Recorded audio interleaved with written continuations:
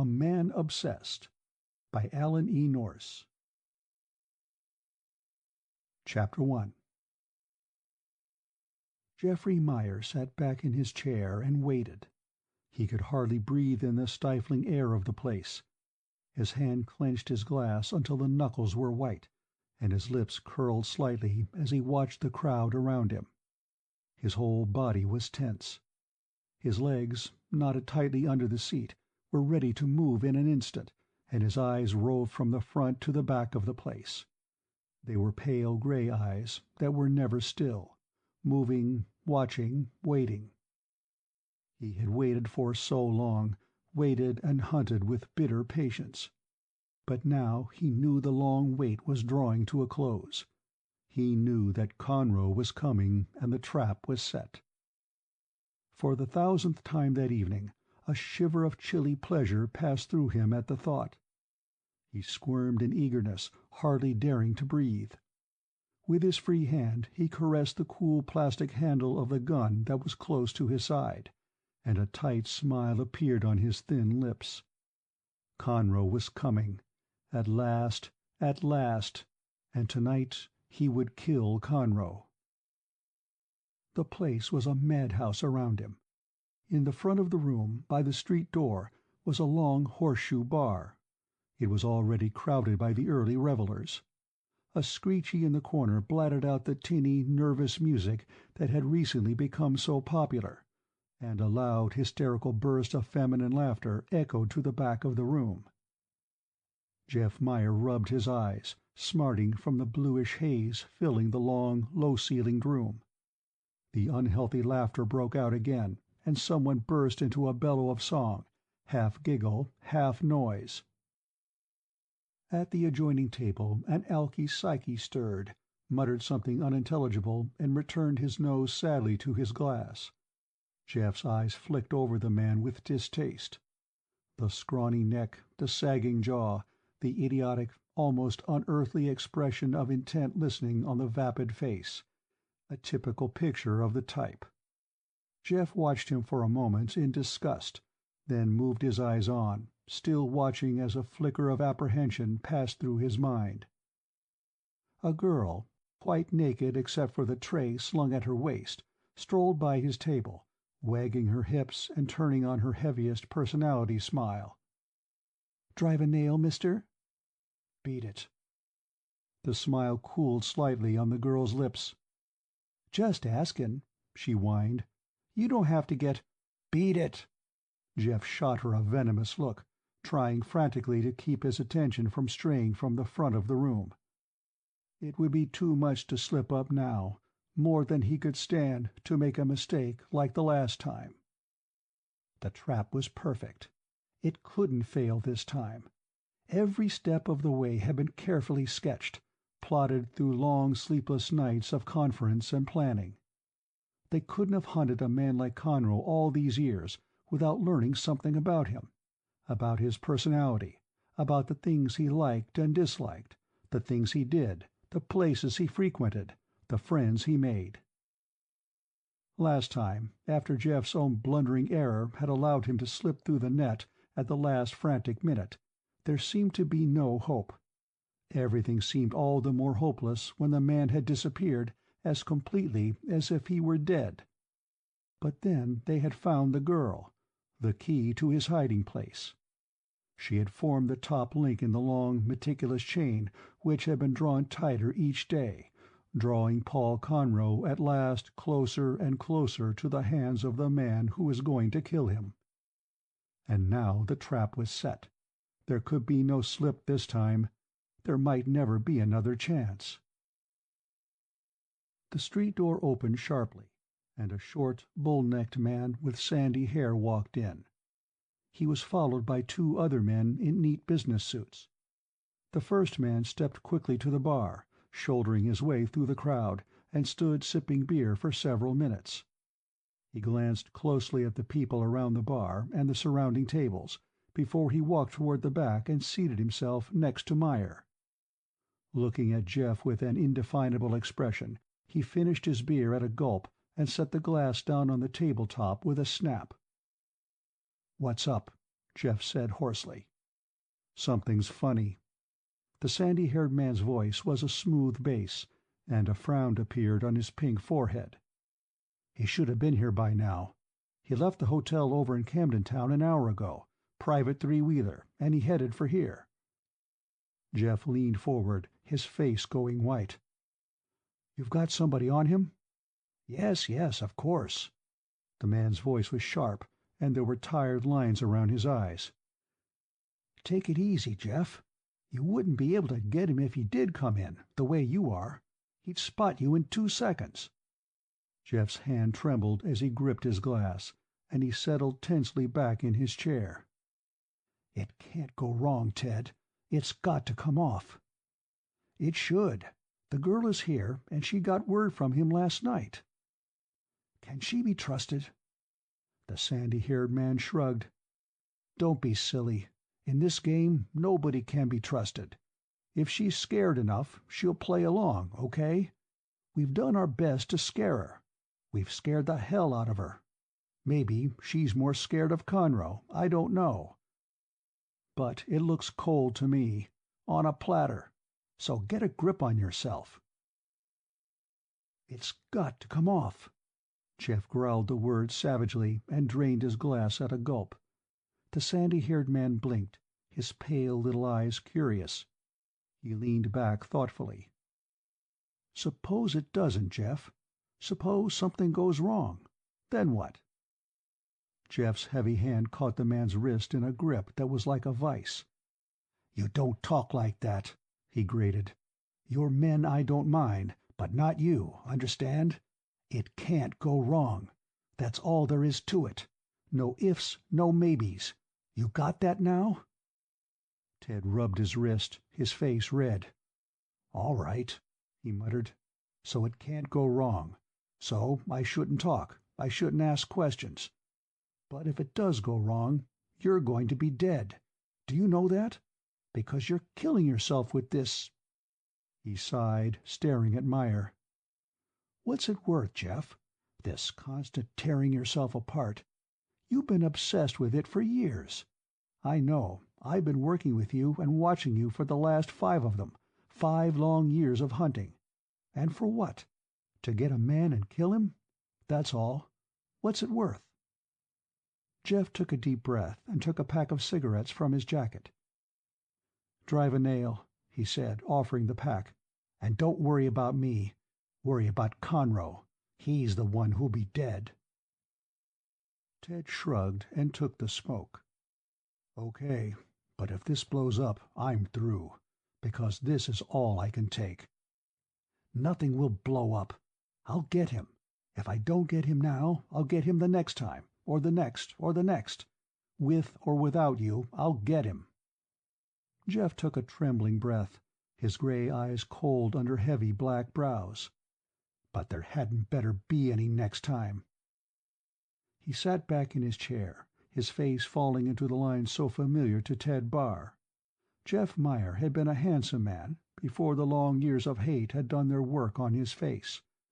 He was a huge, powerfully built man, heavy-shouldered, with a strong neck and straight nose, and a shock of jet-black hair neatly clipped.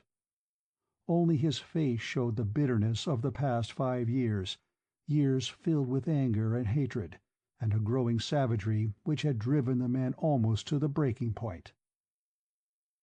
The lines about the eyes and mouth were cruel, heavy lines that had been carved deeply and indelibly into the strong face, giving it a harsh, almost brutal cast in the dim light of the bistro. He breathed regularly and slowly as he sat, but his pale eyes were ice-hard as they moved slowly across the little show floor. They took in every face, every movement in the growing throng. He was out of place, and he knew it. He had no use for the giddy, half-hysterical people who crowded these smoke-filled holes night after night. They came in droves from the heart of the city to drink the watery gin and puff frantically on the contraband cigarettes as they tried desperately to drive off the steam and pressure of their daily lives. Meyer hated the smell and stuffiness of the place. He hated the loud screams of laughter, the idiotic giggles. He hated the blubbering alky psyches who crowded the bars with their whiskey and their strange, unearthly dream worlds. Above all, he hated the horrible, resounding artificiality, the brassiness and clanging noise of the crowd. His skin crawled. He knew that he couldn't possibly disappear into such a crowd, that he was as obvious sitting here as if he had been painted with red polka dots.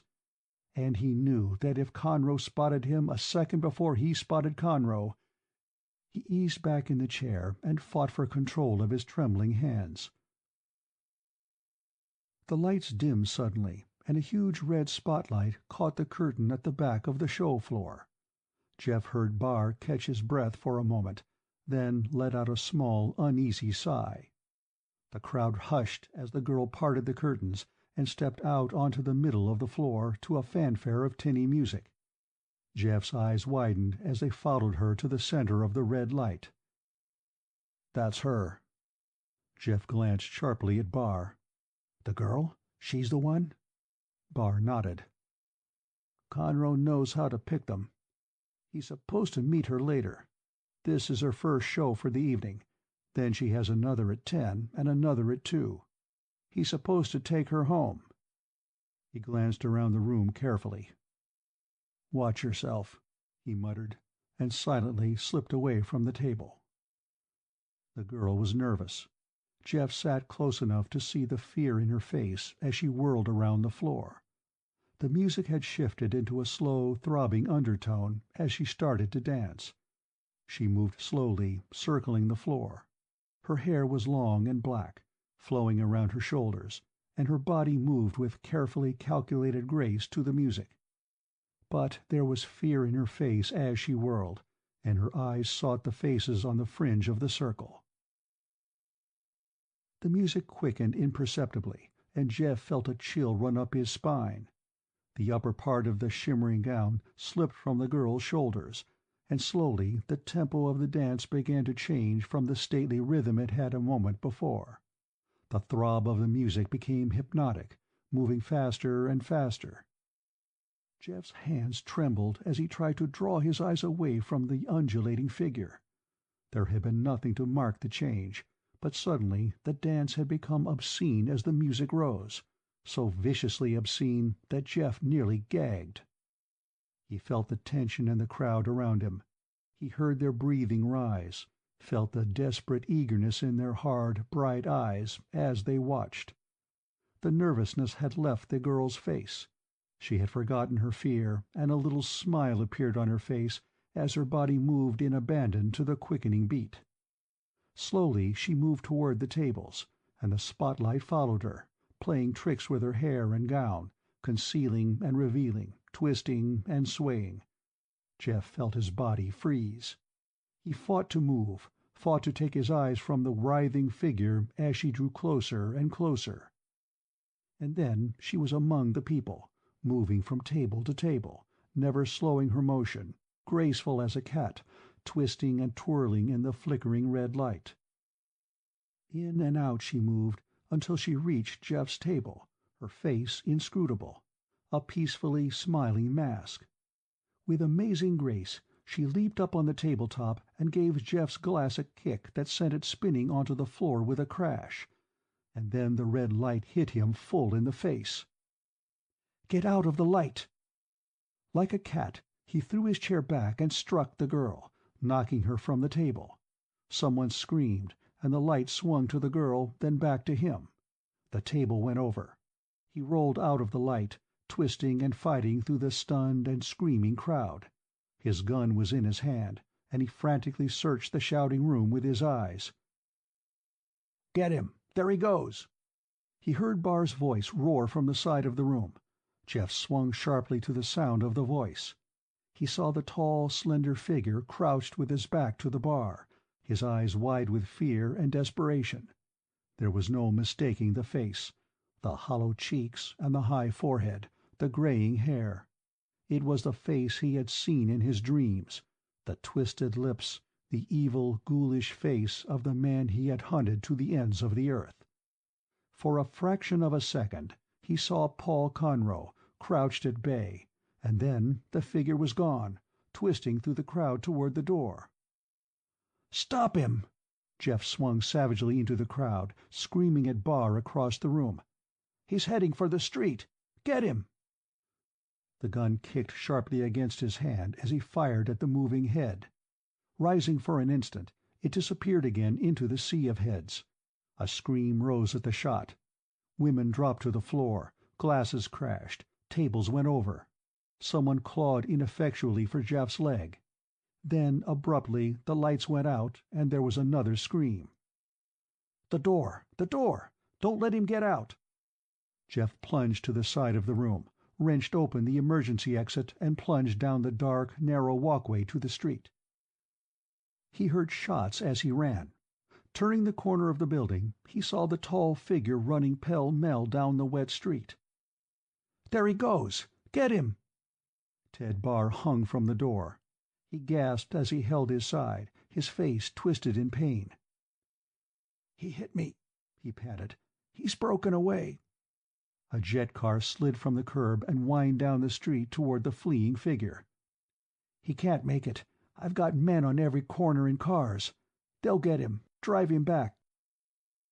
"But where's he going?" A sob of rage choked Jeff's voice. "She sold us out, the bitch. She fingered me when she saw him come in." His whole body trembled and the words tumbled out, almost incoherent. "But he must know the streets are blocked. Where's he running?" "You think I'm a mind reader? I don't know. There are no open buildings in the whole block but this place and the Hoffman Center. He can't go anywhere else, and he can't get out of the block. We've got every escape way sewed up tight. He'll have to come back here or be shot down out there." They watched the gloomy street, tears of rage in Jeff's eyes. His hands shook uncontrollably, and his shoulders sagged in exhaustion and defeat. The tavern door had burst open, and people were crowding out. Jeff and Ted Barr moved back into the shadows of the alleyway and waited and listened. "There's got to be a shot!" Jeff burst out. "He couldn't have slipped through." He turned to Barr frantically. "Could he have gone into the center?" "On what pretense? They'd throw him to the Mercy men, or the booby hatch, one or the other." "He'd know better than to try." The sandy-haired man sank down on his haunches and gripped his side tightly. "He'll be back, or we'll hear the shooting. He couldn't have slipped through." A three-wheeled jet car slid into the curb, and a man came up to them, eyes wide.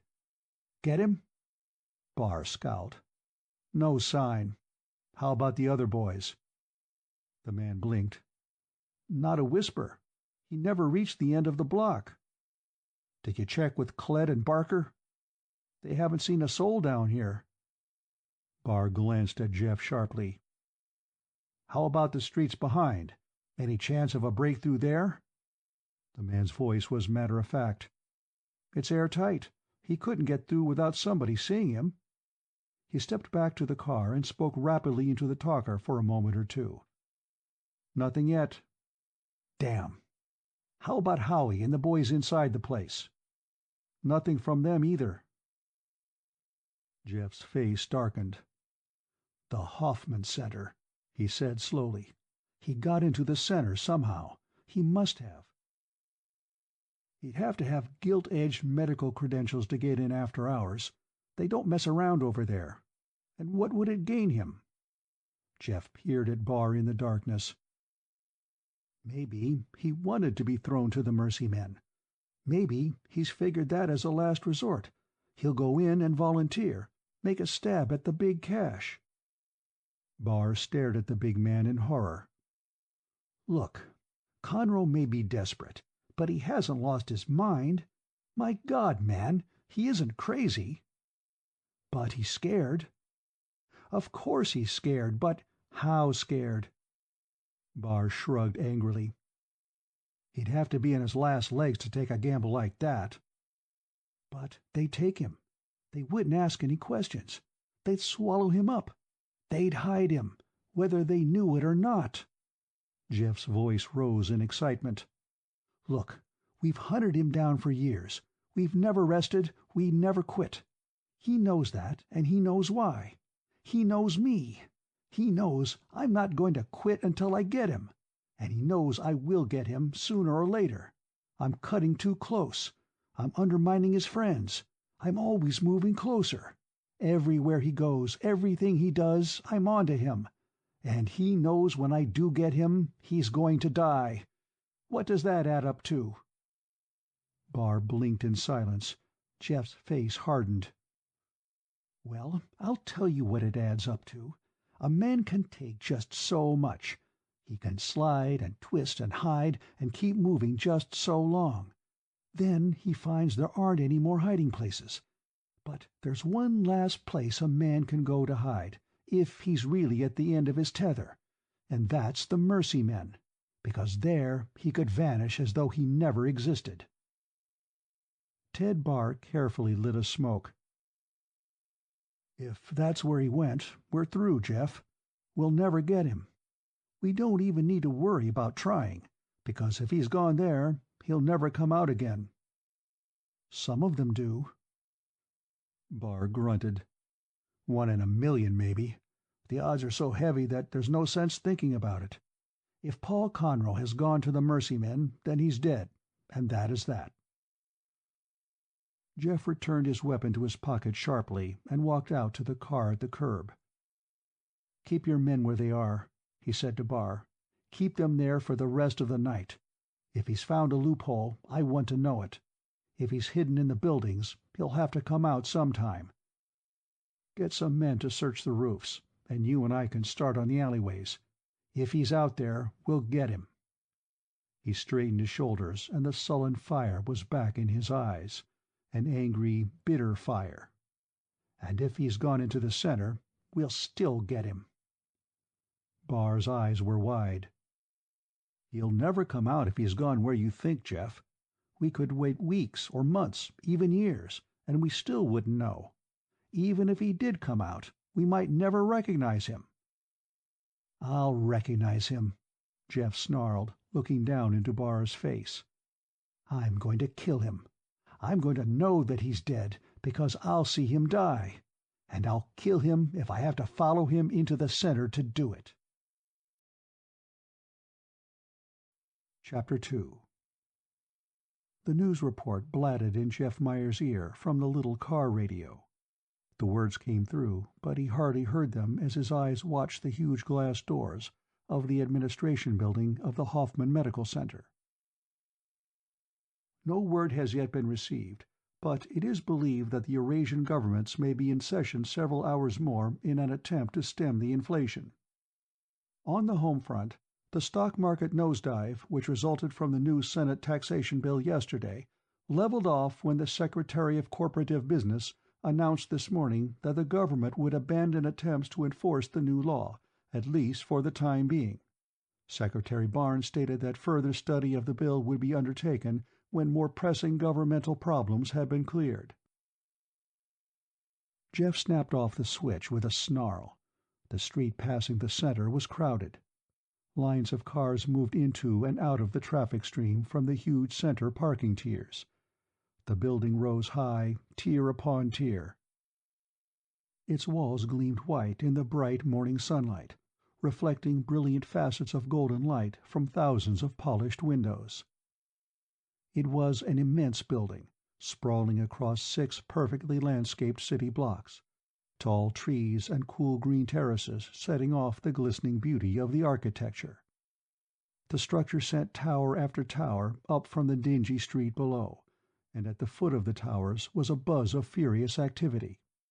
Supply trucks, carrying food and supplies for the 22,000 beds and the people in them, and for the additional 13,000 people who worked day and night to keep the huge hospital running, moved toward the unloading platforms.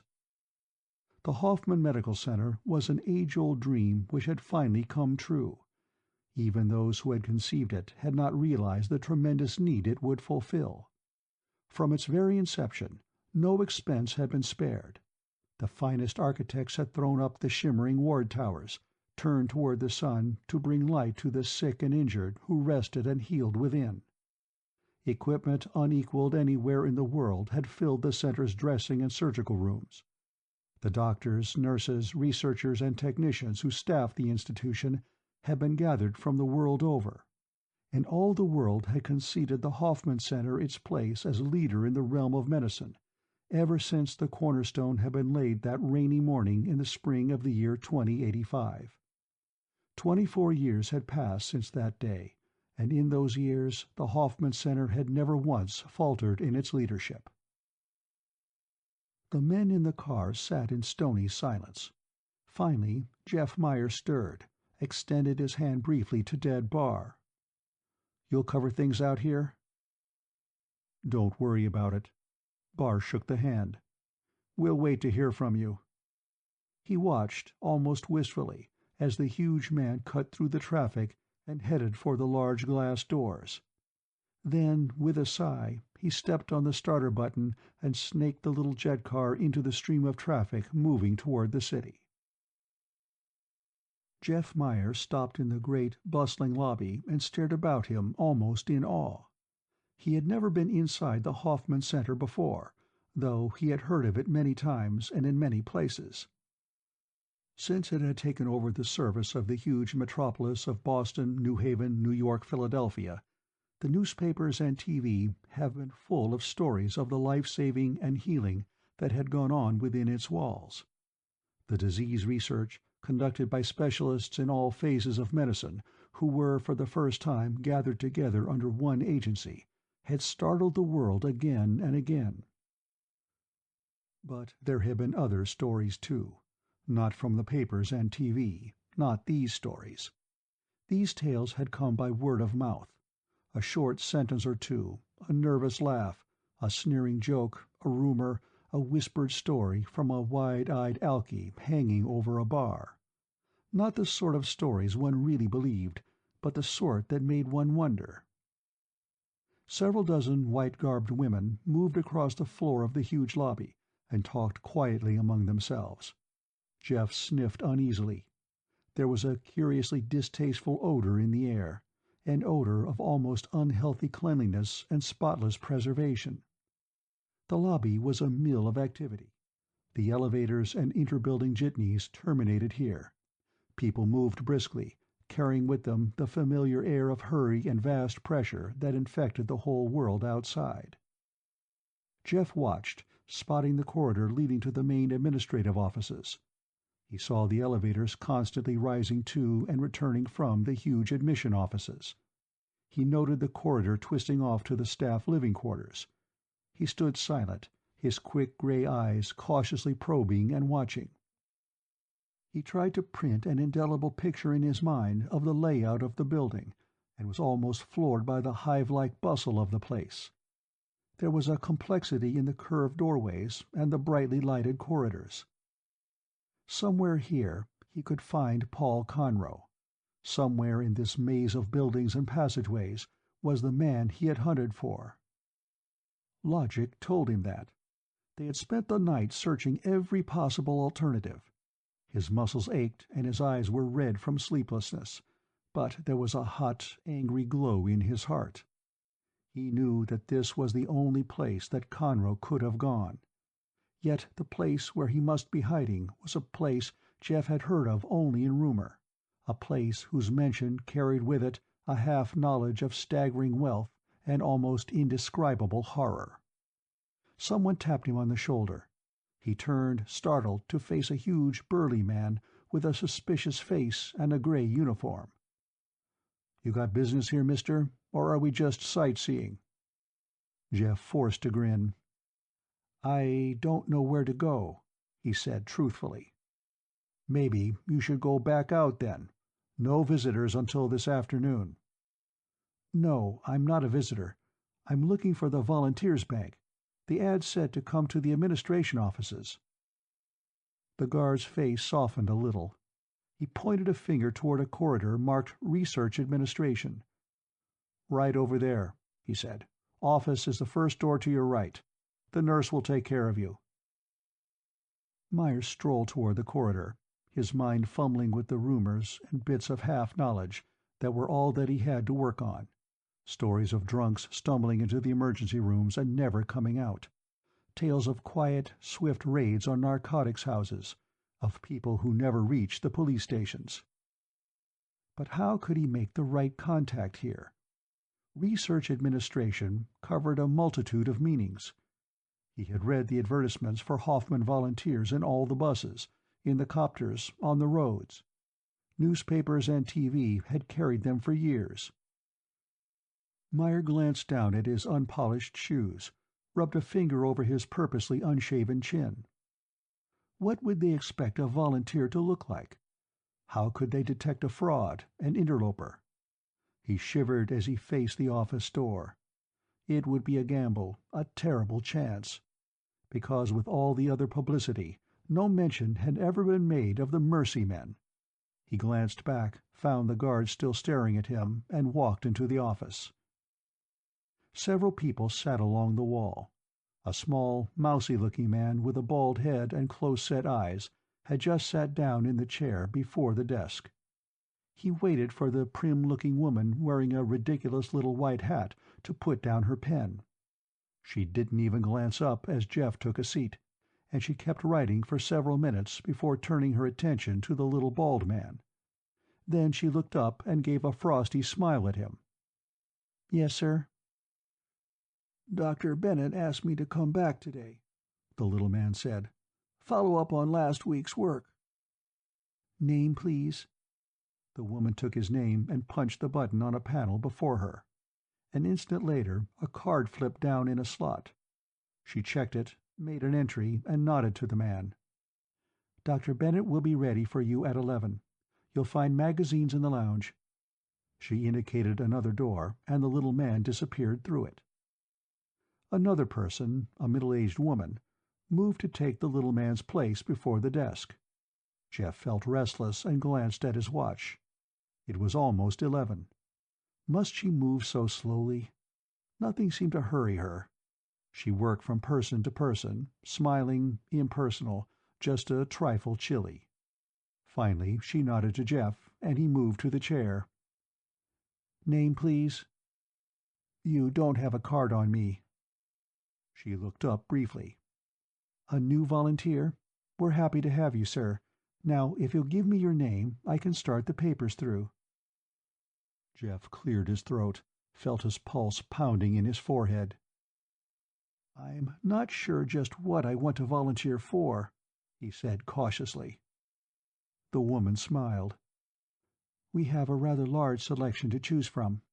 There are the regular mice and drug runs every week on Tuesdays and Thursdays. You take the drug by mouth in the morning and give blood samples at 10, 2, and 4. Many of our new volunteers start on that. It pays $6 and your lunch while you're here. Or you could give blood, but the law restricts you to once every 3 months on that, and it only pays $35. Or—" Jeff shook his head and leaned forward. He looked directly into her eyes. "I don't think you understand," he said softly. "I want money. Lots of it. Not $5 or $10. He looked down at the desk. "I've heard you have other kinds of work." The woman's eyes narrowed. "There are higher-paying categories of volunteer work, of course, but you must understand that they are higher-paying because they involve a greater risk to the health of the volunteer. For instance, we've been running circulation studies with heart catheterizations. We pay $100 for these, but there is an appreciable risk involved. Or sternal marrow punctures for blood studies.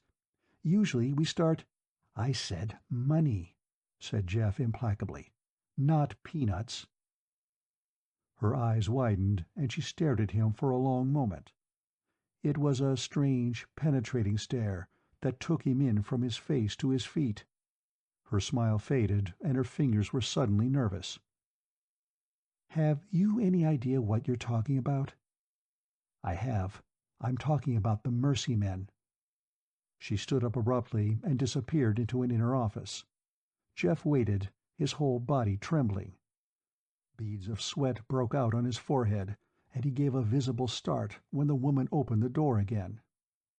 "Come in here, please." Then he was on the right track.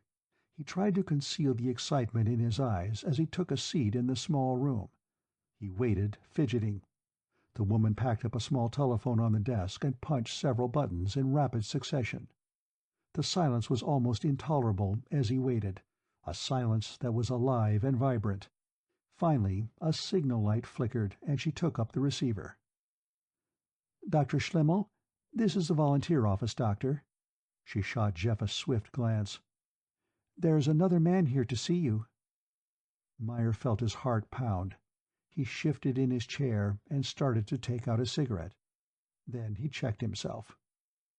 "That's right," the woman was saying, eyeing him as if he were a biological specimen. "I'm sorry, he hasn't given a name. 10 minutes? All right, Doctor. I'll have him wait." With that, she replaced the receiver and left the room without a word. Jeff stood up, stretched his legs, and looked about the room. It was small, with just a desk and 2 or 3 chairs. Obviously, it served as a conference room of some sort. One wall held the panel of file buttons. Another held the telephone and visiphone viewer. Over the visiphone screen, a large lighted panel announced the date in sharp black letters: 32 April 2109. Below it, the little transistor clock had just changed to read 11:23 a.m., almost noon, and every passing minute his quarry drew farther and farther away. He glanced out the window at the rising tiers of buildings. Across the courtyard, the first of the ward towers rose. To one side of it were a series of long, low structures with skylights. These were the kitchens, perhaps, or maintenance buildings. There were dozens of them, any one of which could be hiding Paul Conroe. Jeff clenched his hands until the nails bit his palms. He stared down at the buildings. Conroe could be anywhere down there. Another man had already seen Dr. Schlimmel. A door clicked behind him, and he turned sharply. A man entered the room and closed the door behind him. Smiling, he walked over to the desk. Meyer nodded and watched the man. He felt a sinking feeling in the pit of his stomach. For the briefest instant, the doctor had caught his eye, and Jeff felt everything that he had planned to say crumble like dust around him. The man hardly looked like a doctor, although his white jacket was immaculate and a stethoscope peeped from his side pocket. He was tall and slender, almost 50 years old, with round, cheerful pink cheeks and a little pug nose that seemed completely out of place on his face. A harmless-looking man, Jeff thought, except for his eyes.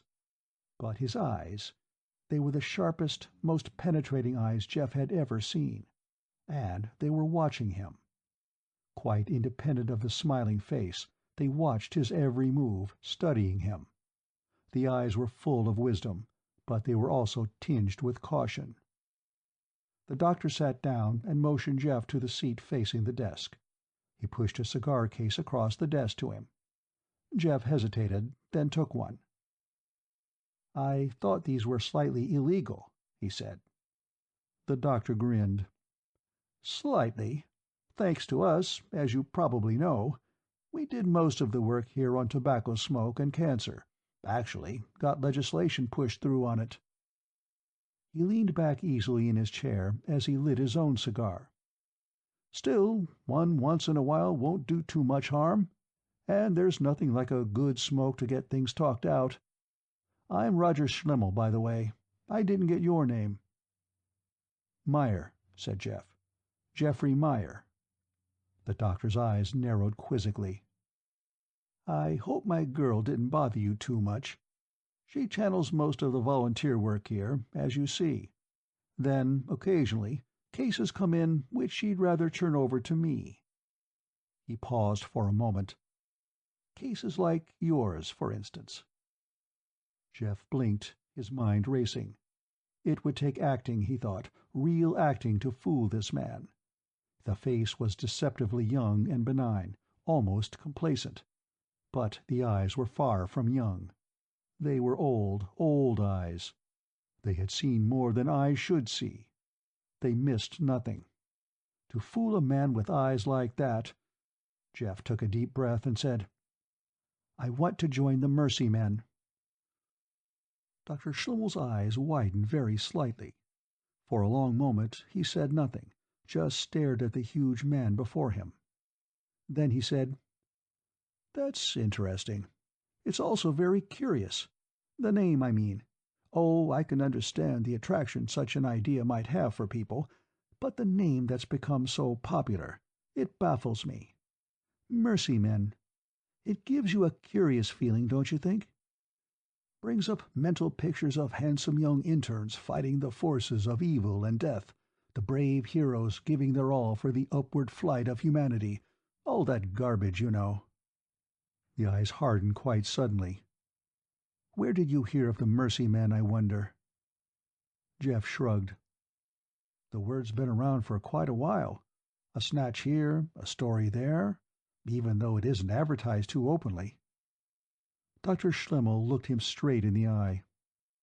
"And suppose I told you that there is no such organization, either here or anywhere else on Earth that I know of?" A tight smile appeared on Jeff's face. "I'd call you a Class A liar." Schlimmel's eyebrows went up. "I see. That's a big word. Maybe you can support it." "I can. There are Mercy Men here. There have been for several years." "You're sure of that?" "Quite. I know one. He was a skid rower with a taste for morphine when I first ran into him, a champagne appetite to go with a beer income. Then he went out of circulation for about 6 months. Now he has a place up in the Catskills, with many, many thousands of dollars in the bank. Of course, he uses the money to feed several hundred cats in his basement." Jeff's eyes narrowed. He never liked cats very much before he left here. There are other funny things he does. Nothing serious, of course, but peculiar. Still, he doesn't need the dope anymore. Schlimmel smiled and put his fingers together. "That would be Luke Tandy. Yes, Luke was a little different when he left, but the work was satisfactory and we paid off." "Yes," said Jeff softly. $150,000. Cash on the line. To him or his heirs. He was lucky." "So, what are you doing here?" "I want $150,000 too." The doctor's eyes met Jeff's squarely. "And you are a liar too." Jeff reddened. "What do you mean?" "Look, let's get this straight right now. Don't lie to me. I'll catch you every time." The doctor's eyes were hard. "I see a man who's eaten well for a long time, wearing dirty but expensive clothes, who doesn't drink, who doesn't use drugs, who is young and strong and capable. He tells me he wants to join the Mercy Men for money. He tells me a lie. Now I'll ask you again. Why are you here?" "For money. For $150,000. The doctor sighed and leaned back. "All right, no matter. We'll go into it later, I suppose. But I think you'd better understand certain things. It's no accident that your information on the Mercy Men is so vague. We've been careful to keep it that way, of course. The more vague the stories, the fewer curiosity seekers and busybodies we have to contend with. Also, the more distasteful the stories, the more desperate people will become before they come to us. This we particularly desire, because the work we do here requires a very desperate man to volunteer." As he talked, the doctor brought out a pack of cards from the desk and began riffling them nervously in his fingers. Jeff's eyes caught them, and a chill went down his back. They were curious cards, not their regular playing variety. These were smaller, with a peculiar marking system in bright red on the white faces. Jeff shivered, and he was puzzled at the chill that gripped his body. He shifted in his chair in growing tension and tried to take his eyes from the cards. The doctor snubbed out his cigar, leaned back in the chair, and gave the cards a riffle and regarded Jeff closely. "We've done a lot here since the center opened. Work based on years of background research. A century or more ago, there were terrible medical problems to be faced. Polio was a killer then. They had no idea of cancer control. They were faced with a terrific death rate from heart disease. All those things are beaten now, a thing of the past. But as the old killers moved out, new ones took their place. Look at the half-dozen NVI plagues we've had in the past few years, neurotoxic virus infections that started to appear out of nowhere 20 years ago.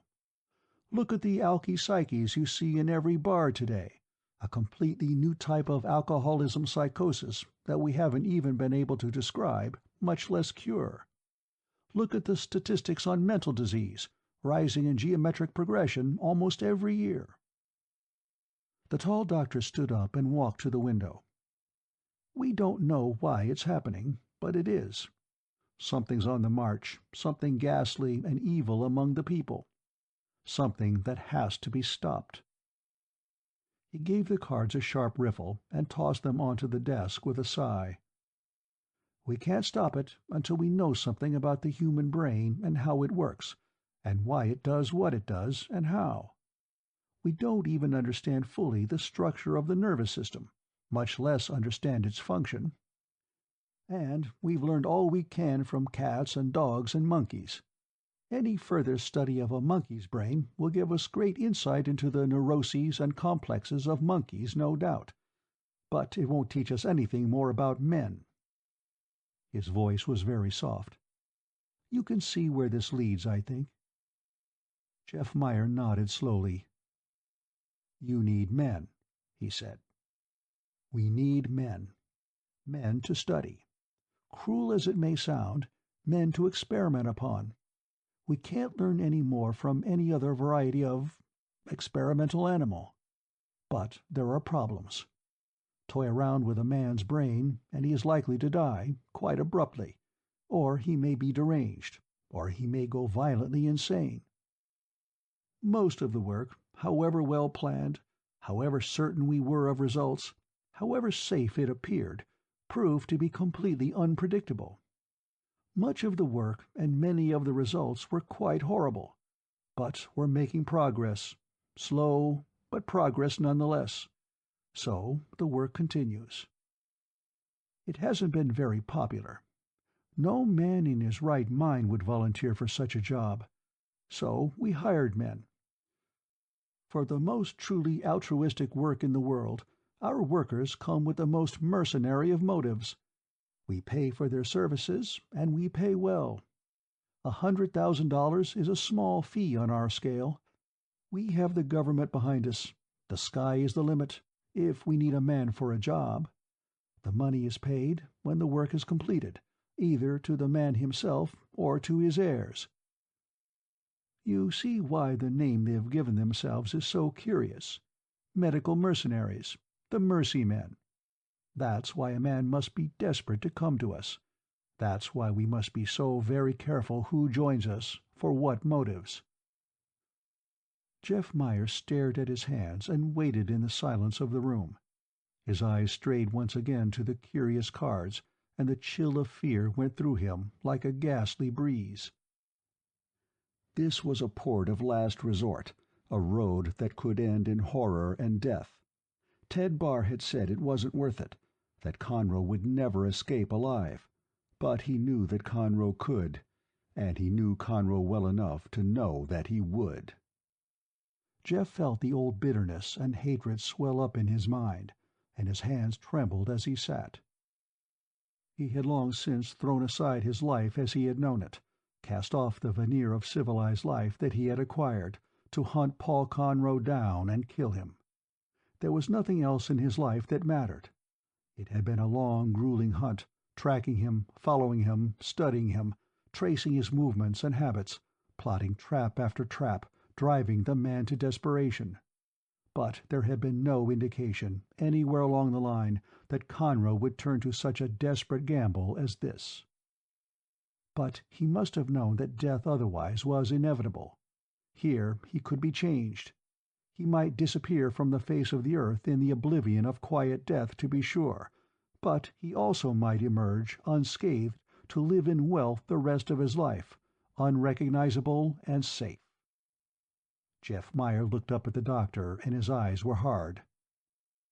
"I haven't changed my mind," he said. "What has to be done to join?" Dr. Schlimmel sighed and turned resignedly to the file panel. "There are tests that are necessary and rules to be obeyed. You'll be confined and regimented, and once you're assigned to a job and sign a release, you're in." He leaned forward and punched the visiphone button. Tapping his fingers idly on the desk, he waited until an image blinked and cleared on the screen. "Blackie," he said tiredly, "better send the nasty Frenchman up here. We've got a new recruit." The visiphone snapped off, and Jeff sat frozen to his seat, his pulse throbbing in his neck, every nerve in his body screaming in excitement. The face on the screen had been clearly visible for a moment, a pale face with large gray eyes, a woman's face, surrounded by flowing black hair. It was a face that was impressed indelibly on his memory.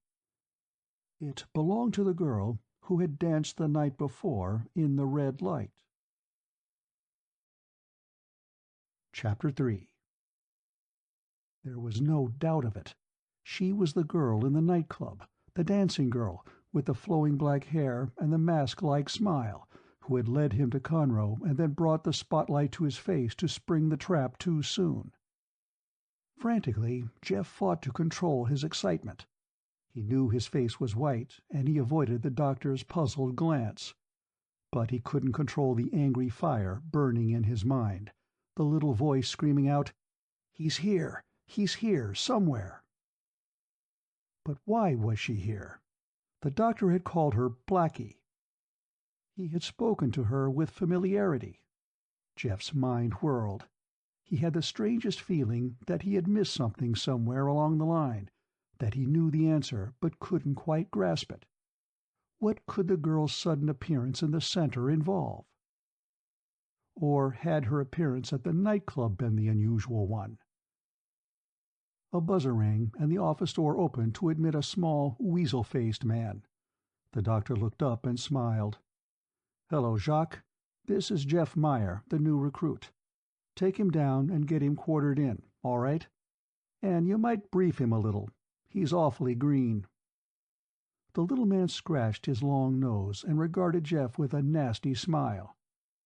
"A new one, huh? Where are you going to line him up?" "No telling. We'll see where the tests put him first. Then we'll talk about jobs."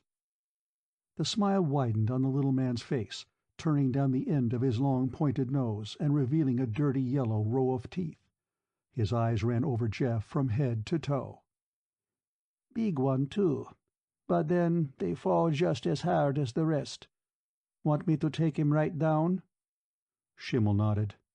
"Maybe he can still get lunch." His eyes shifted to Jeff. "This is the nasty Frenchman," he said, motioning toward the little man with his thumb. "He's been around for a long time. He can show you the ropes. And don't let him bother you too much. His sense of humor, I mean. Like I said, he's been around here a long time. You'll get quarters, and you'll be expected to stay with your group for meals and everything else. That means no contacts outside the hospital as long as you're here. You'll get the daily news reports, and there are magazines and books in the library. If you've got other business outside, you haven't any business in here. Any time you leave the center, it's considered an automatic breach of contract." He paused for a long moment and gave Jeff a strange look, almost a half-smile. "And you'll find that questions aren't appreciated around here, Jeff. Any kind of questions. The men don't like people too much when they ask questions." The nasty Frenchman shuffled his feet nervously, and Jeff started out the door. Then the little man turned back to Dr. Schimmel. "They brought Tinker back from the table about 10 minutes ago. He is in pretty bad shape. Maybe you should look at him?" This was the big job today, wasn't it? Schimmel's eyes were sharp. "What did Dr. Bartell say?" "He said no dice. It was a bust." "I see. Well, it may be just the Diadrax wearing off now, but I'll be down to see." The nasty Frenchman grunted and turned back to Jeff. His face still wore the nasty little grin. "Let's go, big boy," he said, and started down the hall. Jeff watched the corridors as they passed, counting them one by one, trying desperately to keep himself oriented. He glanced at his watch and angrily sucked in his breath. Minutes were slipping by, precious minutes, minutes that could mean success or failure. 1,000 questions crowded his mind, and behind them all was the girl. She was the key. He was sure of it. She would know where Conroe was, where he could be found. They reached an elevator, stepped aboard, and shot down at such dizzying speed that Jeff nearly choked. Then suddenly they came to a jolting stop and stepped into a dingy, gray corridor that was dimly lit by bare bulbs in the ceiling. The nasty Frenchman punched a button in the wall and turned to regard Jeff. The sneering little smile was still on his lips as the far-off rumble of a jitney grew to a sharp clatter. The little car dropped down from its ceiling track. The little man hopped in nimbly and motioned Jeff in beside him. Then the car took off for the ceiling again, swinging crazily and speeding down the maze of corridors and curves. Jeff stirred uneasily, growing more and more confused with every turn. "Look," he broke out finally. "Where's this thing taking us?" The nasty Frenchman turned pale eyes toward him. "You worried or something?" "Well, it looks like we're headed for the center of the Earth. I'd like to be able to find my way out sometime." "Why?" The question was so blunt that it left Jeff's jaw sagging for a moment. "Well, I'm not planning to spend the rest of my life in here." The nasty Frenchman guffawed. It was not a pleasant laugh. "Here for a nice restful vacation, huh? You wise guys are all the same. Go ahead, dream. I won't bother you." The little man turned his attention to the controls, and the car swung sharply to the right and headed down another corridor. Jeff scowled as he watched the lighted corridors flash by. Were they speeding so far, so deep in the depths of the building? Or was this part of a definite plan to confuse, to lose recruits in the mammoth place so completely that they could never find their way out? Jeff shrugged finally. It really didn't matter too much. He had one job and only one. He could worry about escape when it had been accomplished. "That girl," he said finally. "The doctor called her Blackie. Is she down here where we are going?" "How should I know? I don't keep her on a leash." The little man's face darkened, and his eyes turned suspiciously to Jeff. "I mean, is she one of the group? One of the Mercy men?" The nasty Frenchman threw a switch sharply, swerving the speeding car through a long, dim passage. He ignored the question, as if he hadn't heard it. In the dim light, his skin was pasty yellow and wrinkled like a mummy. The cruelty and avarice on his face was frightening. Jeff watched him for a moment or two, then said, "What brought you here? To the Mercy men, I mean." The nasty Frenchman's eyes flashed poisonously, his face a horrid mask. "Did I ask you your racket before you came in?" "No." "Then don't ask me mine, and you won't forget that if you're smart." He turned his attention sharply to the controls, ignoring Jeff for several moments. Finally he said, "You'll share a room, and you'll eat at 8, noon, and 6. Test should start tomorrow morning at 8:30. You'll be in your room when the doctors come for you. You won't have any status here until you're tested. Then you'll sign a release and wait for a job assignment. You won't have any choice of work. That's just for the older ones. Some of the work is with central nervous system, some is with sympathetic, some work concentrates on spinal cord and peripherals, but most of the interest these days is in cortical lesions and repair. That pays the best, too. Couple 100,000 at a crack, with a fairly good risk." "And what's a fairly good risk in here?" The grin reappeared on the little man's face again. It was almost savage in its cruelty. 10% full recovery is a good risk. That means complete recovery from the work, no secondary infection, complete recovery of faculties. In other words, complete success in the work. Then a fairly good risk runs slightly lower, more casualty, maybe 5% recovery. And the high-risk job averages 2%. The grin broadened.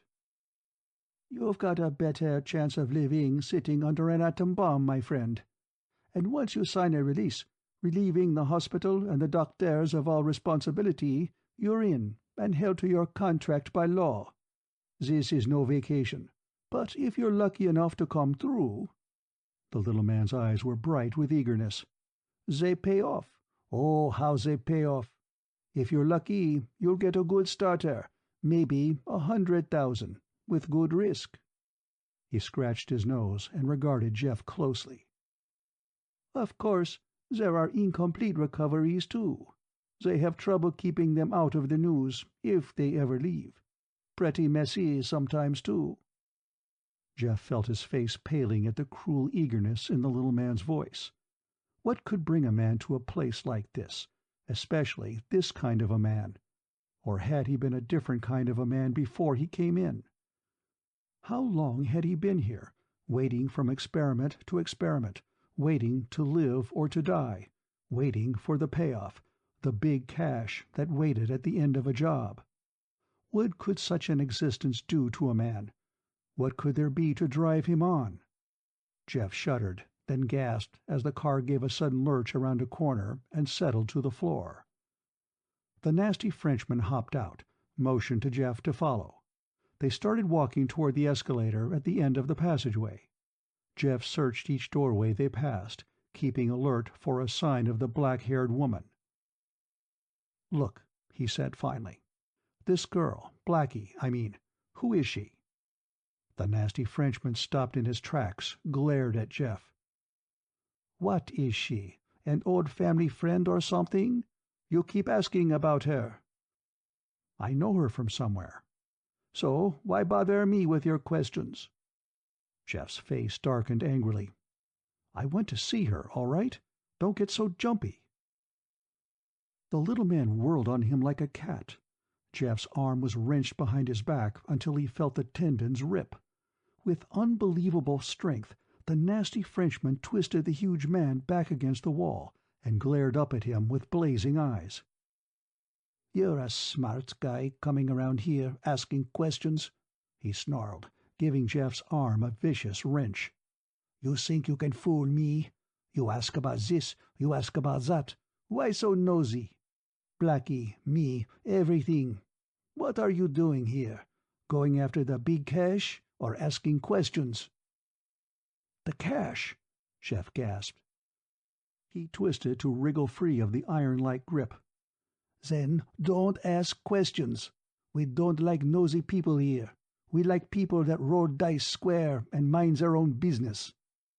The little man gave the arm a final agonizing wrench and released it. He jumped back, poised, eyes savagely eager. Every instinct screamed at Jeff to rush him, but he slumped against the wall. Rubbing his aching arm, he fought for control. He knew a fight now could ruin things completely. Already he had blundered terribly. He cursed under his breath. How stupid he'd been not to have realized how unpopular questions would be to people in a place like this. And surely the word would get to the girl now that he was asking about her, unless he could get to her first. Still rubbing his elbows painfully, he turned to the nasty Frenchman. "Okay, let it go," he growled. "Where do we go from here?" The room was small and barren, dingy and gray. It matched Jeff's spirit perfectly. He entered it with the nasty Frenchman at his heels and stared at the two stark hospital beds against the far wall, the two footlockers, the two small desk and chair combinations. There was no window in the room. Indeed, there was nothing about the room or corridor to prove that they were not 20 miles underground. Certainly the jitney ride had been no reassurance to the contrary. The dim wall lights glowed on scrubbed, peeling paint, and the floor was covered with clean but well-worn plastic matting. Against one wall was a TV set. Between the beds a door led into a compact lavatory and shower. Glancing in, Jeff saw the lavatory was also connected with the adjoining room. "It's no grand hotel," the nasty Frenchman said sourly. "But it's clean, and it's a bed. This corridor quarters your whole unit, the C unit. Other units are on the other floors, up and down." Jeff looked around the room gloomily. "Where can I eat?" "The mess hall's 4 flights down. Take the escalator at the end of the hall. It closes in half an hour, so you'd better step on it. And if you're smart, you won't go wandering around. The boys in gray you see here and there don't like us very much." His face creased into a sardonic grin as he started for the door. "And you'll be smart to change before you come down. The faster people stop thinking you're new here, the happier you'll be." With that, he turned and disappeared down the hall. Jeff gave a sigh and prowled the room. One of the footlockers held an amazing assortment of clean and dirty clothes. On the floor of it lay a large heap of dirty shirts and trousers, and nested squarely in the center of the pile was a heap of gold rings and wristwatches. Jeff blinked, not quite believing his eyes. He hadn't thought to ask about his roommate, but apparently he had one who had not yet made his appearance. Apparently everyone wore similar clothing. He found the other locker filled with clean shirts and dungarees. Swiftly he started to change, his mind racing.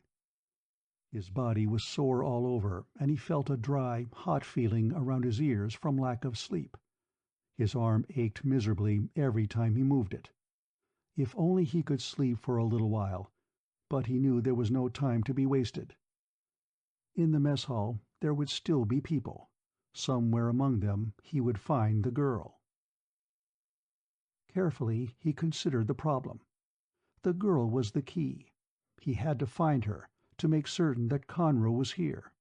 And he had to find her quickly, catch her unawares, before she had a chance to alibi or hide. Conroe would be hidden. He would never come into the open until he was sure that he had not been followed. He too must be taken unawares.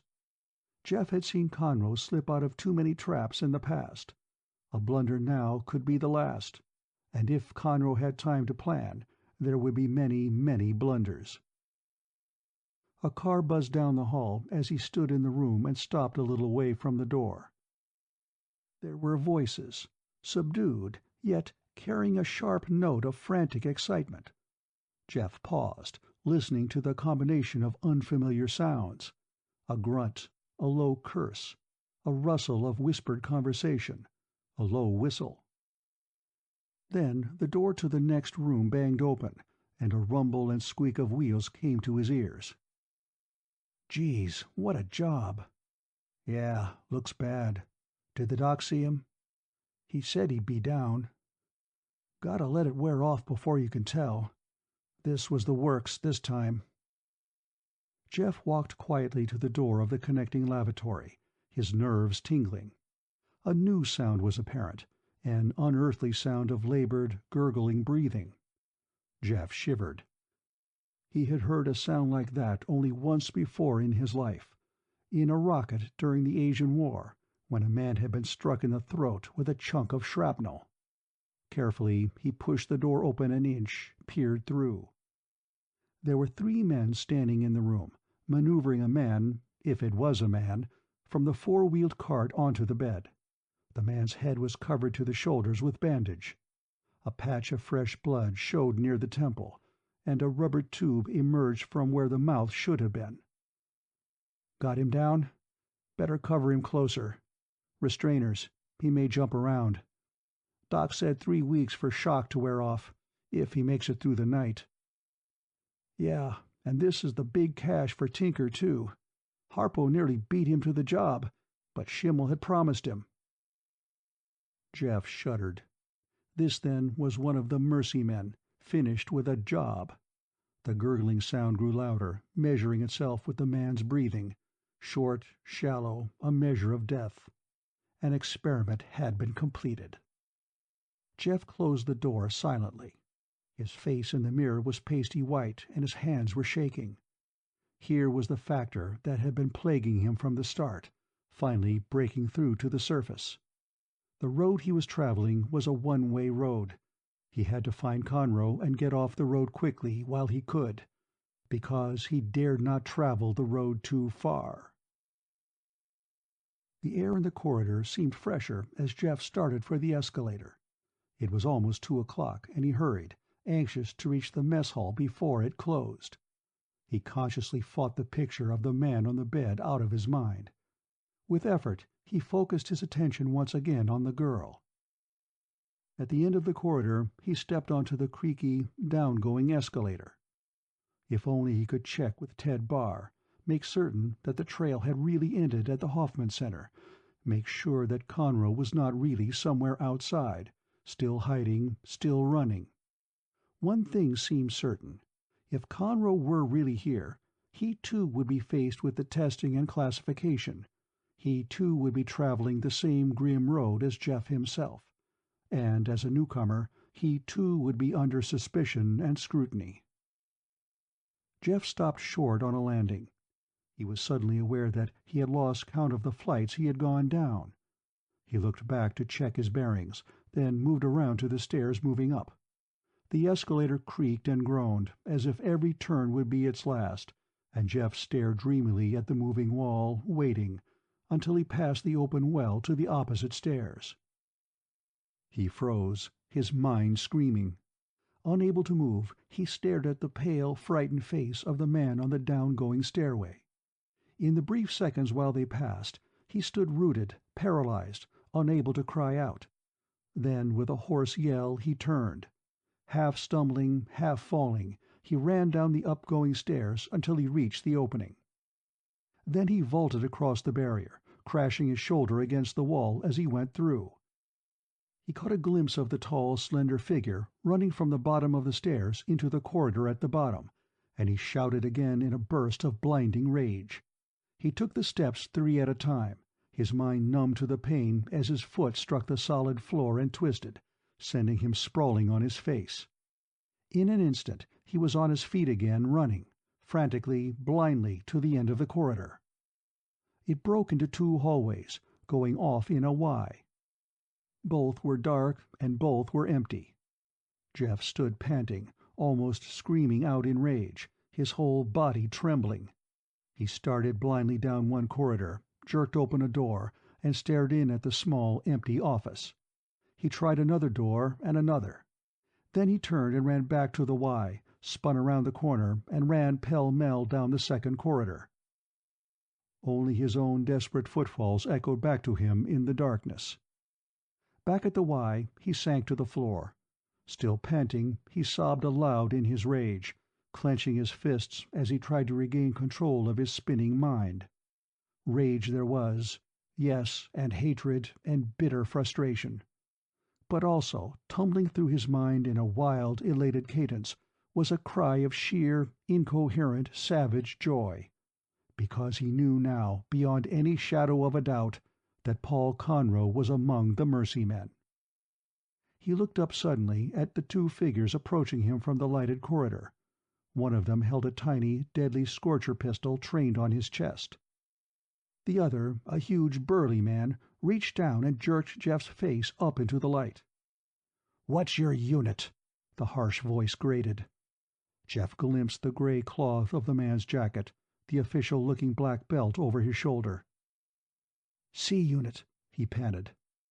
The blow caught him full on the chin, twisting his head around with a jolt. "Wise guy, wandering around without a pass," the voice growled. "You goddamn scabs think you run the place, don't you?" Another blow struck him behind the ear, and a fist caught him hard in the pit of the stomach. As he doubled over retching, a smashing blow caught his chin, and he tasted blood in his mouth as his knees buckled under him.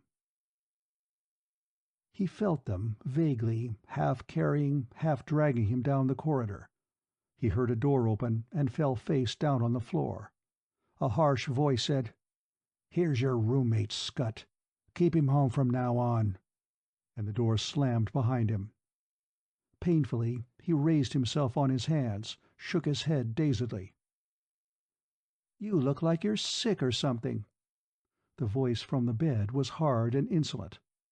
Painfully, Jeff jerked his head up and stared. The girl blinked coldly and pulled a frazzled cigarette from her blue cotton shirt.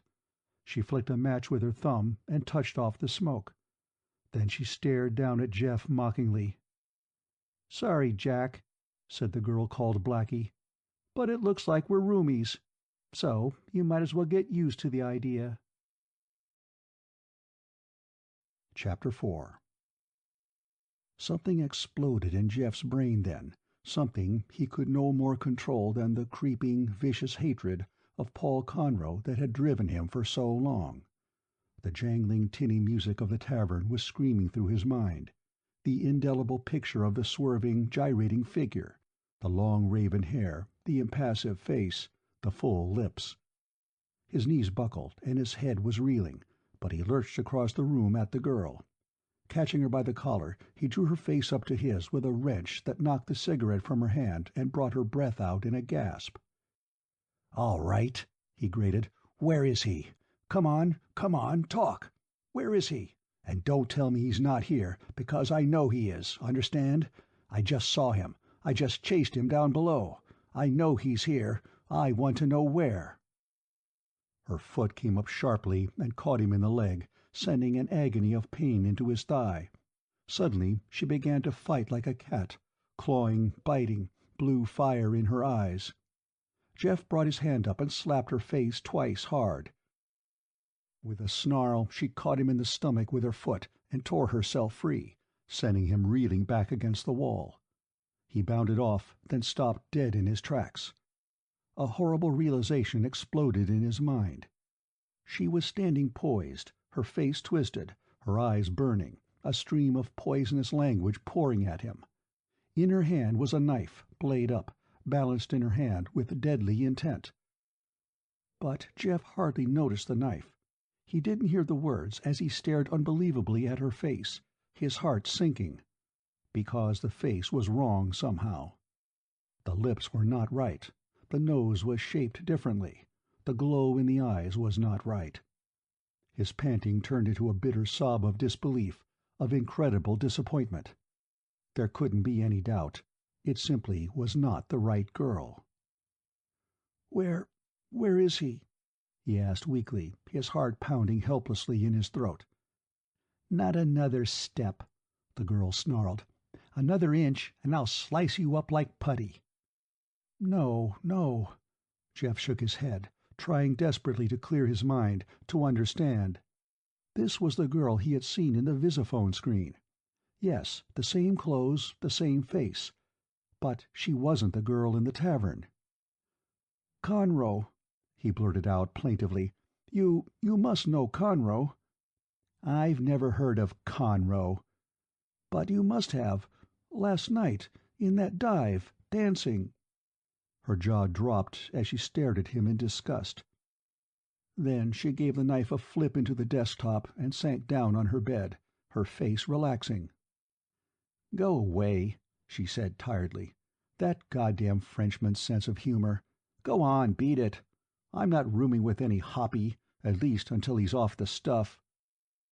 "You don't know Conroe?" The girl looked at him closely.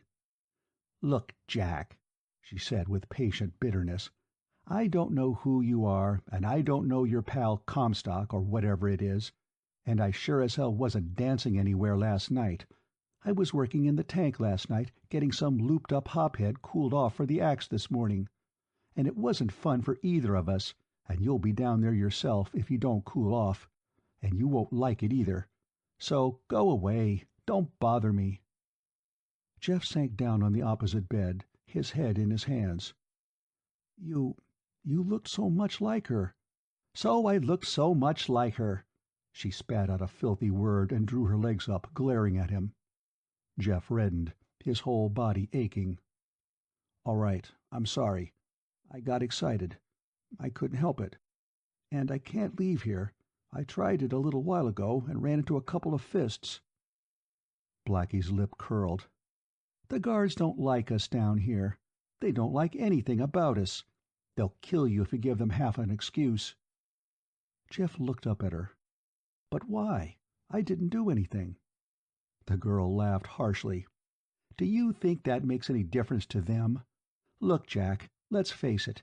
You're in a prison, understand? They don't call it that, and there aren't any bars. But you aren't going anywhere, and the boys in gray are here to see that you don't. And they hate us because we're not good enough for them, and we're in line for the kind of money they don't dare go after. You're here for one thing, to make money. Big money. Or to get your brains jolted loose, and nothing else." She looked up at him, her eyes narrowing. "Or are you?" Jeff shook his head miserably. "No, nothing else. I'm waiting for testing. This other thing is an old fight, that's all. You wouldn't understand. You just look so much like the girl." He looked up at her, studying her face more closely. She wasn't as young as he had thought at first. There were little wrinkles around her eyes, a shade too much makeup showing where her mouth crinkled when she talked. Her lips were painted too full, and there was a tiredness in her eyes, a beaten, hunted look that she couldn't quite hide. She leaned back on the bed, and even relaxation didn't erase the hardness. Only the jet-black hair and the smooth black eyebrows looked young and fresh. Jeff shook his head and kept staring at her. "I don't get it," he said helplessly. "I was assigned to this room." "So was I." The girl's eyes hardened. "Are you one of the workers?" She sneered bitterly. "You mean one of the experimental animals? That's right, the mercy men. Full of mercy, that's me." She spat on the floor. "But the mixed company." There was no humor in her laugh. "What did you think? They'd have a separate boudoir for the ladies? How do they treat any kind of experimental animal? Get off it, Jack. They don't care what we do or how we live. All they want is good, healthy human livestock when they're ready for it. Nothing more. That means they have to feed us and bunk us down. Period. And if you've got any wise ideas—" Her eyes widened with a look of open viciousness, shocking in its intensity. "Just try something. Just once. You'll find out a lot about Blackie in a hell of a rush." She rolled over contemptuously, turning her back to him. "You'll find out I don't like loonies for roommates, for instance." Jeff lit a cigarette, his hands trembling. The room seemed to be spinning, and he felt his muscles sagging in pain and fatigue. He had counted so much on information from the girl, but, incredible as the resemblance was, Blackie couldn't have been the girl he had seen in the tavern.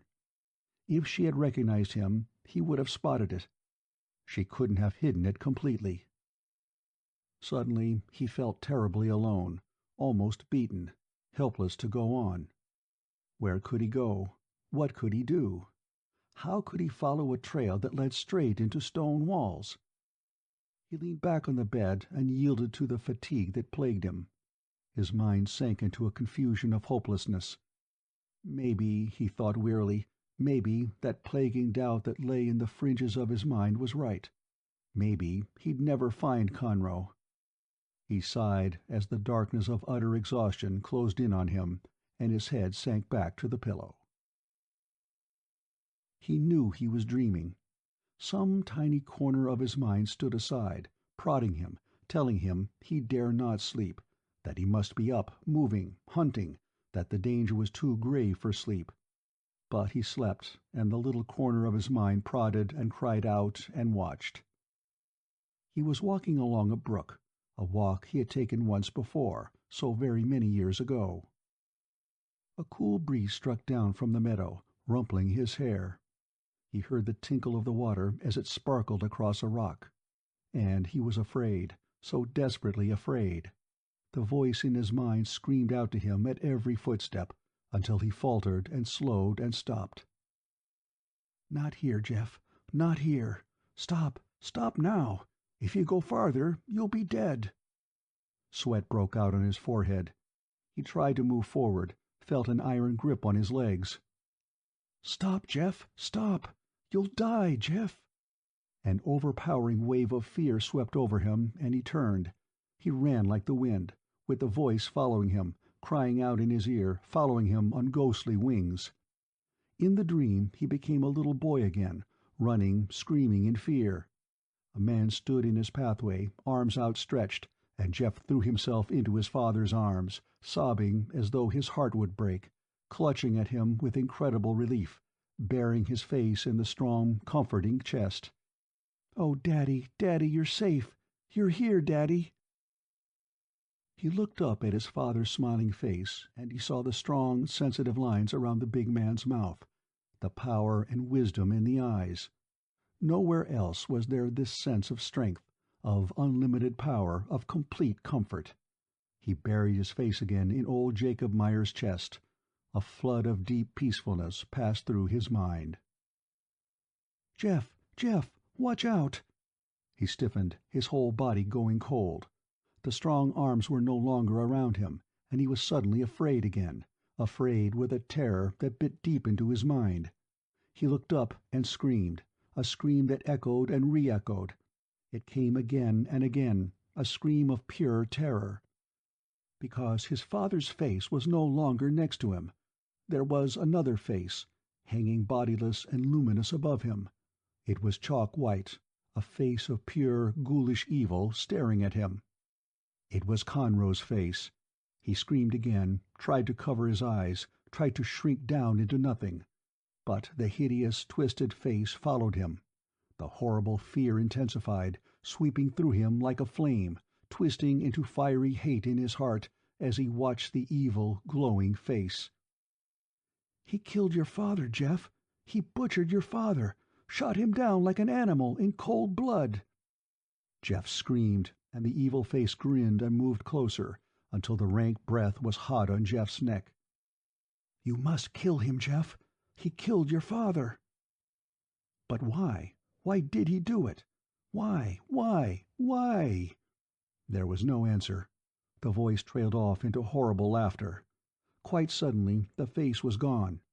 In its place was a tiny, distant figure, running like the wind down the narrow, darkened hospital corridor. And Jeff was running too, burning with hatred, fighting desperately to catch up with the fleeing figure, to close the gap between them. The walls were of gray stone. Conroe was running swiftly, unhindered, but horrid objects swept out of the walls at Jeff. He tripped on a wet, slimy thing on the floor and fell on his face. He scrambled up again as the figure disappeared around a far corner. The walls were gray and wet around him. He reached the Y, waiting, panting, screaming out his hatred down the empty, re-echoing hallways. Then suddenly he glimpsed the figure and started running again, but they were no longer in the Hoffman Center. They were running down a hillside, a horrible, barren hillside, studded with long knives and spears and swords, shiny blades standing straight up from the ground, gleaming in the bluish light. Conroe was far ahead, moving nimbly through the gauntlet of swords. But Jeff couldn't follow his path, for new knives sprang up before him, cutting his ankles, ripping his clothes. He panted, near exhaustion, as the figure vanished in the distance. Sinking down to the ground, Jeff sobbed, his whole body shaking. And the voice screamed mockingly in his ear, "You'll never get him, Jeff. No matter how hard you try, you'll never get him. Never, never, never." "But I've got to. I've got to find him and kill him. Daddy told me to." He woke with a jolt, his scream still echoing in the still room, sweat pouring from his forehead and body, soaking his clothes. He sat bolt upright. He searched for his watch, but couldn't find it.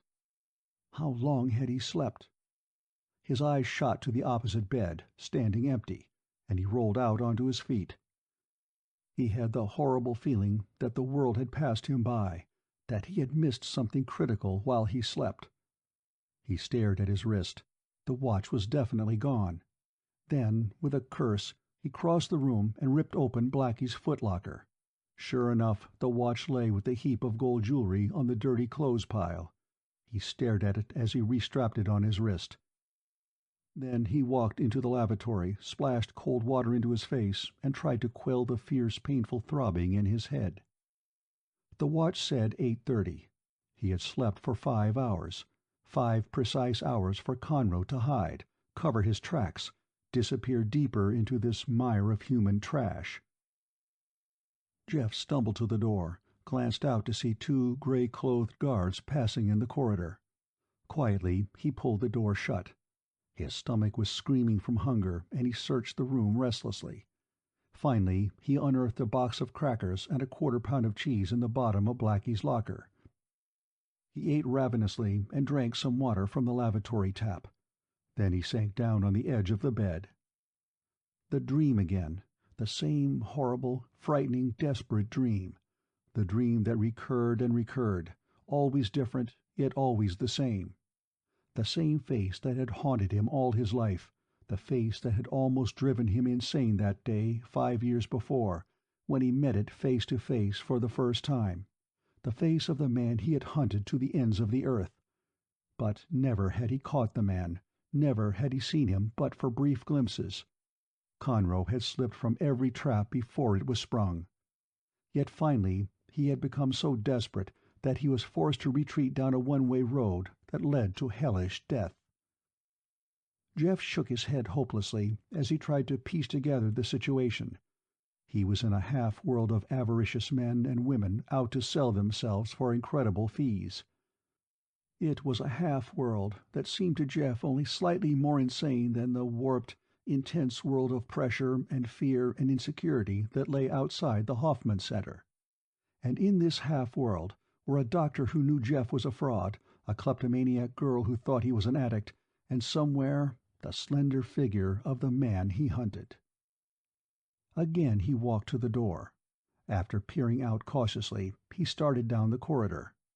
From the far end he heard a burst of laughter, the sound of many voices. The smell of coffee floated down the corridor to tantalize him. He followed the sounds and reached the large, long room that served as a lounge and library for the mercy men in his unit. The room was crowded. A dozen groups were huddled on the floor in a buzz of frantic excitement. The room was blue with cigarette smoke, and the lights glowed harshly from the walls. He saw the dice rolling in the centers of the groups, and he also saw half a dozen tables, crowded with bright-eyed people. He heard the riffle of playing cards and the harsh, tense laugh of a winner drawing in a pot. And then he spied the nasty Frenchman, his eyes bright with excitement, a cup of exceedingly black coffee in one hand and a pile of white paper tags in the other. He grinned at Jeff with undisguised malice and said, "Come on in, wise guy. Things are just beginning to get hot." Blinking, Jeff walked into the room. Chapter 5. His first impulse was to turn and run. There was no explaining it, no rationalizing the feeling of dread and danger that struck him as he walked into the room.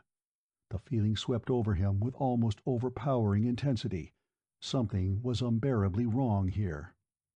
Jeff walked in slowly, closing the door behind him. The door seemed to be pulled tight shut, sucked out of his hand.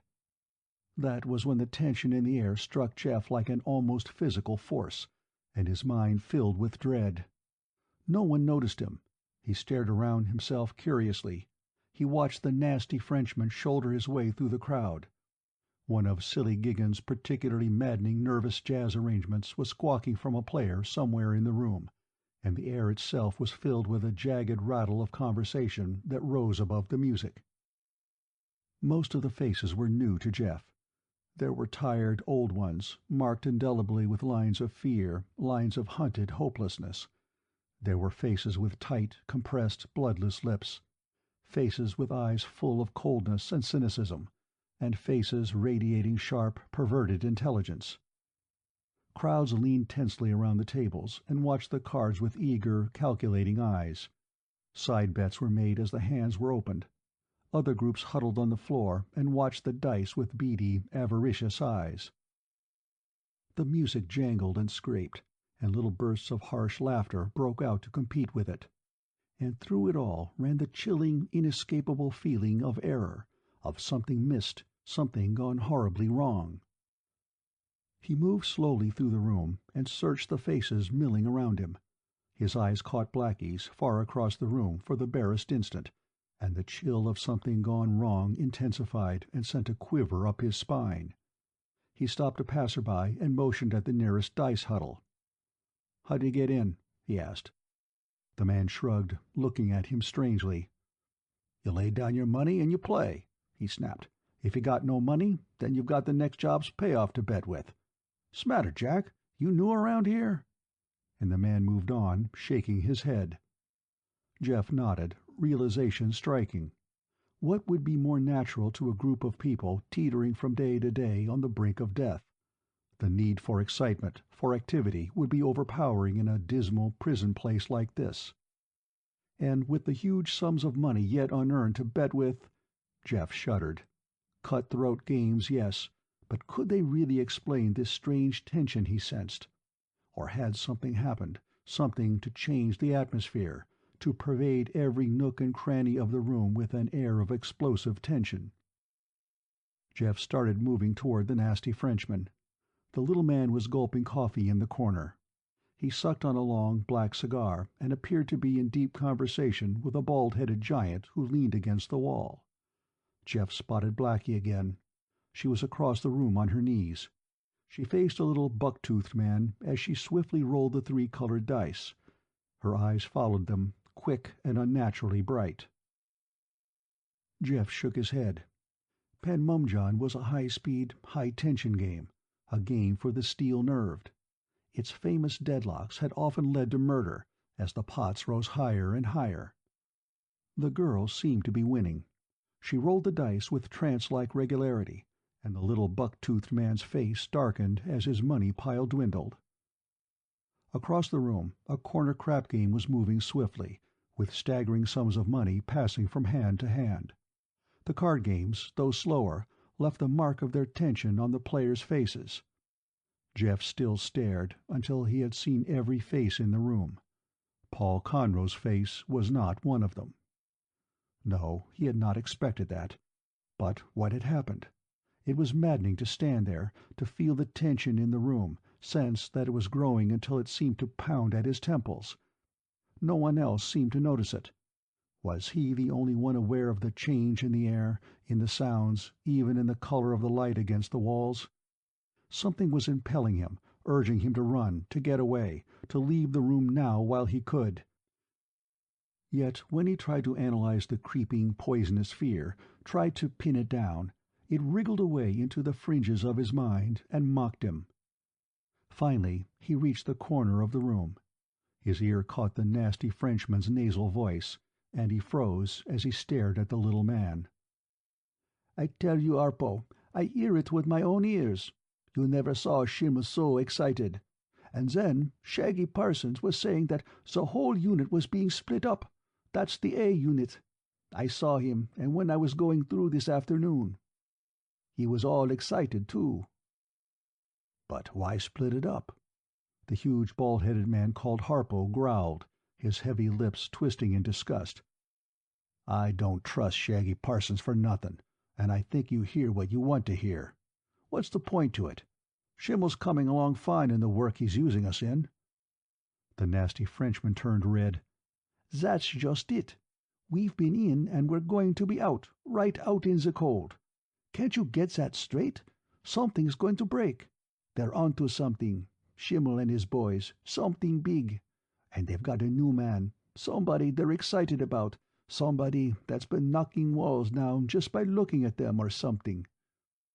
Harpo made a disgusted noise. "You mean the old ESP story again. So maybe they go off on another spook hunt. They'll get over it, same as they did the last time or the time before." The nasty Frenchman's voice was tense. "But they're changing things, and changes mean trouble." He glanced at Jeff, and his eyebrows went up. "Look, they get on a line of work. They assign men to different parts of a job. They get work lined up months in advance. Then, all of a sudden, something new comes along. They get excited about something, and they toss out a couple dozen workers, add on a couple dozen new ones, change the fees, change the work, and they end up handing the best pay to somebody who's just come in. I don't like it. I've been in this place too long. I've had too many tough, lousy jobs here just to get pushed aside because they don't happen to be interested anymore in what they were doing to me before, and they never tell us. We never know for sure. We just have to wait and guess and hope." The little man's eyes blazed. "But we can pick up some things, a little here, a little there. You learn how after a while. And I can tell you, something's wrong, something's going to happen. You can even feel it in here." Jeff's skin crawled. That was it, of course. There was something wrong. But it hadn't happened yet. It was going to happen. He stared at a huddled group around a Panmunjom game, watched the bright-colored dice cubes roll across and back, across and back. A newcomer, the nasty Frenchman had said. Someone who had come in and disrupted the smooth work schedule of the center. Someone who had the doctors suddenly excited. Someone whom they were planning to use on a spook hunt. What kind of a spook hunt? Why that choice of words? Could Conroe conceivably be the newcomer they had been talking about? It didn't seem possible that it could have happened so suddenly if Conroe were the one. But who? And what did this have to do with the ever-growing sense of impending danger that pervaded the room right now? Jeff's eyes wandered to the dice game, and the fear in his mind suddenly grew to a screaming torrent. "Go away, Jeff. Don't watch. Don't look." He scowled, suddenly angry. Why not look? What was there so dangerous in a dice game? He moved over to the nearby huddle and watched the moving cubes in fascination. "No, Jeff. No. Don't do it, Jeff." With a curse, he dropped to his knees and reached out for the dice. "You in?" somebody asked. Jeff nodded, his face like a rock. The voice had stopped screaming in his ear, and now something else grew in his mind. A wild exhilaration that caught his breath and swept through his brain like a whirlwind. His eyes sparkled, and he pulled money from his pocket. He laid the bills on the floor, and his hands closed on the dice. He faced a little pimple-faced man with beady black eyes, and he raised the 3 brightly colored dice, rolling into the familiar pattern. The dice deadlocked in 4 throws. He sweated out 7 more with new dice. Then Jeff saw a break in the odds, boosted the ante on his next throw, and caught his breath as the man facing him matched it. The dice rolled, fell into deadlock again, and the crowd around them gasped, moving in closer around them. The 3rd set of dice was brought out, for the attempts at deadlock breaking. Then a 4th set followed, as the complex structure of the game built up like a house of cards. Then Jeff's dice at last rolled a critical number, and the structure began to break apart, throw after throw falling faster and faster into his hands.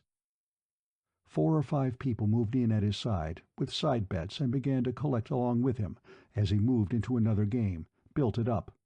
This one he lost cold, but still he played on, his excitement growing. And then, suddenly, pandemonium broke loose in the room. Eyes glanced up, startled, at the 2 men, far across the room, who stood facing each other, eyes blazing. "Throw them down! Go on! Throw them! See how they land!" Somebody shouted, "What happened, Archie?" "He's got loaded dice in here somehow." Archie pointed an accusing finger at the other man. "They don't fall right. There's something wrong with them." The other man snarled, "So, you aren't winning anymore. So what? You brought the dice in yourself." "But the odds aren't right. There's something funny going on." Jeff turned back to the dice, his mind still screaming, sensing that disaster hung in the air like a heavy sword. His own game moved on, faster and faster. Somewhere across the room another fight broke out, and another. Several men dropped out of games and stood up against the walls. Their eyes were wide with anger as they watched the other players. And then Jeff rolled 3 sixes, 14 times in a row. He tossed the dice down in front of his gaping opponents with a curse and walked shakily back to the corner. The whole room spun around his head. Suddenly, in this room, probabilities have gone mad. He could feel the shifting instability of the atmosphere, as real and oppressive to him as if it were solid and he were attempting to wade through it. This was what had been bothering him, plaguing him. Quite suddenly, and without explanation, something impossible had begun to happen. Cards had begun to fall in unbelievable sequences, repeating themselves with idiotic regularity. Dice had defied the laws of gravity as they spun on the tables and floor. A hubbub filled the room as the players stopped and stared at each other, unable to comprehend the impossible that was happening before their eyes. And then Blackie was passing Jeff, her face flushed, a curious light of desperation in her eyes. An impulse passed through Jeff's mind. He reached out an arm, stopped the girl. "Game," he said sharply. Her eyes flashed at him. "What game?" "Anything." He held up his wrist before her eyes and showed her the gold watch. "We can play for this." Something flared in her eyes for a moment before she gained control. Then she was down on her knees, pushing her sleeves up, a tight look of fear and dread haunting her eyes as she looked up at Jeff. "Something's happening," she said softly. "The dice, they're not right." "I know it. Why not?" His voice was hoarse, his eyes hard on her face. She threw him a baffled look. "There isn't any reason. Nothing is different, but the dice don't fall right. That's all, they just don't." Jeff grinned tightly. "Go on, throw them." She threw the dice, saw them dance on the floor, caught her number. Jeff rolled them, beat her on it, picked up the money. He rolled again, then again. The tightness grew around the girl's eyes, little tense lines hardened near her mouth. Nervously, she fumbled a cigarette into her mouth, lit it, puffed as the dice rolled. She lost. She lost again. Side bets picked up around them, the people as they watched, catching the tension that was building up. "What's happening?" "The dice. My God, they've gone crazy." "Blackie's losing. What do you think?" "Losing? She never loses on dice." "Who's the guy?" "Never saw him before. Look, he took another one. Those dice are hexed." "My cards were crazy, too. King high full every time, a dozen hands in a row. How can you bet on something like that, I ask you?" The Silly Giggins record screeched louder, then gave a squawk as the record suddenly shattered in 1,000 pieces. Somebody cursed and threw a pack of cards on the floor, and a scream broke out across the room. One group came suddenly to blows. Several dice games tightened down to bloody conflict between individuals. A man burst into tears suddenly and sat back on his haunches, his face stricken. "They can't act this way," he wailed. "They just can't." Jeff's eyes watched the spinning dice, and again something was screaming in his ear. He felt as though his head were going to burst, but he continued to roll, and he saw the girl's face darken with each throw. He saw the fear shine out from her blue eyes. Suddenly she let out a curse, snatched the dice from Jeff's hand, and threw them sharply across the room. She stared at Jeff venomously, then glared at the people around her as if she were a cornered animal. "It's all of you," she snarled. "You're turning them against me. You're making them fall wrong." She spat on the floor and started for the door. Jeff moved after her, but felt a restraining hand on his arm. "Leave her alone," said the nasty Frenchman. "You'll have trouble on your hands if you don't. You'll see what I meant about something being wrong. The whole crowd here is on edge, as if somebody were picking them up and throwing them down. Who ever saw dice fall that way, or cards fall that way?" The little man's eyes flashed slyly. "Unless somebody was controlling them." Jeff's breath was faster as he stared at the nasty Frenchman, and his voice was hoarse. "What are you talking about?" The little man's lips twisted angrily. "You saw what happened in here, didn't you?" Jeff turned away in anger. He wove through the crowd, his jaw tight as he moved toward the door. The nasty Frenchman could only glimpse the truth, but someone else saw more, much more. Somehow Jeff knew that this past hour held the key to the whole problem, if he could only see it. Here was the answer to the whole tangled puzzle of the girl and Paul Conroe, of Dr. Schimmel and the Mercy Men. And he knew that when he reached the room, the girl would be waiting.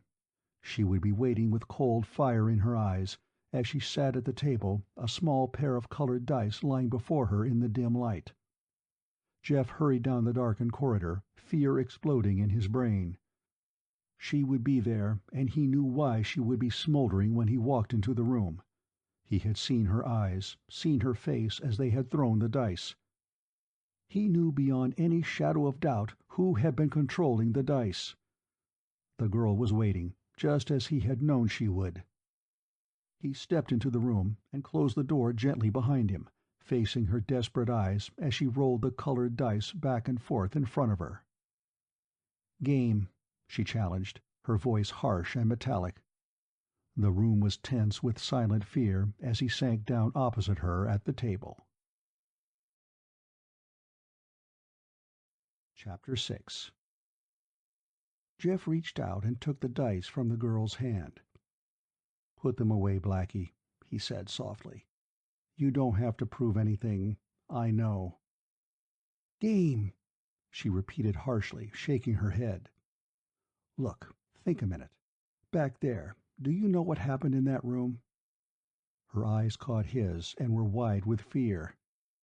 "Game," she whispered, her hands trembling. "You've got to play me." He shrugged, his eyes tired as he watched her face. He took the dice and rolled them out on the table. A 3, a 4, and a 5 fell. He saw her eyes flash across the table, taking in the sequence. Then her hand reached out, grasped the dice, gave them a throw. The hostility in her mind struck out at him, reinforcing the terrible dread that he already felt. He fought the hostility, staring at the dice, his hands gripping the edge of the table. And the dice danced and settled down. A 3, a 4, and a 5. The girl's eyes widened, staring first at him, then back at the dice. Slowly she reached out, took the cube with the 5 showing, sent it bouncing across the table.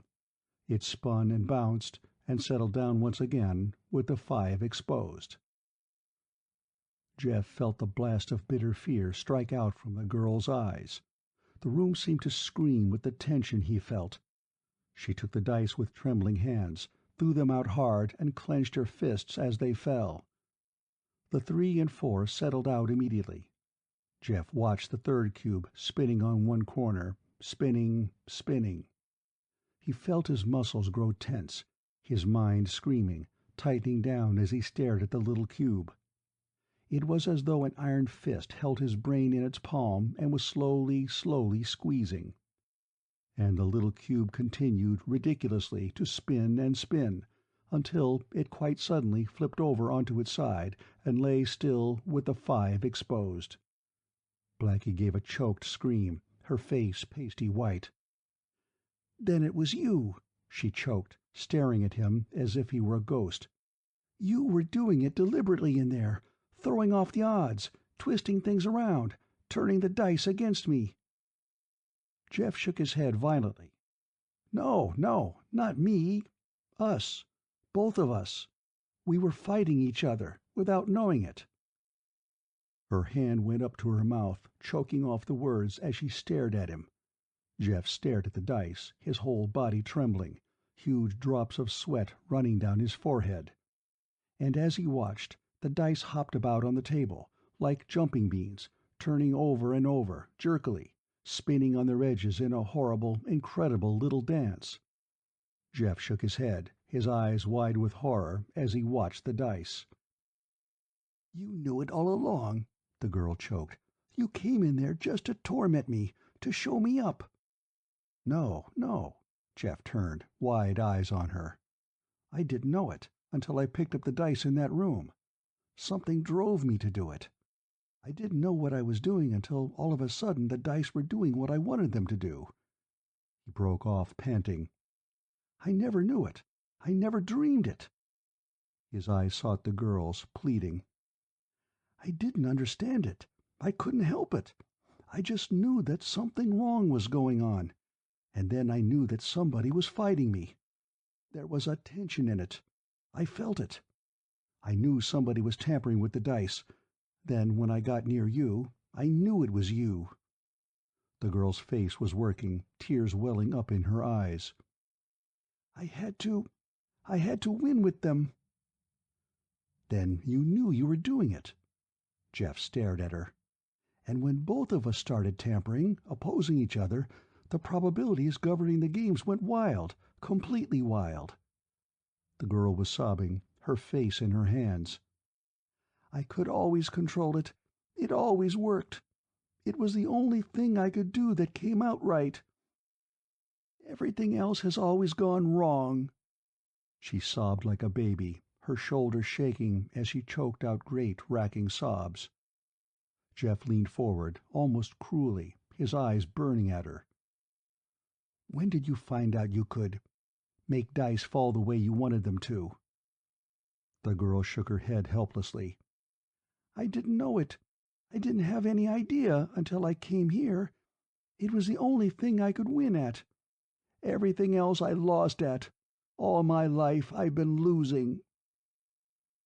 "What have you been losing?" "Everything. Everything. Everything I touch turns black, goes sour somehow." "But what? What?" Jeff leaned toward the girl, his voice hoarse. "Why did you come here? How did you get here?" The girl's sobs broke out again, her shoulders shaking in anguish. "I don't know. I don't know. Oh, I could take it up to a limit, but then I couldn't stand it any more. Everything I tried went wrong.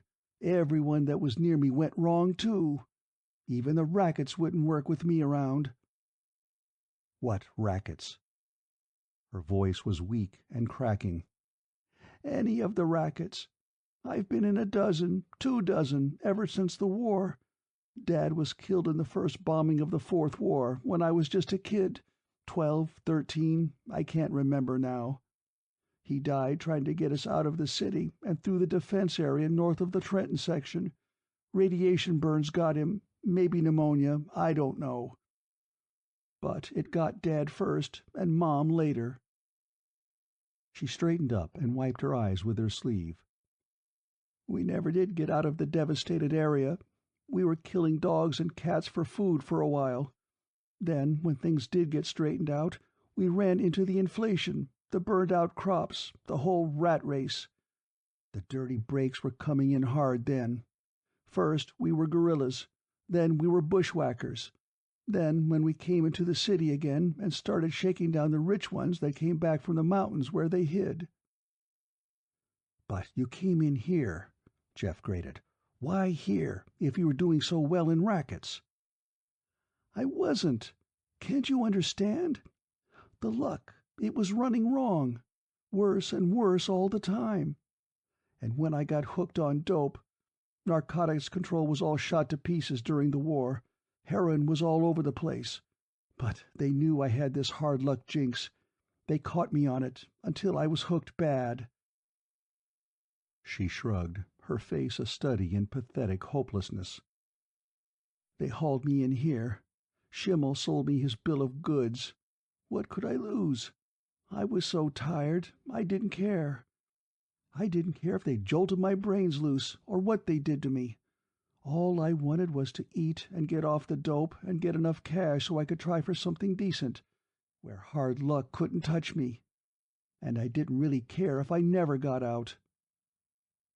"But with the dice you made it out." "Oh yes, with the dice." The girl's eyes flickered for a moment. "I found out I could make them sit up and talk for me. I played it cozy, didn't let anybody catch on. But they always worked for me, until tonight." Jeff nodded, his face white. "Until tonight, when you found out you were fighting for control. Because tonight I found out they talk for me too, and you couldn't beat me with them." Her voice was weak. I couldn't budge them. They fell the way you called them." "It isn't possible, you know," Jeff said softly. "Every time they've tried to prove it was, they've found some loophole in the study of it, something wrong somewhere. Nobody's ever proved a thing about psychokinesis." The girl grinned mirthlessly. "They've been trying to prove it here since the year 1. Every now and again they get hot on it. They've just tested somebody that's got them excited, and they'll be starting the whole works over again." Jeff leaned over, his eyes blazing. Yes, who's that person?" "I don't know. I just heard it. A new recruit, I guess." "A recruit named Conroe?" Her eyes widened at the virulence in his voice. I don't know. I don't know. I've only heard. I don't even know if there is such a person." "Where can I find out?" Again the fear was in her eyes. I don't know." Jeff's voice was tense, his eyes fixed on the girl's face in desperate eagerness. "Look, you've got to help me. I know he's here. I must find him. I saw him this afternoon. Remember when the guards brought me in here? I saw him on the stairs. I chased him and lost him, but he's here. He's hiding, running away from me. I've got to find him somehow. Please, Blackie, you can help me." Her eyes were wide on his face. "What do you want with him? Why are you after him? I don't want to get mixed up in anything." "No, no, it won't mix you up. Look, I want to kill him. Short and sweet, nothing more. Just kill him. I want to send one bullet into his brain, watch his face splatter out, watch his skull break open. That's all I want. Just one bullet." Jeff's voice was low, the words wrenched from his throat, and the hatred in his eyes was poisonous as it washed over the girl's face. "He haunts me. For years he's haunted me." Jeff's voice dropped, the words breaking the stillness of the room in a hoarse, terrible cadence. "He killed my father. This Conroe, he butchered my father like an animal, shot him down in cold blood. It was horrible, ruthless. Conroe was the assassin. He killed my father without a thought of mercy in his mind. And I loved my father. I loved him with all the love I had." He stared at the girl. "I'll kill the man that killed my father, if I have to die myself in the killing." "And that man is here?" "That man is here. I've hunted him for years. This was his last resort, his final desperate gamble for escape. He had nowhere else to turn. I've got the outside tied up so that he doesn't dare to leave. Now I've got to track him down in here. I've got to find him and kill him, before I'm caught, before I'm tested and classified. I've got to move fast, and I need help. I need help so much." The girl leaned toward him, her eyes dark as she stared at him. "The dice," she said softly. "I've been playing it cozy. I still could, if you'll let me." His eyes widened. "Anything you say," he said. "We'll play it cozy together. But I've got to have floor plans of the place, information on how to avoid the guards. I've got to know where their records are kept, their lists and rosters and working plans." "Then it's a deal?" His eyes caught hers, and for an instant he saw something behind the mask she wore, something of the fear that lay back there, something of a little child who fought against impossible odds to find a toehold in the world. Then the barrier was back up, and her eyes were blank and revealed nothing. Jeff held out his hand, touched her palm lightly, and clenched her fingers. "It's a deal," he said. The trip down the corridor was a nightmare. Jeff's mind was still reeling from the incredible discovery of the dice, the sudden, unbelievable awareness that he and Blackie had been silently and fiercely battling each other for control, fighting with a fury that had somehow shattered the very warp of probability in the room where they had been. How could he have had a part in something like this? He had never had reason to suspect he might carry such a power, yet here was evidence he could not disregard. And how could it fit into the question of Paul Conroe, and the mysterious recruit to the Mercy Men who had just been tested? A thought struck Jeff, quite suddenly. It came with such impact that he stopped cold in his tracks. It was so simple, so impossible, yet no more impossible than the things he had already seen with his own eyes. Because the incredible record of escapes that Conroe carried, the impossible regularity with which Conroe had managed to avoid capture time after time, seemed too much to accept as coincidence. And if Conroe were indeed carrying latent extrasensory powers, he could continue to slip from trap after trap, unless Jeff could oppose those powers with powers of his own. Jeff cursed in his teeth. How could he tell? He had no evidence that Conroe carried any extrasensory power whatsoever, and surely there was little enough to indicate that he had any more than most latent powers. There were so many, many possibilities, and so little concrete evidence to go on. And if Conroe had such powers, why had he been so startled to meet Jeff on the stairs? Why the look of fear and disbelief that had streaked across his face? Jeff glanced at his watch, saw the minute hand move to 11:30. He would have to hurry, for the guards would be down the escalator in a few moments. And these thoughts of his could lead to nowhere. Conroe had been jolted to see Jeff.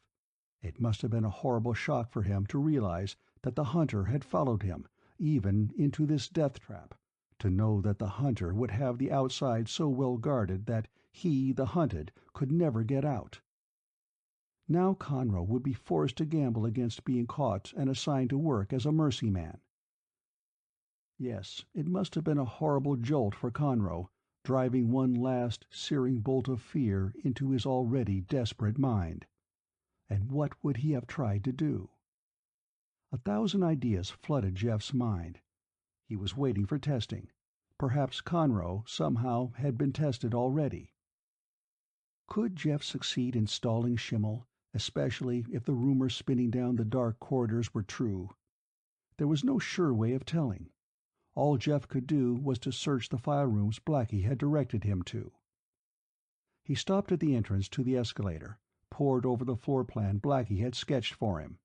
He spotted the escalator, oriented himself on the plan.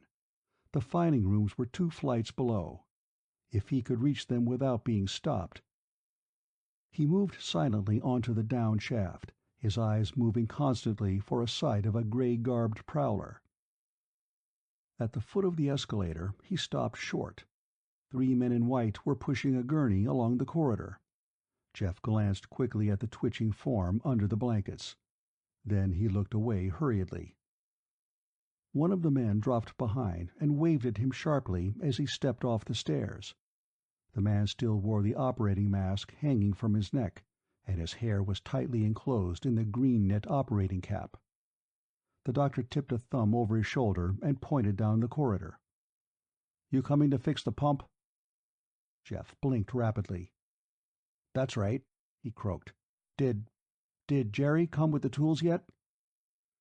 "Nobody came in yet. We just finished. Been in there since 3 this afternoon, and the damned pump went kerflooey right in the middle. Had to aspirate the poor Joe by hand, and if you think that's not a job—" The doctor wiped sweat from his forehead. "Better get it fixed tonight. We've got another one going in at 8 in the morning, and we've got to have the pump." Jeff nodded and started down the hall, his heart thudding madly against his ribs. He reached the open door to one of the operating rooms. Slipping quickly into the small dressing-room annex, he snatched one of the gowns and caps from the wall. If they were still operating this late, it was a heaven-sent chance. No guard would bother him if he were wearing the white of a doctor or the green of a surgeon. He struggled into the clumsy gowning, tying it quickly behind his back, and slipped a cap over his head. Finally he found a mask, snapped it up under his ears, as he had seen it worn by the doctors in the corridors. In a moment he was back on the escalator, descending to the next floor. At the foot of the stairs, he started quickly down the corridor Blackie had indicated, glancing at each door as he passed. The first 2 had lights under them, indicating that these apparently were operating rooms still in use. Finally he stopped before a large, heavy door with a simple sign painted on the wooden panel, "Computer Technicians Only." He tried the door, found it locked. Quickly he glanced up and down the corridor, doubled a hard fist and drove it through the panel with a crunch. Then he fumbled inside for the lock. In an instant he was inside. The torn hole in the panel glared at him. He threw the door wide open and snapped on the overhead lights, throwing the room into bright, fluorescent light.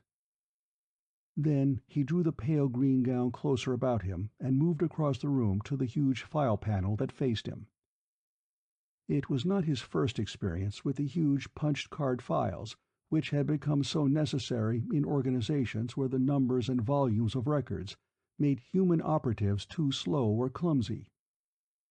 Quickly Jeff moved to the master control panel, Search for the section and coding system for research subject personnel. First, he would try the simple coding for Conroe's name, on the chance that Conroe had come in using his own name.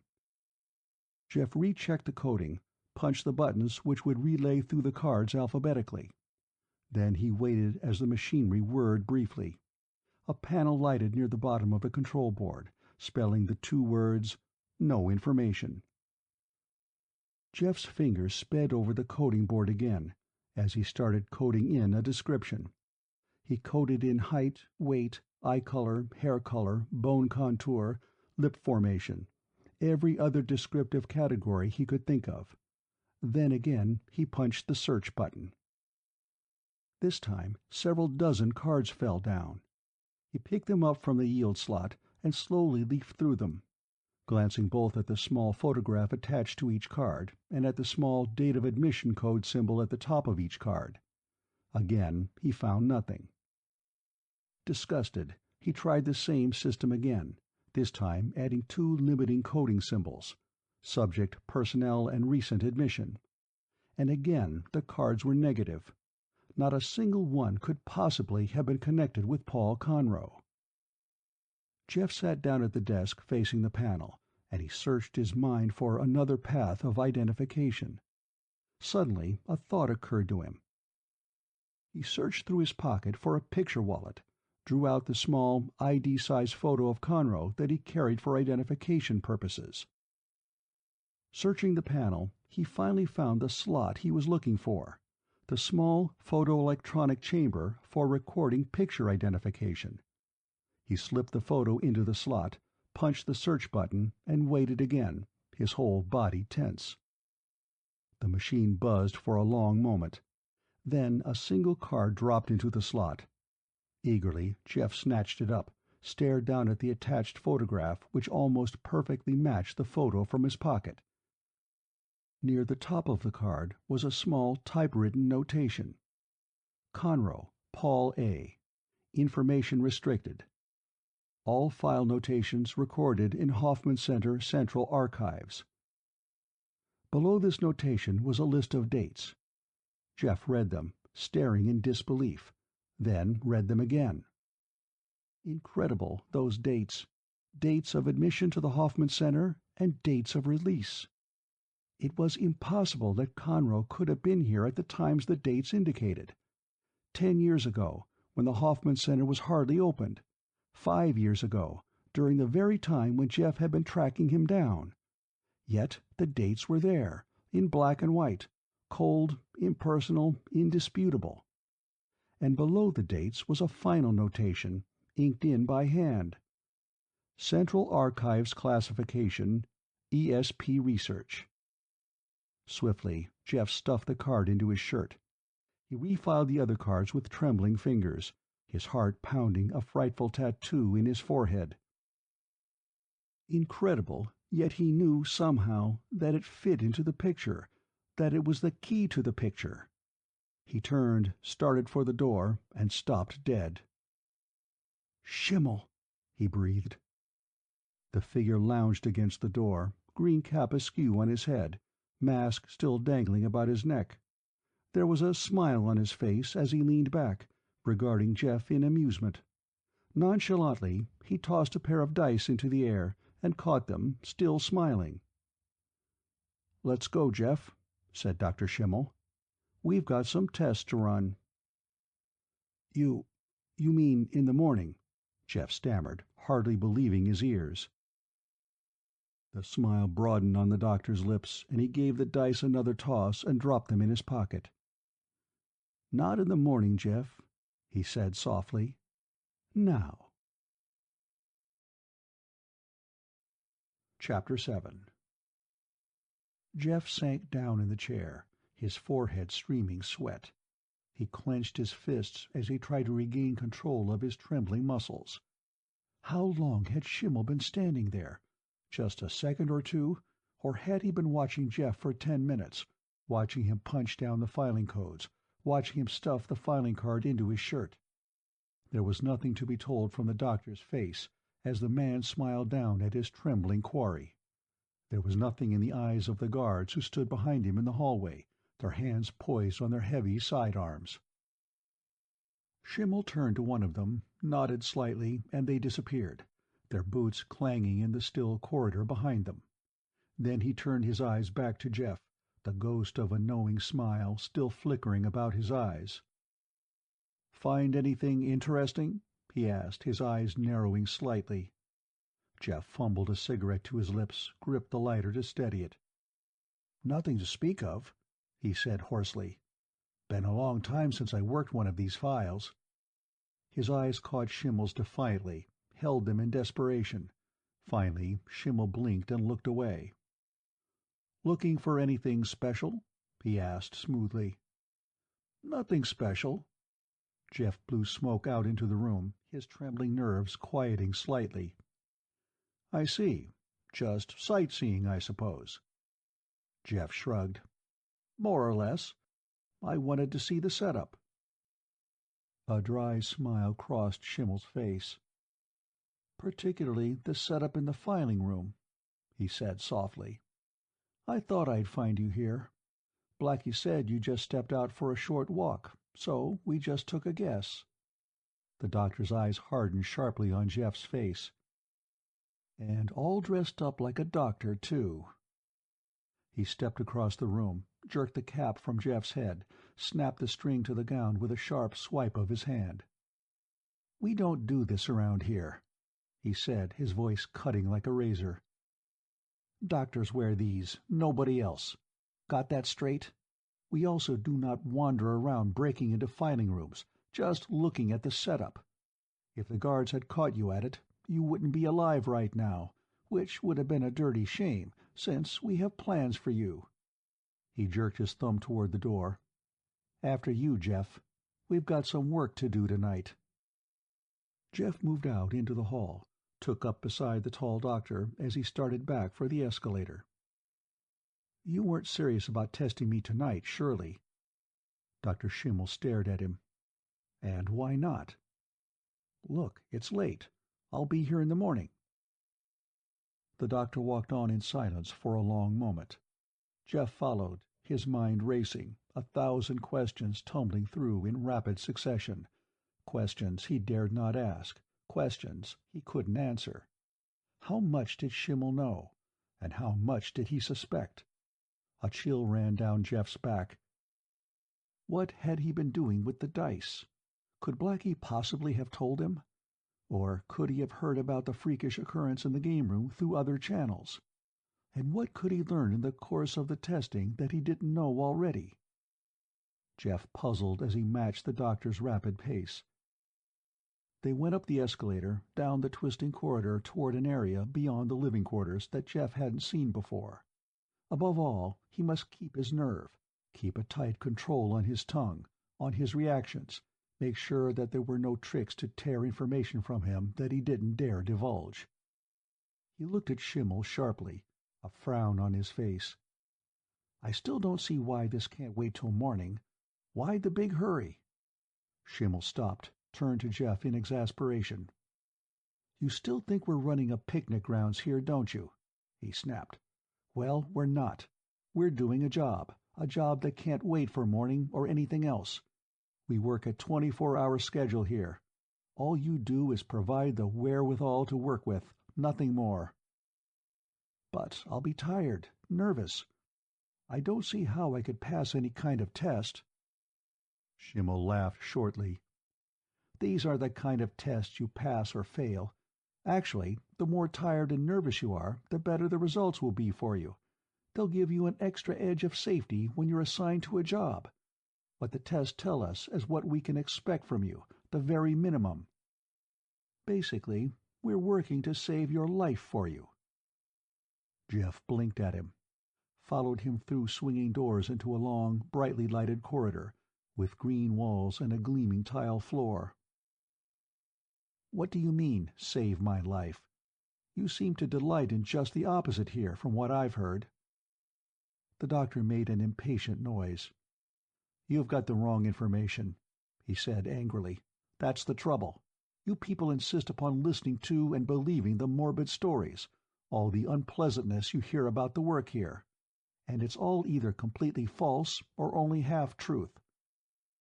This business of bloodthirstiness, for instance, it's just plain not true.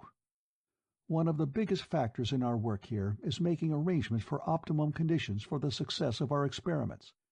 By optimum, we mean the best conditions from several standpoints. From the standpoint of what we're trying to learn, the experiment itself, that is, and from the standpoint of the researcher, too. But most particularly, we're working for optimum recovery odds for the experimental animals, you in this case. Jeff snorted. But still, we're just experimental animals, from your viewpoint, he said sharply. Not just experimental animals, Schimmel snapped angrily. You're the experimental animals. Working with human beings isn't the same as working with cats and dogs and monkeys, far from it. Dogs and cats are stronger and tougher, more durable than humans, which is why they're used for preliminary work of great success. But basically, they're expendable. If something goes wrong, that's too bad. But we've learned something, and the dog or cat can be sacrificed without too many tears. But we don't feel quite the same about human beings. I'm glad to hear that, said Jeff sourly. It makes me feel better. I'm not trying to be facetious. I mean it. We're not ghouls. We don't have any less regard for human life than anyone else, just because we're responsible for some human death in the work we're doing. For one thing, we study every human being we use, try to dig out his strengths and weaknesses, physical and mental. We want to know how he reacts to what, how fast he recuperates, how much physical punishment his body can take, how far his mental resiliency will extend. Then, when we know these things, we can fit him into the program of research which will give him the very best chance of coming out in one piece. At the same time, we fill a spot that we need filled. There's no delight here in taking human life or jeopardizing human safety. They turned abruptly off the corridor and entered a small office. Schimmel motioned Jeff to a chair, sat himself down behind a small desk, and began sorting through several stacks of forms. The room was silent for a moment. Then the doctor punched a button on the telephone panel. When the light blinked in answer to him, he said, "Gabe, he's here. Better come on up." Then he flipped down the switch and leaned back, lighting a long, slender cigar and undoing the green robe around his neck. Jeff watched him, still puzzling over what he had just said. The doctor seemed so matter-of-fact. What he had said made sense, but somewhere in the picture there seemed to be a gaping hole. "This sounds like it's a great setup for you doctors and researchers," he said finally. "But what's it leading to? What good is it doing? Oh, I know, it increases your knowledge of men's minds, but how does it help the man in the street? How does it actually help anyone in the long run? How do you ever get the government to back it with the financial mess they're facing in Washington?" Schimmel threw back his head and laughed aloud. "You've got the cart before the horse," he said, when he got control of his voice. "Support? Listen, my lad, the government is running itself bankrupt just to keep our research going. Do you realize that? Bankrupting itself. And why? Because unless our work pays off, and soon, there isn't going to be any government left. That's why. Because we're fighting something that's eating away at the very roots of our civilization, something that's creeping and growing and destroying." He stared at Jeff, his eyes wide. "Oh, the government knows that the situation is grave. We had to prove it to them, show it to them time and again, until they couldn't miss it any longer. They saw it finally. They've seen it growing for a century or more, ever since the end of the Second War. They've seen the business instability, the bank runs and the stock market dives. They've seen the mental and moral decay in the cities. They could see it, but it took statistics to prove that there was a pattern to it, a pattern of decay and rot and putrefaction that's been crumbling away the clay feet of this colossal civilization of ours." The doctor stood up, paced back and forth across the room, and sent blue smoke into the air from the cigar as he walked. "Oh, they support us all right. We don't know for sure what we're fighting, but we do know the answer is in the functioning of the minds and brains of man. We're working against a disease, a creeping disease of men's minds, and we are forced to use men to search those minds, to study them, to try to weed out the poison of the disease. And so we have the Mercy Men to help us fight." The doctor's lips twisted in a bitter sneer as he sat down heavily on the chair again, crunched the cigar out viciously in the tray. "Mercy men who have no mercy in their souls, who have no interest nor concern with what they're doing, or what it may be accomplishing. They are interested in one thing only: the amount of money they'll be paid for having their brains jogged loose." The scorn was heavy in Dr. Schimmel's eyes. "Well, we don't care who we have. Addicts, condemned murderers, prostitutes, the trash from the Skid Row gutters. They're all drawn here, like flies to a dunghill. But they're here on errands of mercy, whether they like it or not, or know it or not. And we take them because they're the only ones who can be bought, and we guard them for all they're worth, so that the goal will be accomplished." He took a deep breath and stared scornfully at Jeff. "That's you I'm talking about, you know." Jeff's hands trembled as he snuffed out his smoke. He stood up as the corridor door opened, admitting a small, dark-haired man with thick glasses. He was dressed in doctor's whites. Jeff rubbed his chest nervously and took a deep breath, still acutely aware of the stiff card in his shirt front. "All right," he said hoarsely. "So you're talking about me. When do we get started with this?" The little dressing room was cramped. It reeked of anesthetic. Jeff walked in, followed by Dr. Schimmel and the other doctor, and started removing his shoes. "This is Dr. Gabriel," Schimmel said, indicating his myopic colleague. "He'll start you off with a complete physical. Then you'll have a neurological. Come on into the next room as soon as you're undressed." And with that the two doctors disappeared through the swinging doors into an inner room. Jeff removed his shirt and trousers swiftly, carefully folding the file card and stuffing it under the inner sole of his right shoe. It wasn't exactly the perfect hiding place, if anyone was looking for the card. But not once during the conversation had Schimmel's eyes strayed curiously to Jeff's shirt front. Either Schimmel had not seen him take the card, or else the doctor's self-control was superhuman. And no mention of the dice had been made either. Jeff gave his shoes a final pat, tossed his clothes on one of the gurneys lining the walls, and pushed through the doors into the next room. It was huge, dome-ceilinged, with a dozen partitions dividing different sections from one another. One end looked like a classroom, with blackboards occupying a whole wall. Another section carried the paraphernalia of a complete gymnasium. The doctors were sitting in a corner that was obviously outfitted as an examination room. The tables were covered with crisp green sheeting, and the walls had gleaming cabinets full of green-wrapped bundles and instruments. Schimmel sat on the edge of a desk. His eyes watched Jeff closely as he lit a cigarette, leaned back, and blew rings into the air. Dr. Gabriel motioned Jeff to the table and started the physical without further delay.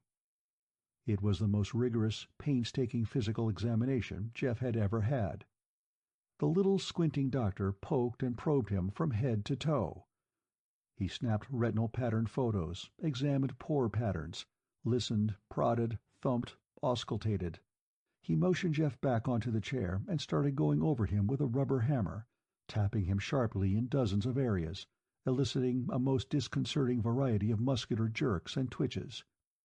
Then the hammer was replaced by a small electrode, with which the doctor probed and tested, bringing spasmodic jerks to the muscles of Jeff's back and arms and thighs.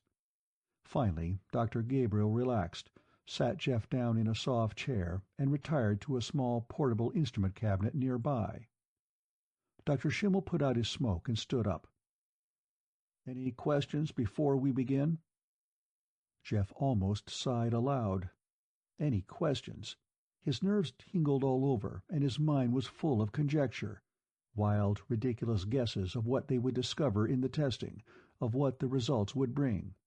Suppose they learned about the dice. Suppose they found out that he was a fraud, that he was in the center on a private mission, a mission of death all his own, and no party to their own missions of death.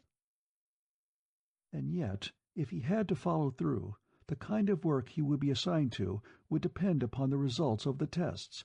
That seemed sure. But what if they rendered him unconscious, knocked him out, used drugs? His mind raced frantically, searching for some way of stalling things, some way of slowing down the red tape of testing and assignment, to give him time to complete his own mission and get out. But he knew that already he must have aroused suspicions. Schimmel must have suspected that all the cards were not on the table, yet Schimmel seemed willing to overlook his suspicions. And the wheels had begun to move more and more swiftly, carrying him to the critical point where he would have to sign a release and take an assignment, or reveal his real purpose for being in the center. If he were to find Conroe, he must find him before the chips were down. He stared at Schimmel, his mind still groping for something to hang on to. He found nothing. No questions, I guess," he said. The doctor looked at him closely, then shrugged in resignation. "All right," he said tiredly. "You'll have a whole series of tests of all kinds: physical stamina, mental alertness, reaction time, intelligence, sanity, everything we could possibly need to know. But I should warn you of one thing." He looked at Jeff, his eyes deadly serious. "All of these future tests are subjective. All of them will tell us about you as a person, how you think, how you behave. Desperately essential stuff, if you're to survive the sort of work we do here. What we find is the whole basis of our assignments." He paused for a long moment. "You'd be wise to stick to the truth. No embellishments, no fancy stuff. We can't do anything about it if you don't choose to take the advice, but if you falsify, you're tampering with your own life expectancy here." Jeff blinked, shifting in his seat uneasily. "Don't worry about that, Jack," he thought. "I won't be around long enough for it to make any difference." Nevertheless, the doctor's words were far from soothing. If only Jeff could maintain the fraud throughout the testing, keep his wits about him as the tests progressed. Then he could get back to the hunt as soon as they were through. He watched the doctor prepare a long paper on the desk. Then the rapid-fire series of questions began. Family history, personal history, history of family disease and personal illness. The questions were swift and businesslike, and Jeff felt his muscles relaxing as he sat back. He answered almost automatically. Then, "Ever been hypnotized before?" Something in Jeff's mind froze, screaming a warning. "No," he snapped. Schimmel's eyes widened imperceptibly. "Part of the testing should be done under hypnosis, for your sake and for the sake of speed." His eyes caught Jeff's hard.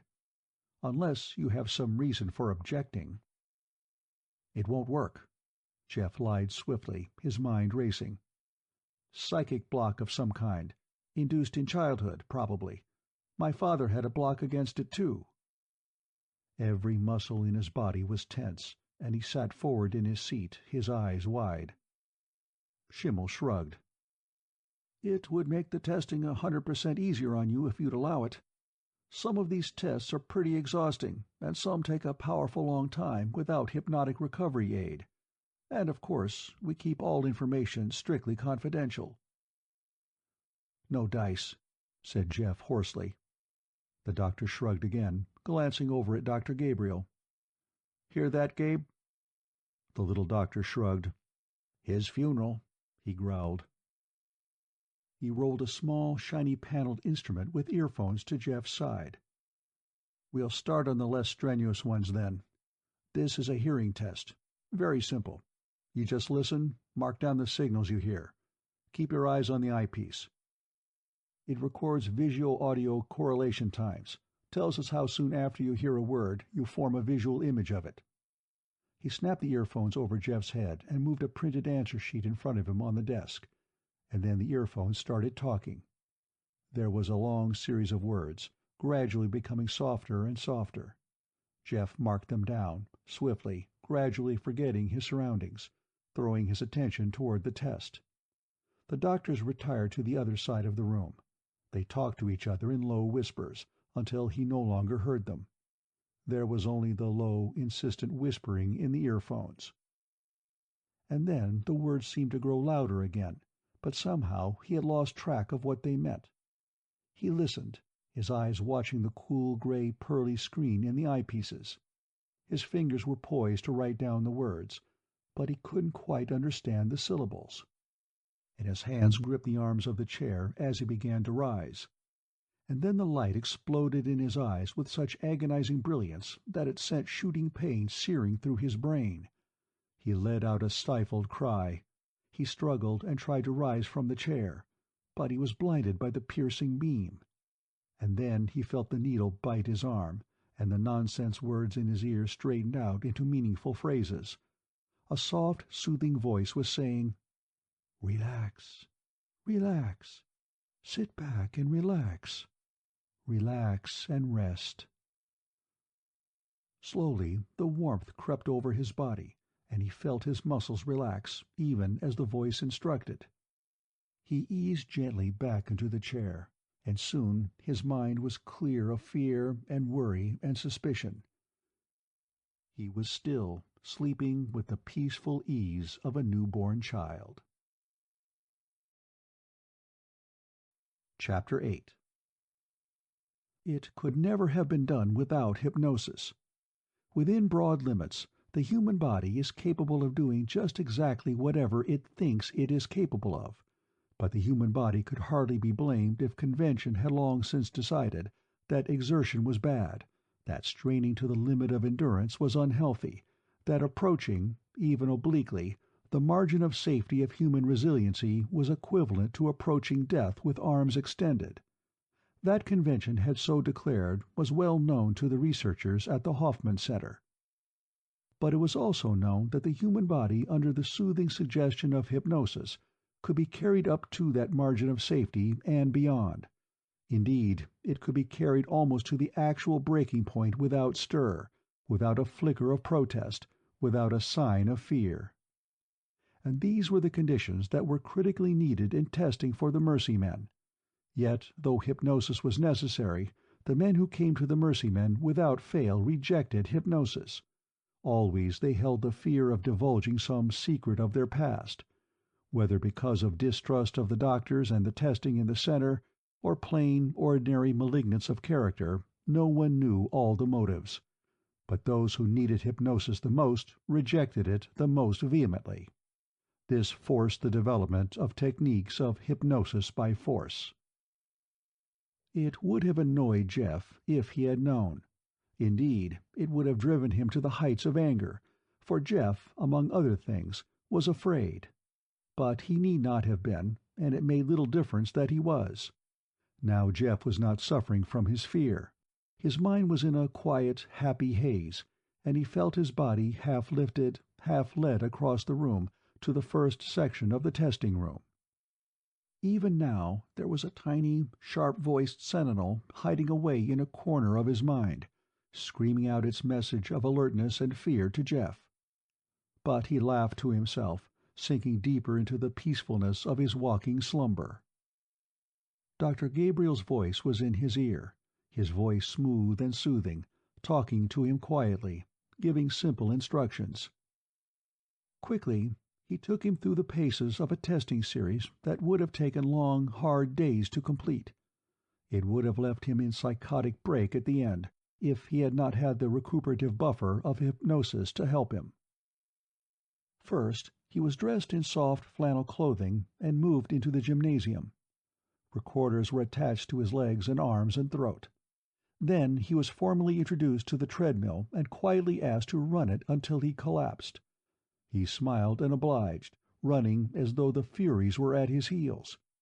He ran until his face went purple and his muscles knotted.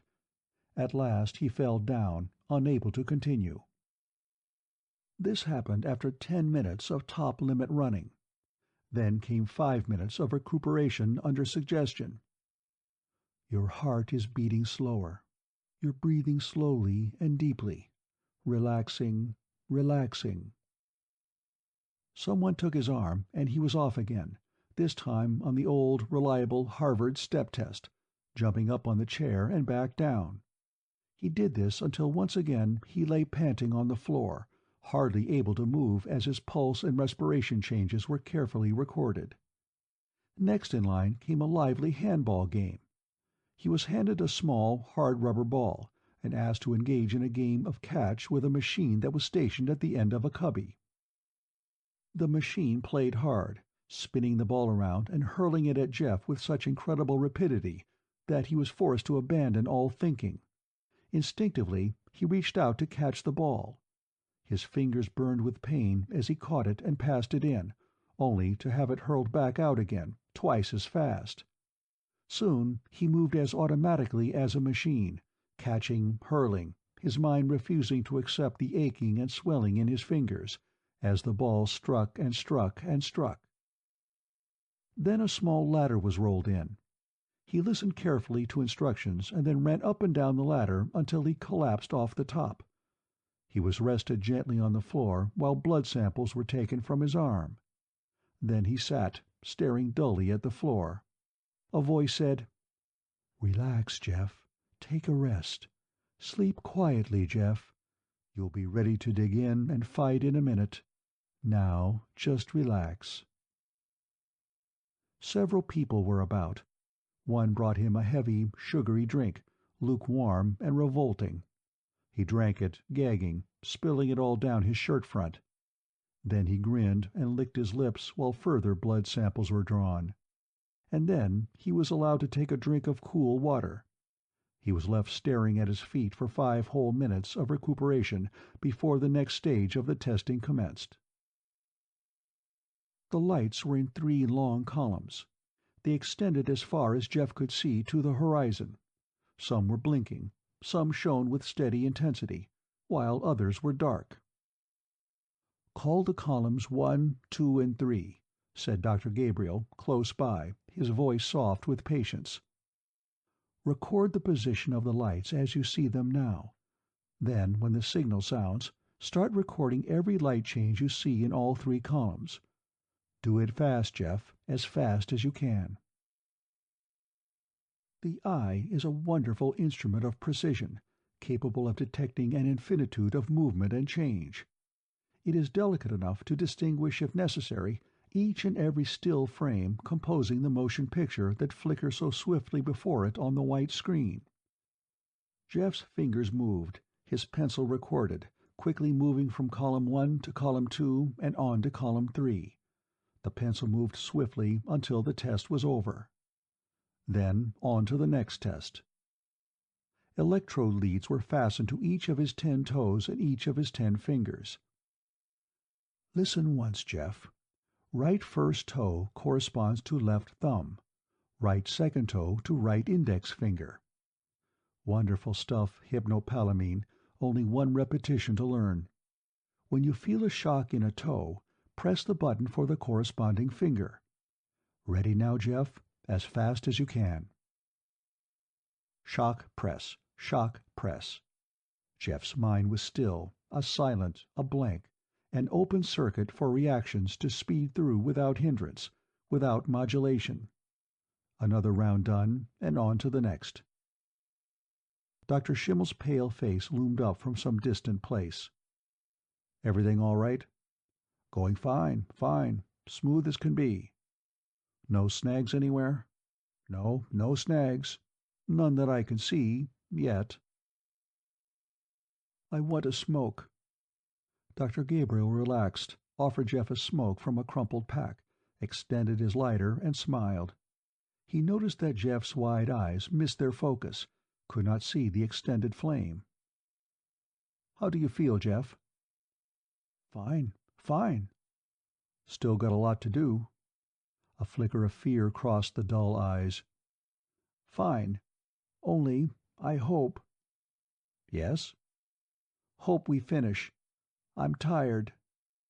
"Sleepy?" "Yeah, sleepy." "Well, we'll have everything on punch cards for Tilly in a couple of hours or so. All the factors about you that this testing will unearth would take a research staff 500 years to integrate down to the point where it would mean anything. With Tilly, it takes 5 minutes.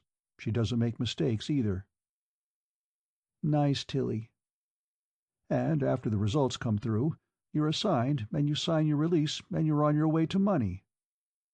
Again the flicker of fear came, deeper this time. "Money." More tests, more tests. Hear a sound, punch a button. See a picture, record it.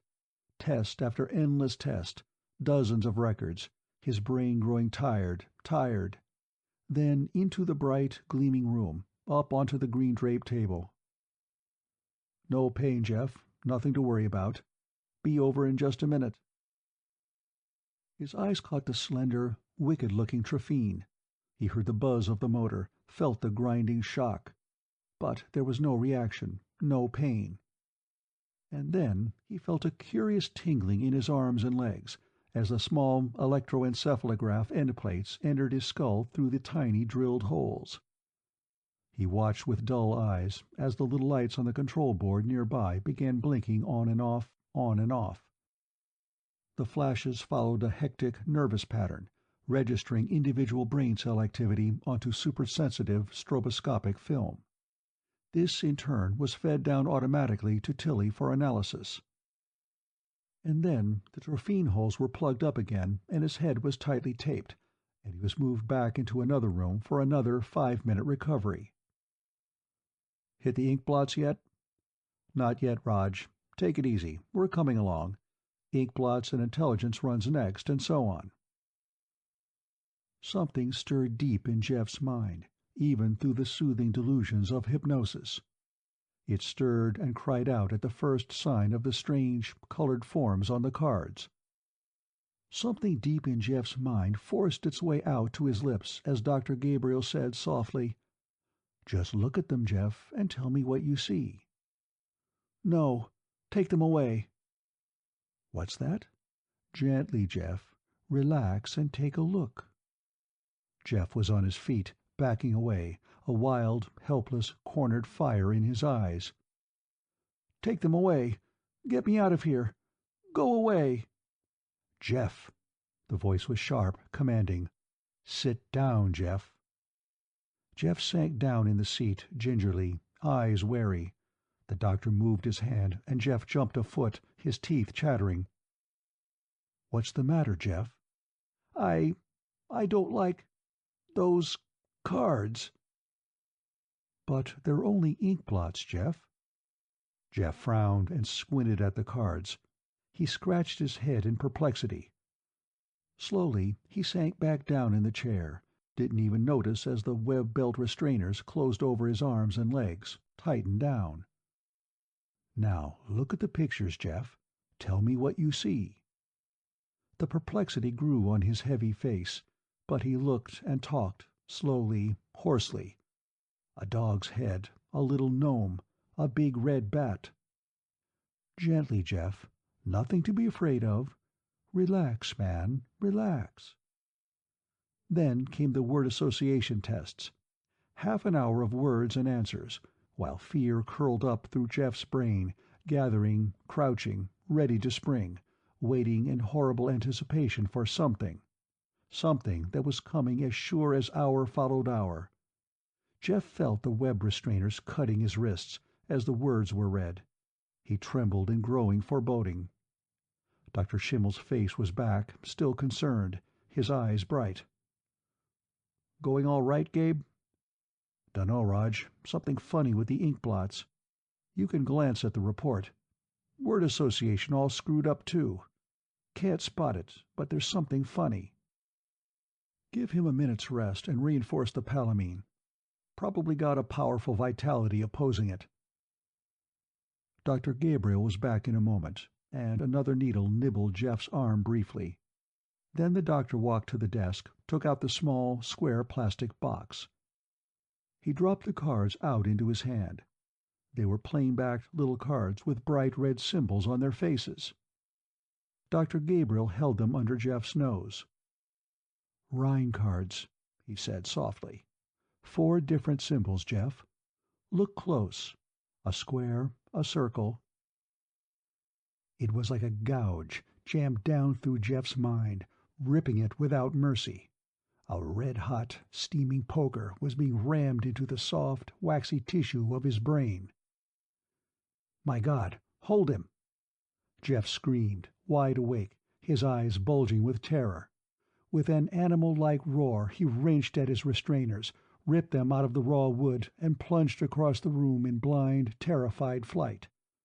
He ran across the room and struck the solid brick wall full face. He hit with a sickening thud, pounded at the wall with his fists, screaming out again and again. And then he collapsed to the floor, his nose broken, his face bleeding, his fingers raw with the nails broken. And as he slid into merciful unconsciousness, they heard him blubbering, "He killed my father. Killed him. Killed him. Killed him. Killed him." Chapter 9. A voice was talking across the room, a muffled, mysterious rumble of up and down sounds. Slowly, Jeff dragged his mind out of the clinging depths of nightmare, back to the stuffy, dimly lit room. How long had he slept? And how late was it now?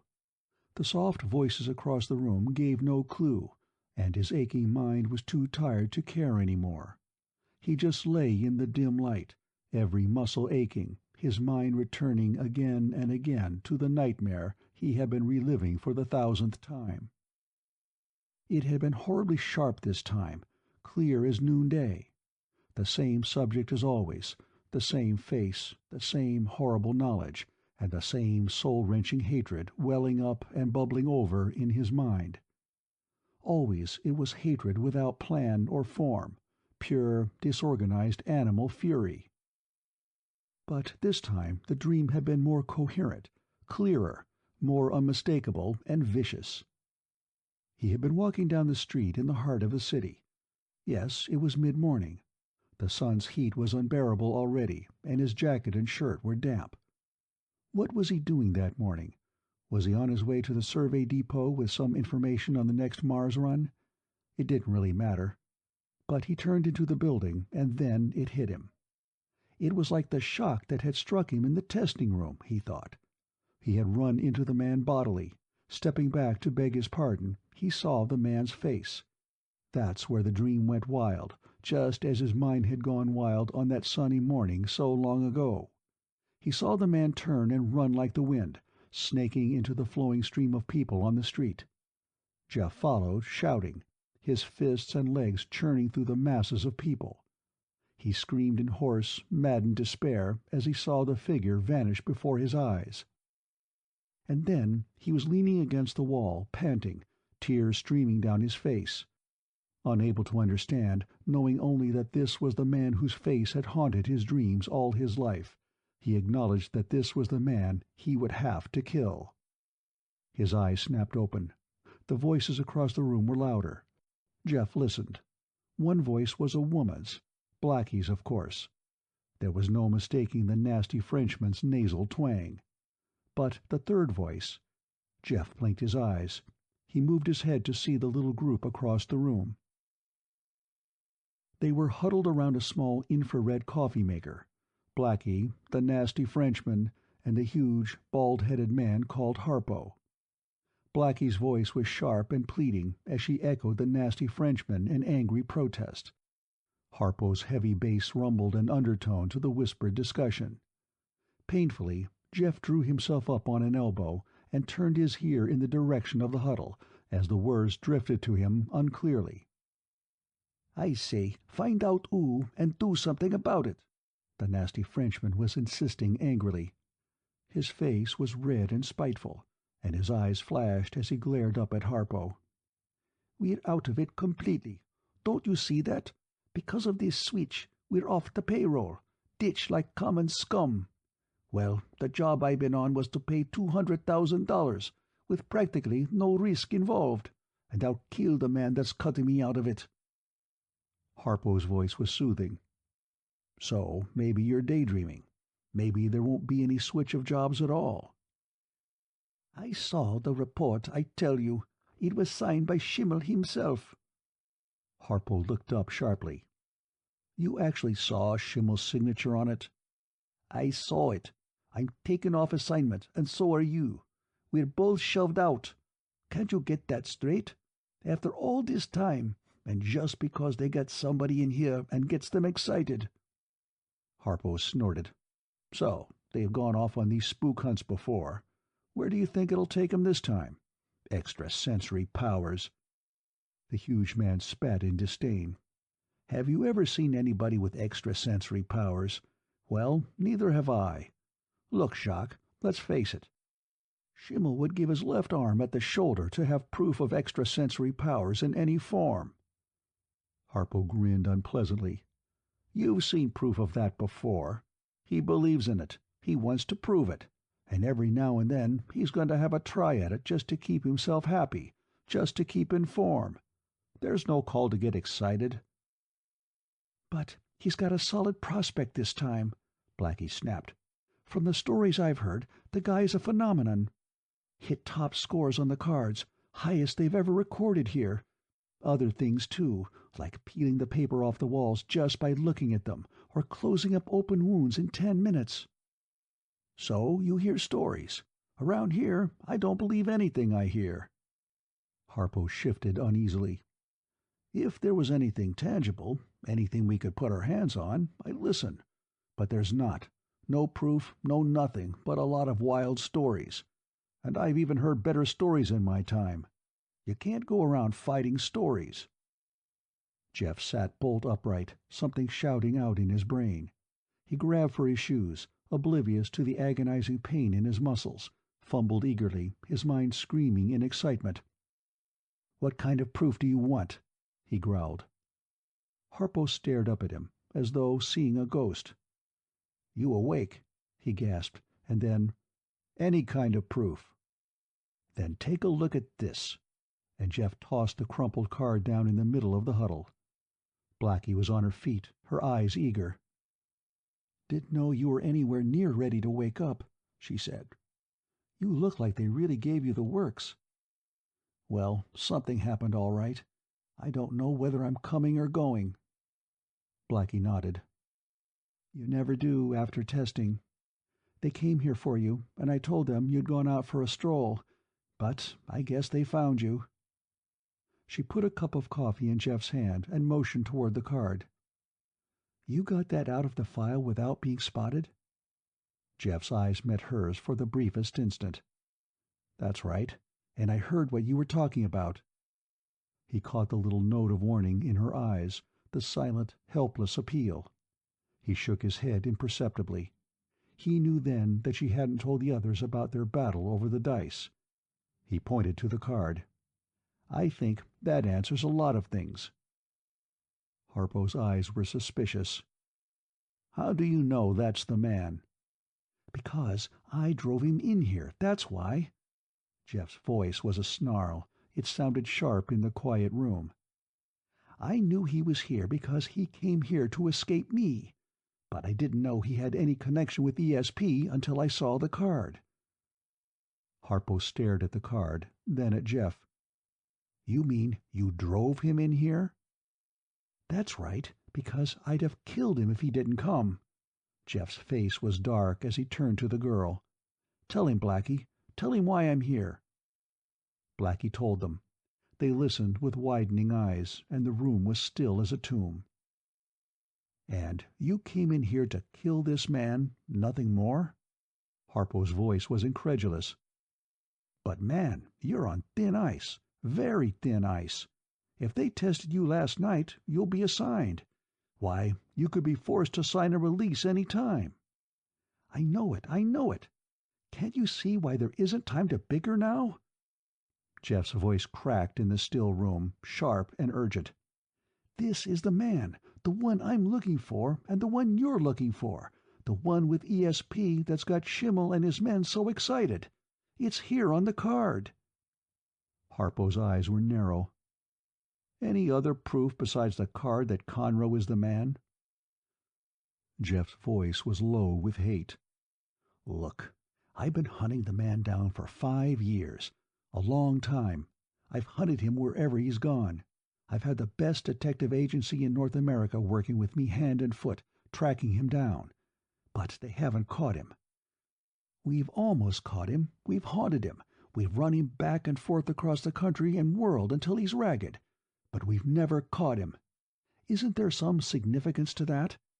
Time and again we've come so close that we couldn't miss, and then we missed. We've come too close too many times for coincidence.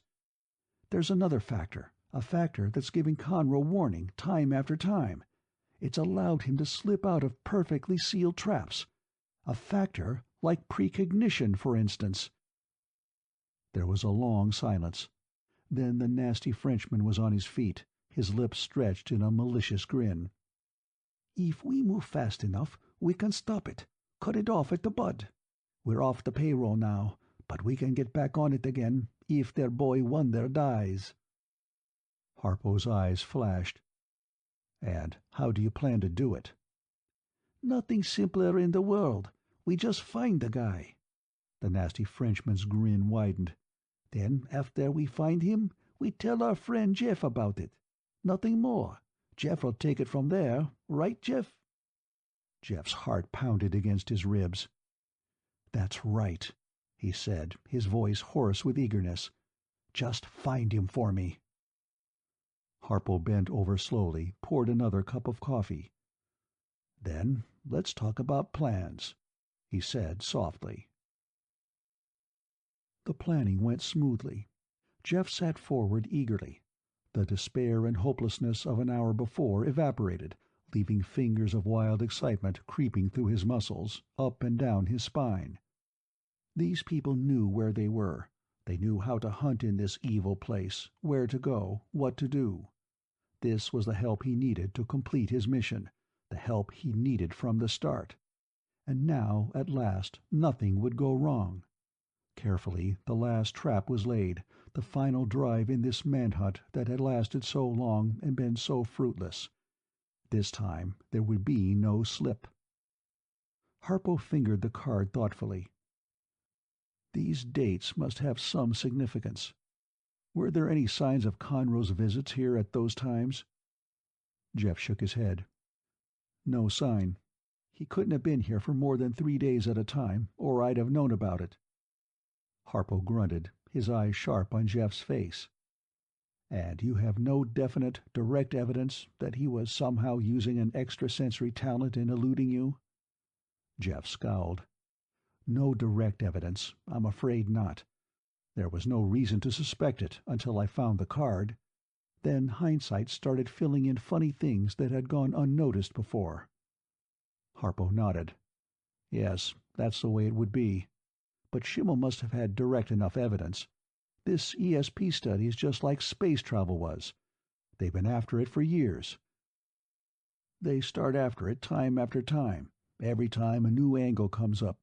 Because if they succeed, it could mean so much to so many people."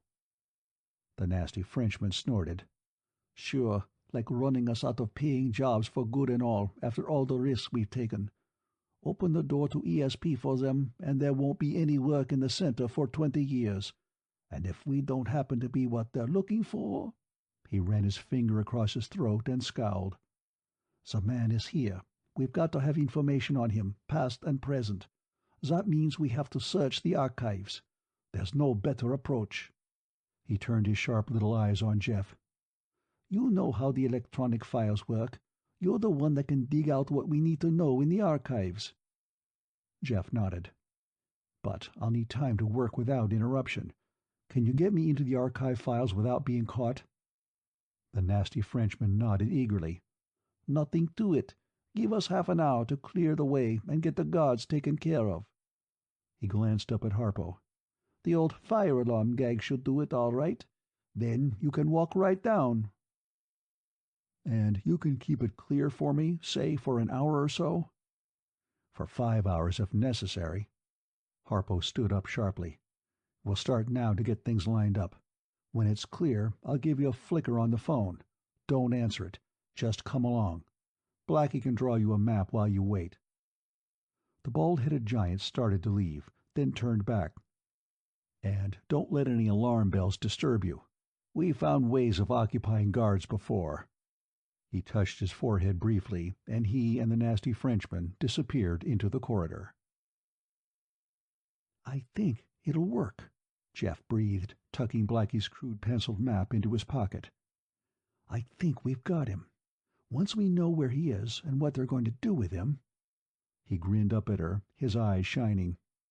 "His time's running out, Blackie. He's as good as dead." The girl leaned forward, pouring coffee, sitting silently. Jeff watched her face, as if seeing it for the first time. Indeed, for the first time, the girl's face seemed softer. In the dim light of the room, the hard lines melted away magically. Her face appeared younger and fresher, as though some curious mask had dropped away in the course of the evening. But her eyes were troubled as she watched Jeff and lifted her coffee cup in mock salute. "To the hunter," she said softly. Jeff raised his own cup. "Yes, but not for long now." "It can't go on much longer, Jeff. Your number's up next." "For assignment?" Jeff's eyes flashed. "Do you think that makes any difference to me? I'm following through to the end on this, no matter what happens." "But Jeff, you can't sign a release." Jeff stared at her in the silent room. "Why not? If it's the only thing I can do—" Her eyes were wide and very dark. "Oh, Jeff, you're in terrible danger here." "I know that."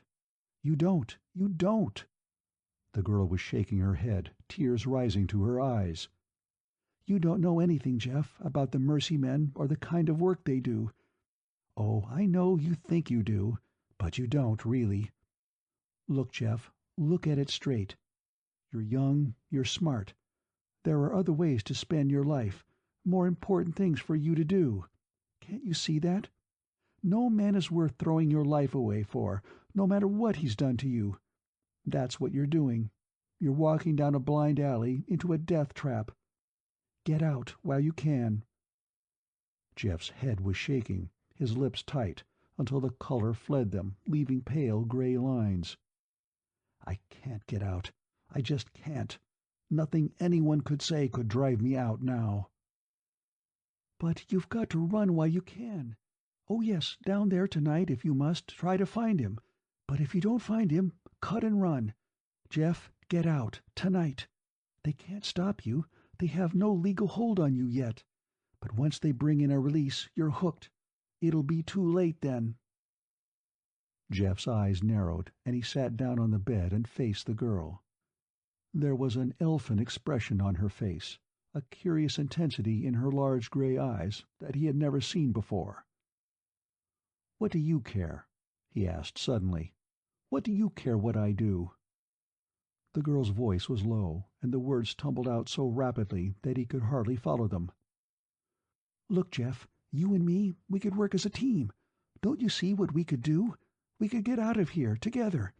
We could get out of the city, go to the West Coast. The dice, think of the dice, man. We could clean up. You don't belong in here on the rack for slaughter, and I wouldn't belong here either if we could work together."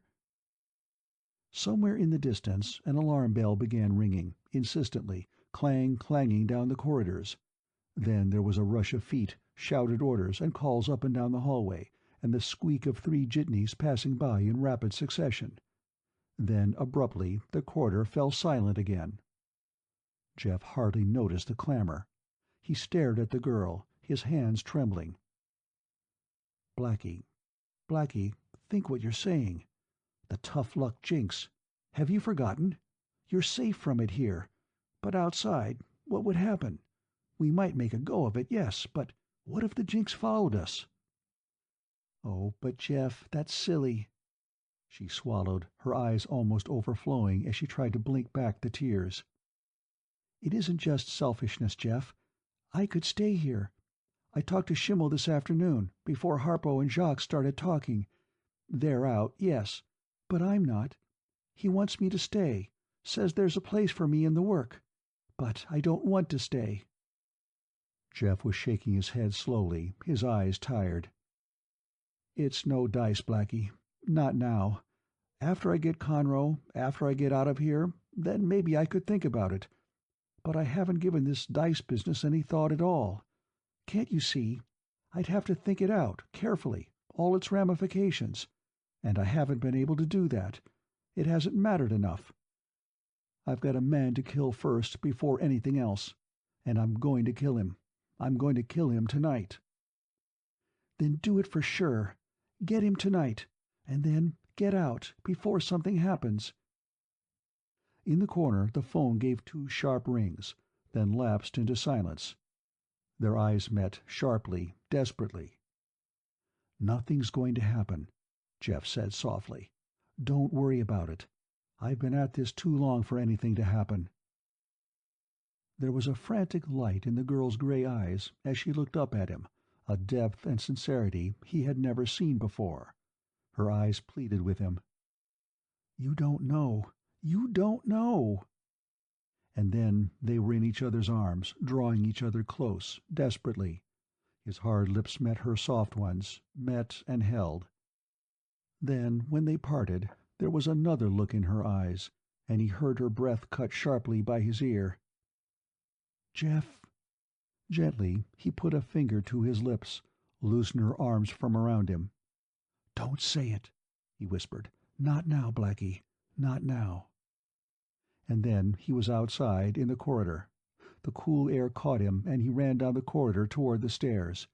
He hurried against the time the men had prepared for his safety. And as he ran, he felt his heart pounding in his ears, and he knew the hour was drawing close. Chapter 10. Jacques and Harpo were waiting for him at the head of the escalator. He nodded and followed them down the corridor to the small jitney car that was waiting. "All set?" "All set. The guards are all busy up in unit putting out a fire. They won't be down to bother us for a couple of hours." The nasty Frenchman scowled disdainfully. "But you'll have to hurry. When they come back, we'll have a time starting them again." Jeff nodded. "That should be enough. Then maybe we'll have other things to occupy the guards tonight." The jitney started with a lurch and a squawk. Harpo handled the controls, running the little car swiftly down the corridor. It swung suddenly into a pitch-black tunnel, took an abrupt dip, and began to spiral downward at a wild rate. Jeff grabbed the handrail and gasped. "It's a long way down," Harpo chuckled, sitting back in the darkness. "The archives hold the permanent records of the entire Hoffman Center since it was first opened. That's why it's a vault, so that bombing won't destroy it. It's one of the most valuable tombs in history." The jitney shot out into a lighted corridor. Jeff swallowed and felt his ears pop. The little car whizzed through a maze of tunnels and corridors. Finally, it settled down to the floor before the heavy steel doors at the end of a large corridor. Without a word, Harpo moved down to the end of the corridor and drew the jitney car with him. He opened the motor hood, started pawing around busily inside. The nasty Frenchman chuckled. "If anyone wanders by, that jitney alarm siren goes off, and Harpo's just a poor technician trying to make it stop." The little man walked quickly to the steel doors. "It's not the first time I've had to work on these," he said slyly. "We wanted in here a few months ago, when they were trying to put a shakedown deal on some of us. I worked out the combination pattern then. It took me 3 days. They change the combination periodically, of course, but the pattern is built into the lock." He opened a small leather case and placed an instrument up against the lock. A long, thin wire was poised and ready in his other hand. Jeff heard several muffled clicks. Then Jacques inserted the wire sharply into something. An alarm bell above the door gave one dull, half-hearted clunk and relapsed into silence, as though changing its mind at the last moment. A moment later, the little Frenchman looked up and winked, and the steel vault door rolled slowly back. The place smelled damp and empty. 3 walls and half of the 4th were occupied with electronic file controls. The bulk of the room was taken up with tables, microviewers, readers, recorders, and other study apparatus. There was nothing small in the room. The whole place breathed of bigness, of complexity, of many years of work and wisdom, of many lives and many, many deaths. It was a record room that many lives had built. Jeff moved in toward the control panel.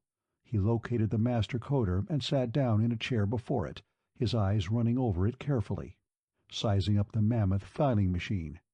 And then, quite suddenly, he felt terribly afraid. A knot grew in his stomach and a cold sweat broke out on his forehead.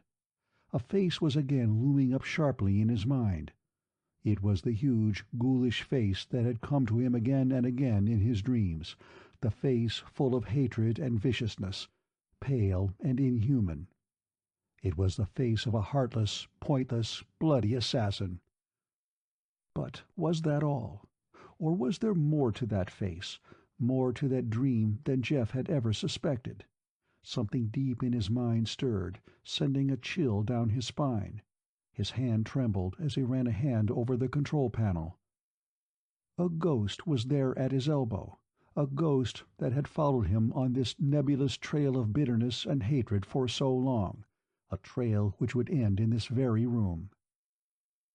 He shook his head angrily. There was no time for panic, no time for ruminating. He picked the panel code combination for the Mercy Men and the research unit. Then he computed the coding for Conroe's name. With trembling fingers, he typed out the coding, punched the tracer button, and sat back, his heart thumping wildly. He watched the receiver slot for the telltale file cards and folio. The file squeaked and chattered and whirred and moaned, and finally the pale instruction panel lighted up. No information. Jeff blinked, a chill running up his back. These files were the final appeal. The information had to be here. Quickly, he computed a description coding, fed it in, and waited again in mounting tension. Still, no information. He picked the code card from his pocket, the card from the Mercy Men's file up above, the card with the Hoffman Center's own picture of Conroe on it. He fed it into the photoelectric tracer, marked in the necessary coding for an unlimited file search.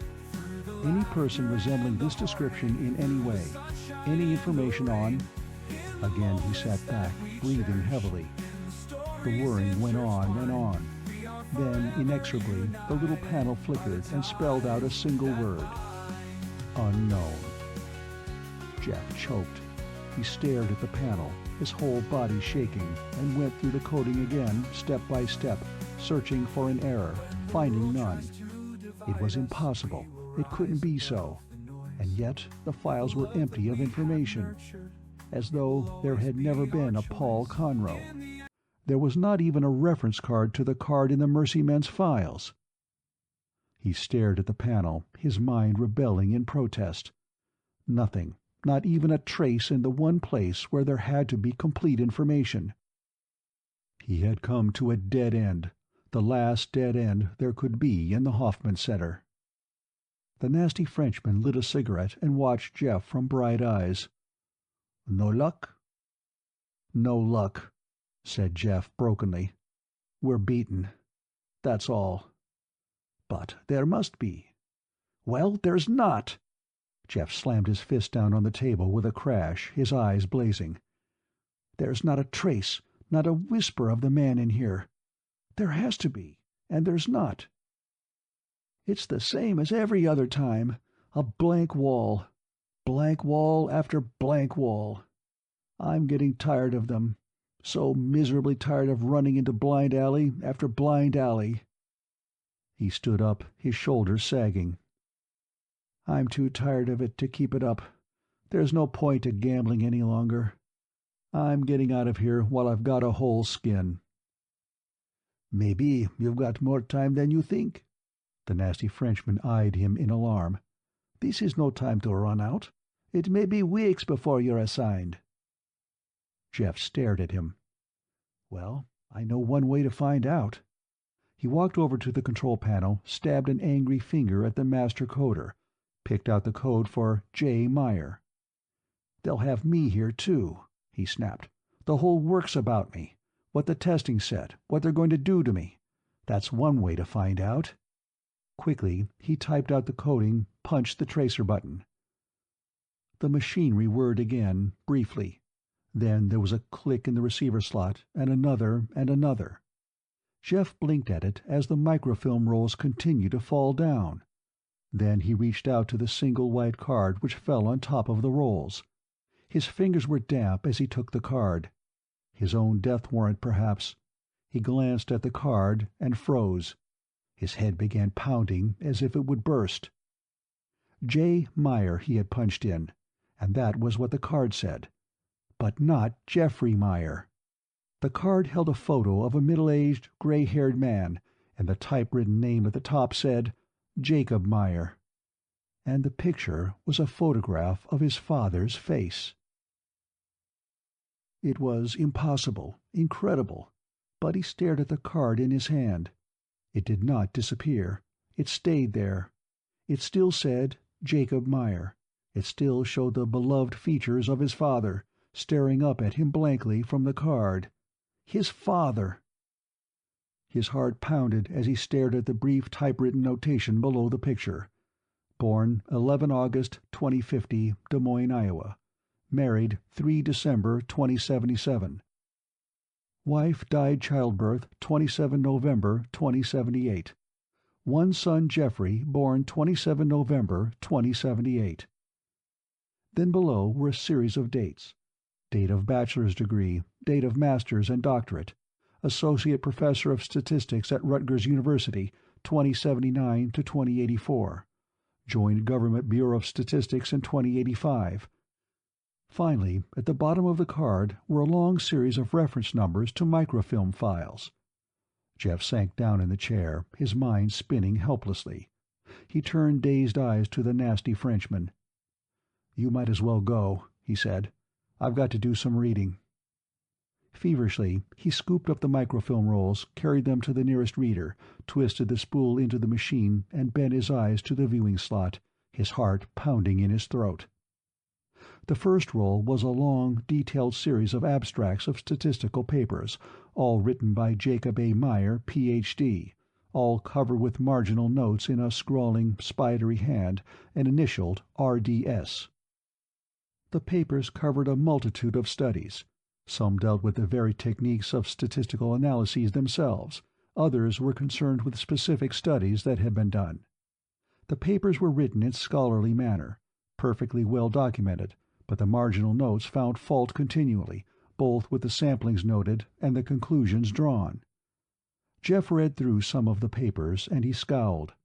They dated over a period of the 4 years when his father had been teaching statistics. There were several dozen papers, all with marginal notes, none of which made much sense to Jeff. With a sigh, he pulled out the roll, fed in another. This one seemed a little more rewarding.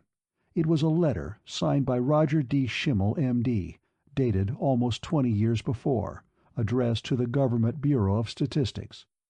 Jeff's eyes skimmed the letter briefly, catching words here, phrases there. As Director of Research at the Hoffman Center, considered it my duty to bring this unbelievable condition to the attention of higher authorities. Naturally, a statistical analysis must be made of the matter before it can be concluded that there has been a marked increase in mental illness of any kind in the general populace. Having followed Dr. Meyer's analyses in the past with much interest, and would be pleased if he could come to the Hoffman Center within the next month to commence such a study. There was nothing tangible, nothing that made sense. Jeff shuffled through the rolls, popped another into place in the reader. This time he read much more closely a letter from an unknown person to Dr. Schimmel. It was dated almost a year later than the former letter. This note referred in several places to the almost unbelievable results of the statistical study done several months ago. It also referred to the investigation just concluded of possible disturbing elements in the analysis. The final paragraph Jeff read through 3 times, his eyes nearly popping. There was no doubt that the data was sound and properly collected. Naturally, the results of the analysis followed mathematically from the data. It seemed, therefore, that we were dealing with a disturbing factor heretofore quite unsuspected. Our investigation leads us to the unavoidable, though hardly credible, conclusion that Dr. Jacob A. Meyer was himself the sole disturbing factor in the analysis. No other possibility fits the facts of the picture. We recommend, therefore, that an intensive study of Dr. Meyer's previous work be undertaken, with a view to answering the obvious questions aroused by such a report. We also recommend that this be undertaken without delay." At the top of the letter, in red letters, was the government's careful restriction, "Top Secret." Another roll went into the reader. This held the letterhead of a New York psychiatrist. Jeff's eyes caught the name, and he read eagerly: "Dear Dr. Schimmel, we have studied the microfilm records you posted to us with extreme care, and undertaken the study of Jacob Meyer, as instructed. Although it is impossible to make a positive diagnosis without interviewing and examining the patient in person, we are inclined to support your views as stated in your letter. As to the possibility of other more remarkable phenomena occurring, we are not prepared to comment. But we must point out that this man almost certainly undergoes a regular manic-depressive cycle, may be dangerously depressed, even suicidal, in a depressive low, and may endanger himself and others in a manic period of elation. Such a person is extremely dangerous and should not be allowed freedom to go as he chooses." Jeff looked up, tears streaming from his eyes. His whole body was wet with perspiration. He could hardly keep his balance as he stood up. What lies! The idea that his father could have been insane, that he could have falsified any sort of statistical report that he had done. It was impossible. A pack of incredible lies. But they were here, on the files of the greatest medical center on the face of the earth. Lies about his father. Lies that Jeff couldn't even attack because he could not understand them. The door swung open sharply, and the nasty Frenchman stuck his head in, panting. "Better be going," he snarled. "There are guards coming." His head disappeared abruptly, and Jeff heard Harpo's voice bellow at him. "Come on! We've got to run!" Jeff's legs would hardly move. He felt numb, as though 1,000 nerve centers had been suddenly struck all at once. He fumbled, pouring the microfilm rolls into his pockets, his mind whirling. There was no sense to it, no understanding, no explanation. Somehow, he knew, there was a tie-in between these records of his father, taken so long ago, and the absence of any information on Paul Conroe in the files. But he couldn't find the link. He ran out into the hall, leaped into the jitney car. He hung on for dear life as it sped through the tunnel, into the blackness of the spiral once again.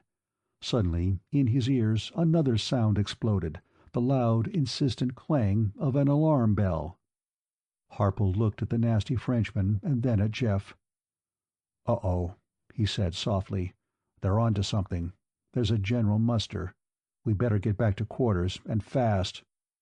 He shoved the controls ahead a bit further, and Jeff felt the car leap ahead. Finally, it settled down in the quarters corridor. They leaped out. Harpo set the dials for the car to return, and the three men ran for their quarters, the bell still clanging in their ears. In Jeff's mind, thoughts were tumbling as he ran. Hopeless thoughts, uneasy thoughts. As he had ridden up, little chinks had fallen into place in his mind. Little spaces that he had never understood suddenly began to make sense, adding up to questions, big questions. It was too pat, too easy that Conroe should come in here and vanish as if he had never been alive. Things didn't happen that way, not even for Conroe. Other things came into focus, slowly, flickering briefly through his mind. Things that had happened years before, things that seemed, suddenly, to mean something. Then, just as they came into focus, they flickered back out of reach again. They were incidents like the night in the gambling room, like the night in the nightclub with the dancer swaying before him, like the sudden, shocking jolt that had awakened him from the depths of hypnosis and driven him face first into a stone wall. Things like the curious viciousness of his hatred for Paul Conroe, a hate that had carried him to the ends of the earth. But now that hate lay stalemated, and new and more frightening information threatened to descend on him. What did it mean? Jeff felt the uneasiness crystallize into real fear. He broke into a run down the corridor toward his room. Fear pounded through his mind, suddenly, unreasonably. He tore open the door, fell inside, closed it tight behind him before snapping on the lights. The room was empty. The coffee pot still stood on the little table. It was still hot, still steaming. Blackie was gone, and a cigarette still burned on the edge of the tray. He had to get out. He knew it then, knew that was at the bottom of the unreasonable fear. The bell was still clanging in the hallway, loudly piercing the still air of the room. He had to flee while he could. Instinctively, now he knew that he'd never find Paul Conroe in the center, never in 1,000 years of searching. The fear grew stronger, a little voice screaming in his ear, "Don't wait! Run! Run now, or it's too late!" He tore open his footlocker, stared at the empty hooks. The locker was cleaned out, empty of every stitch of clothing.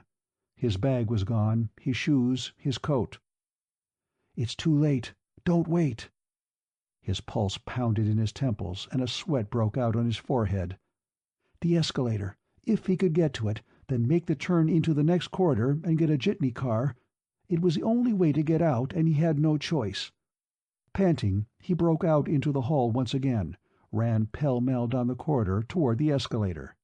Then, when he was almost there, a wire cage slammed down across the corridor and blocked his path completely.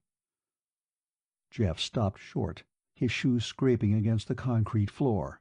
His heart pounded a deafening tattoo in his ears as he stared at the wire grill. Then he whirled and ran back down the corridor as fast as his legs would move. If he could get back to the offices, back to the main corridor before they stopped him, he could get a car there. Far ahead, he saw the bright light of the main corridor. His breath came in a hoarse whine as he tried to run faster. And then, 10 yards ahead, he saw another grill clank down, cutting him off, falling directly in his path. He cried out, a helpless, desperate cry. He was trapped, caught in the one length of corridor. His mind spun dizzily to Blackie. She had been gone. Where to? Where had everybody gone? He stared back, frantically jerking open doors on either side of the corridor, staring into room after room, his breath catching in his throat as he ran. All the rooms were empty. Jeff felt his mind spinning. He felt a curious inevitability, a fantastic pattern falling into shape as he stared into the empty rooms. Finally, he reached his own again. Wide-eyed and panting, he threw the door open, strode in and threw himself down in the chair and waited. He did not wait long. For a few moments there was no sound. Then he heard the sounds of feet coming down the corridor. He tightened his grip on the chair arm. He wasn't thinking any longer. Cold beads of sweat stood out on his forehead as he waited, hearing the steps draw nearer. For the first time that he could remember, sheer terror crept through his mind, paralyzing him. He knew he had waited too long. His chance to jump the road was gone. There was no longer any escape. Then the door was filled by some figures. One of them was the tall, white figure of Dr. Schimmel. He walked into the room and smiled like the cat that ate the canary. Sinking down on the bed with a sigh, he was still smiling at Jeff. The girl followed him into the room. Her eyes were downcast. She tossed a little pair of ivory dice into the air and caught them as they fell. The doctor smiled and drew a crisp white paper from his pocket, began unfolding it slowly. "A matter of business," he said, almost apologetically. "It's time we got down to business, I think." Chapter 11. Jeff raised his eyes to the doctor's face. His throat felt like sandpaper. He tried to swallow and couldn't. "Sorry," he grated. "I've changed my mind. I'm not talking business." Dr. Schimmel smiled, his head slowly moving back and forth. "I hear you're quite handy at the dice, Jeff." Jeff jumped out of the chair, fists clenched, eyes blazing at the girl. "You bitch," he snarled. "You two-bit tramp stoolie. You'd sell your grandmother short for a bag of salt, wouldn't you? Come to me with your sob stories, beg me to move out of here with you." His voice was biting. "How much did they pay you to sell out? 100,000, maybe? Or was this just a little routine affair? Maybe 1,000 or two."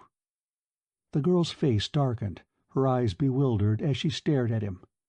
"No, that's not true. I didn't." "Well, it won't do them any good, no matter how much they paid you, because I'm not signing a release, now or ever." A guard grabbed Jeff's arm, forcing him back into the chair. Dr. Schimmel still smiled, clasping his knee with his hands. "I guess you didn't quite understand me," he said pleasantly. "You mustn't blame Blackie. She didn't sell you short. She just couldn't help answering a few perfectly innocent questions." His eyes returned to Jeff coldly. "We're not asking you to sign a release, Jeff. We're telling you." Jeff stared at him in amazement. "Don't be silly," he blurted. "I'm not signing a release to you people. Do you think I'm out of my mind? Take it away, burn it, and get yourself another guinea pig." Dr. Schimmel smiled quietly and shook his head. "We don't want another guinea pig, Jeff. That's just it. We want you." A little line of sweat broke out on Jeff's forehead. "Look," he said hoarsely, "I'm not signing anything. Do you understand? I've changed my mind. I don't care for the work here. I don't like the company." Schimmel's smile faded. He shrugged and tucked the white paper back into his white coat. "Just as you wish," he said. "The release is just a formality. Bring him along, boys." "Wait!" Jeff was on his feet again, facing the guards, his eyes wide with fright. His eyes caught Schimmel's. "Look, you've got things wrong. I'm a fake in here, a fraud. Can't you understand that? I didn't come in here to volunteer.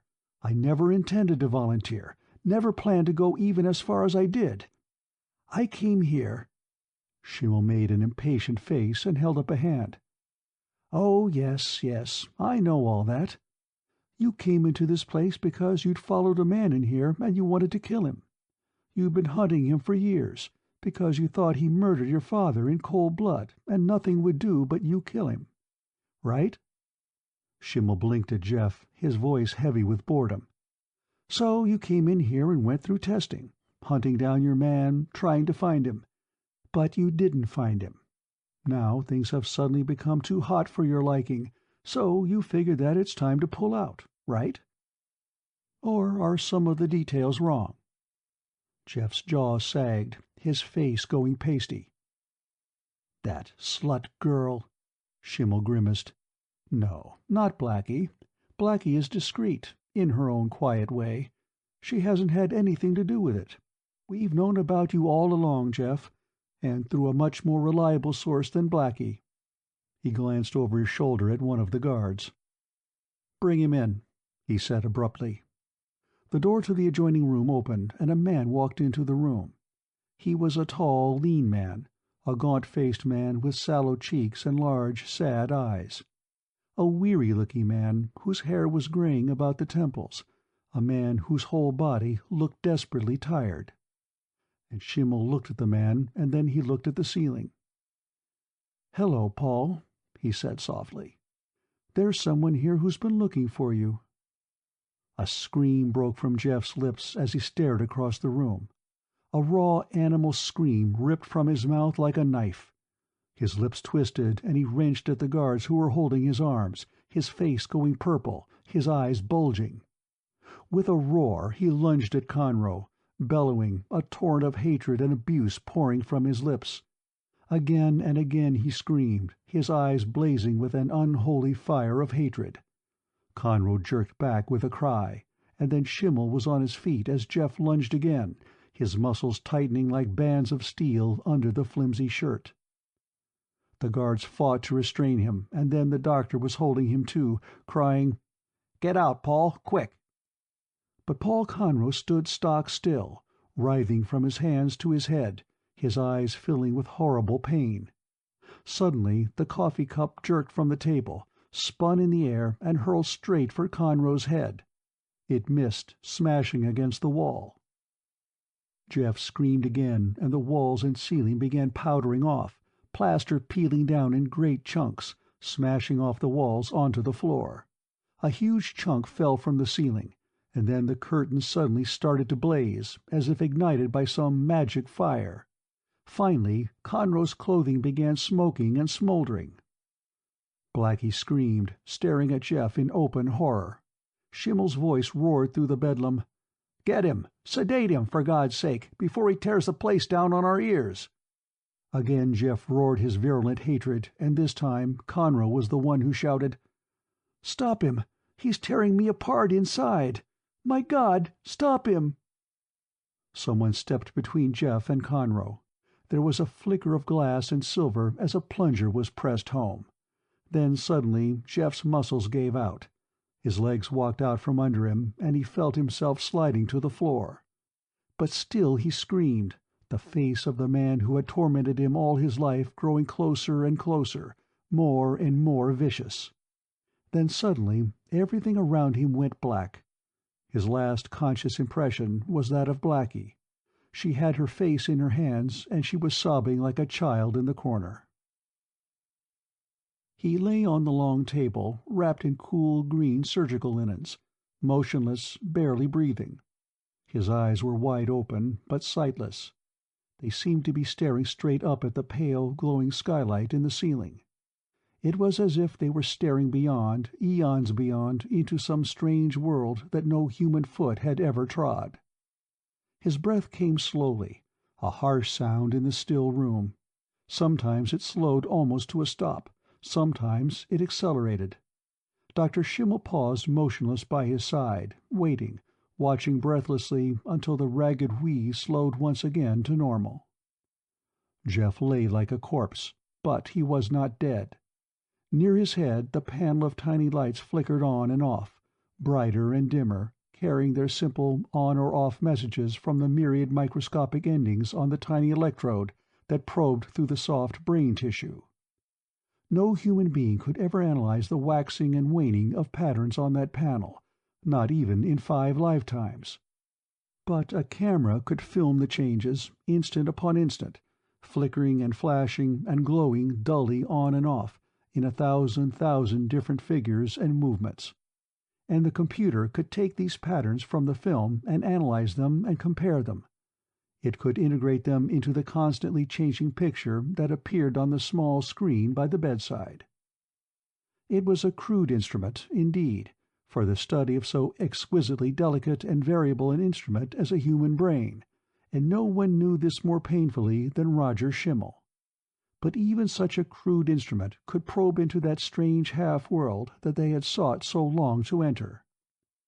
Near the bedside, Paul Conroe sat motionless, his face drawn, his gaunt cheeks sunken. His eyes were wide and fearful as he watched the picture panel, and his fingers trembled as he lit his pipe. He kept watching. "It could be so dangerous," he murmured finally, turning to look at Schimmel. "So terribly dangerous." Schimmel nodded gravely, adjusting the micro-vernier that controlled the probing instrument. "Of course it could be dangerous, but not too much so. 20 years ago he'd have been dead already, but we haven't been wasting time all these years we've been waiting for him. Particularly this cell-probing technique. We've ironed out the bugs. He'll survive all right, unless we run into something mighty—" Conroe shook his head. "Oh, no, no, I don't mean dangerous for him. I mean dangerous for us. Even he doesn't realize his power. How can we predict what sort of power it might be?" He looked up at Schimmel, his eyes wide. "That room. It would have been gone in another 5 minutes, simply torn apart into molecular dust. He did it, and yet I'd swear he didn't know what he was doing. I doubt if he even realized what was happening. And the fire. That was real fire, Roger. I know. I felt it burn me." Schimmel nodded eagerly. "Of course it was real fire. Set molecules to spinning at terrifically accelerated rates, and you have fire. But those are the things we have to learn, Paul." Conroe shook his head, fearfully. "We could both see the fire, but there was something else. You couldn't feel the hatred that was in that room. I could." He looked up, his eyes haunted. "God, Roger, how could a man hate that way? It was thick. It ran out into the room like syrup.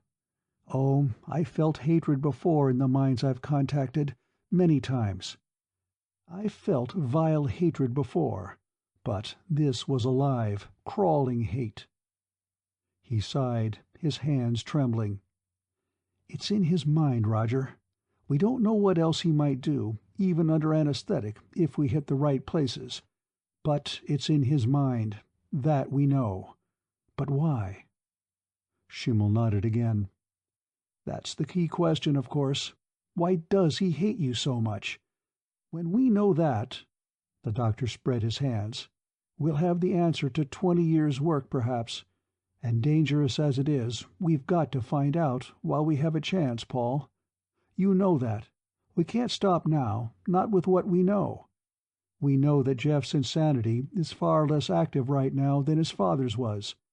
But unless we can locate the areas, find the location of both factors, the psychosis and the extrasensory powers, we're lost.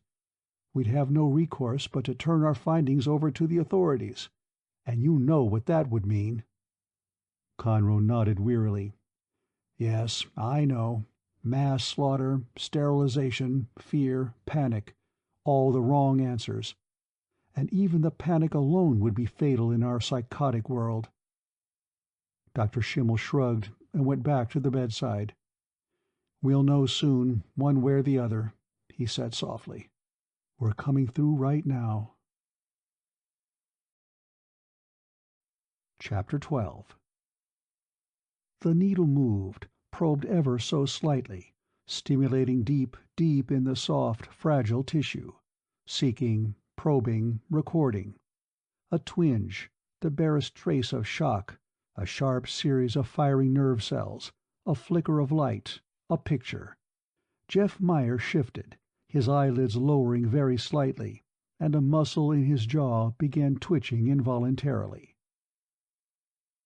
He was floating gently on his back, resting on huge, fluffy, billowing clouds. He didn't know where he was, nor did he care. He just lay still, spinning gently, like a man in free fall, feeling the gentle clouds around him pressing him downward and downward. His eyes were closed tightly, so tightly that no ray of light might leak in. He knew as he floated that whatever happened, he dare not open them. But then there were sounds around him. He felt his muscles tighten, and he clasped his chest with his arms. There were things floating through the air around him, and they were making little sounds, tiny squeaks and groans. He shuddered, suddenly horribly afraid. The noises grew louder and louder, whispering into his ear, laughing at him. He opened his eyes with a jolt, staring at the long, black, hollow tunnel he was falling through. He was spinning, end over end, faster and faster down the tunnel. He strained to see through the darkness to the bottom, but he couldn't. Then the laughter started. First little, quiet giggles, quite near his ear, but growing louder and louder. Unpleasant laughs, chuckles, guffaws. They followed each other, peal upon peal of insane laughter, reverberating from the curved tunnel walls, growing louder and louder, more and more derisive. They were laughing at him, whoever they were, and their laughs rose into screams in his ears. Then, to gain silence, he was forced to scream out himself. And he clasped his hands to his ears and shut his eyes tight. And abruptly the laughter stopped. Everything stopped. He lay tense, listening. No, not everything. There were some sounds. Somewhere in the distance he could hear the bzz, bzz, bzz of a cicada. It sounded sharp in the summer night air. He rolled over, felt the crisp sheets under him, the soft pillow, the rustling of the light blanket. Where? And then it came to him clearly. He was in his room, waiting, waiting and expecting. Daddy! Quite suddenly he knew that Daddy had come home. There had been no sound in the dark house. He hadn't even heard the jet car go into the garage, nor the front door squeak. But he had known just the same that Daddy was here. He blinked at the darkness, and little chills of fright ran up his spine. It was so dark, and he didn't like the dark, and he wished Daddy would come up and turn on the light. But Daddy had said ever since Mommy died that he must be a brave little man, even if he was only 4. He lay and shivered. There were other noises, outside the window, in the room, frightening noises. It was all very well to be a brave little man, but Daddy just didn't understand about the dark and the noises. And Daddy didn't understand about how he wanted somebody to hold him close and cuddle him and whisper to him. And then he heard Daddy's step on the stair and felt him coming nearer. He rolled over and giggled, pretending to be asleep. Not that he'd fool Daddy for a minute. Daddy would already know he was awake. They played the same game night after night. But it was fun to play little games like that with Daddy. He waited, listening until he heard the door open, and the footsteps reach his bed. He heard Daddy's breathing, and then he rolled over and threw the covers off and jumped up like a little white ghost, shouting, "Boo! Did I scare you, Daddy?" And then Daddy took him up on his shoulders and laughed, and said he was a big white horse come to carry little Jeff on a long journey. So they took the long journey down to the study for milk and cookies, just as they always did when Daddy came home. He knew Daddy didn't want any milk, of course. Daddy never drank milk at night with him. Daddy was much more interested in the funny cards, the cards he had watched Daddy make that day a year ago. Daddy had him run through them over and over and over. Circle, spiral, figure 8, letter B, letter R. "It was a letter R, Daddy, but it couldn't have been, I know. Oh, you're trying to catch me. Can we play with the marbles now, Daddy? Or the dice tonight? The round-cornered ones. They're much easier, you know." But Daddy would watch him as he read the cards, wrinkling up his nose and calling out the figure. And he would see Daddy mark down each right one and each wrong one. And then he would feel Daddy almost beaming happiness and satisfaction, and he would wait eagerly for Daddy to get out the dice, because they were so much more fun than the cards.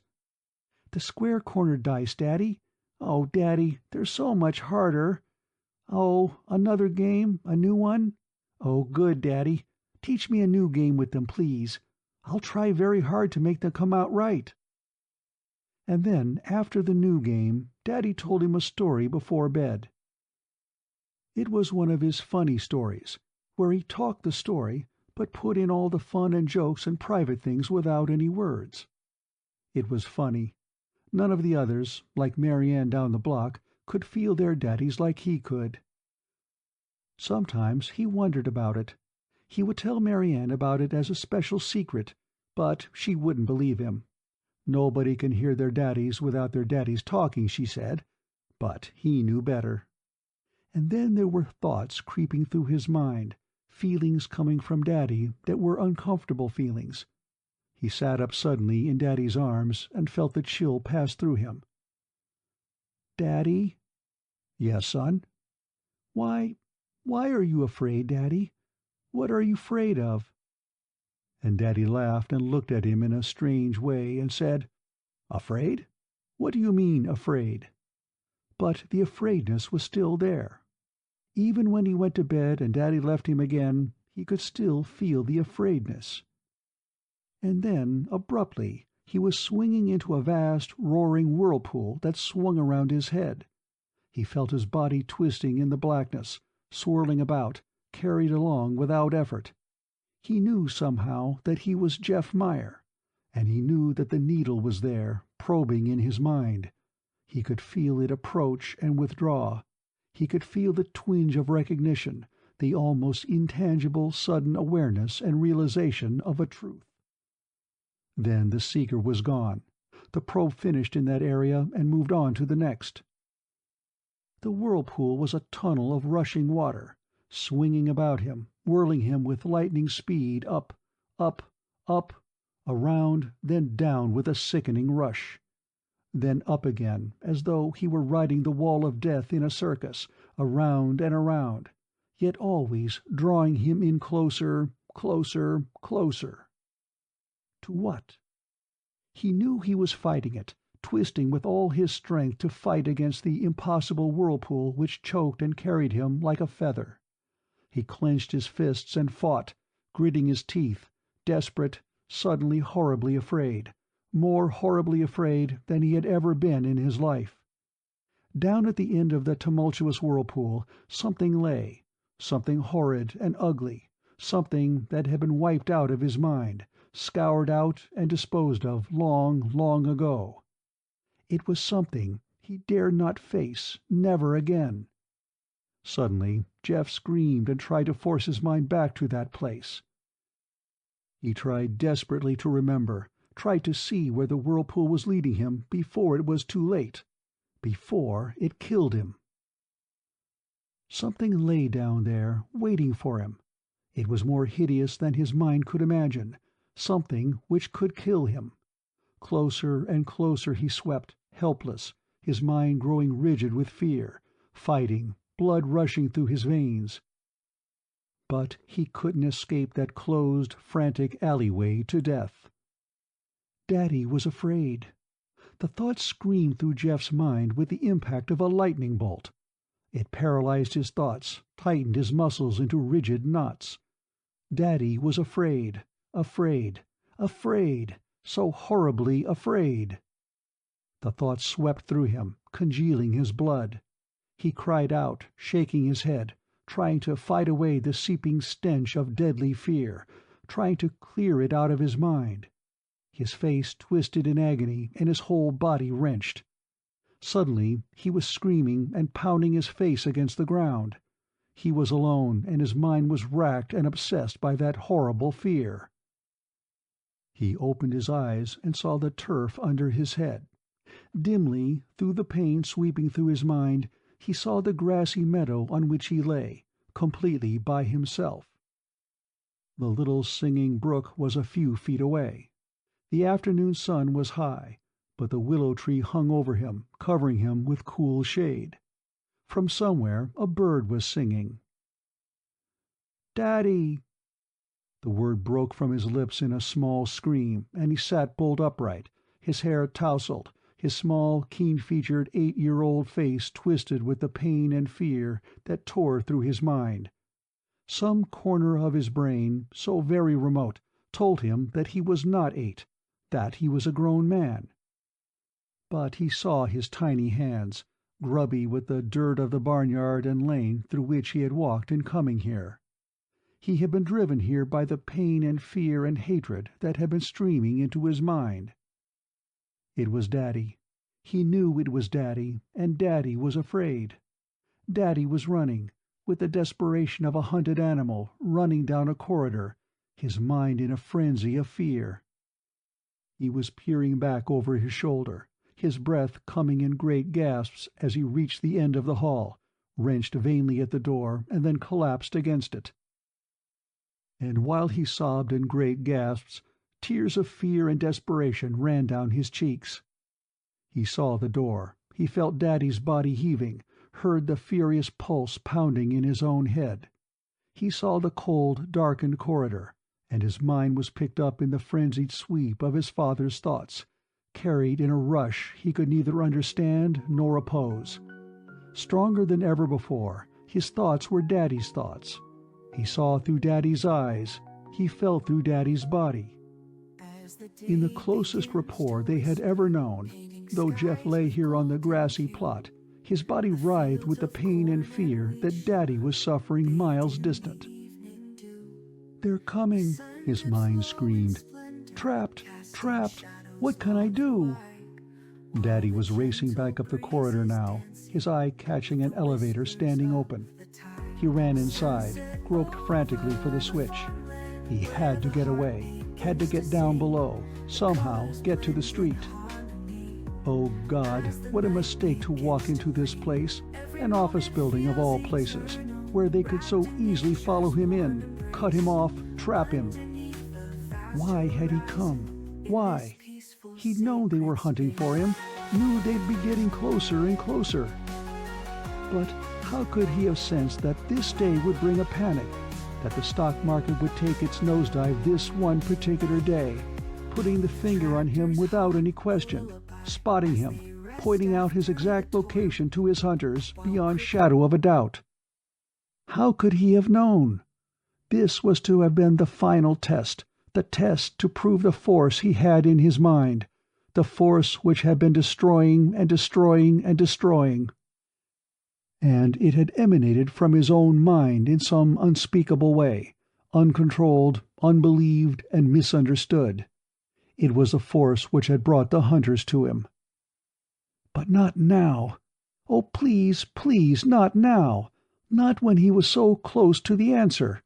Not when he was so close. Slowly, helpless anger seethed through his mind. They had no right to stop him now. In another day, another week, he could have the answer.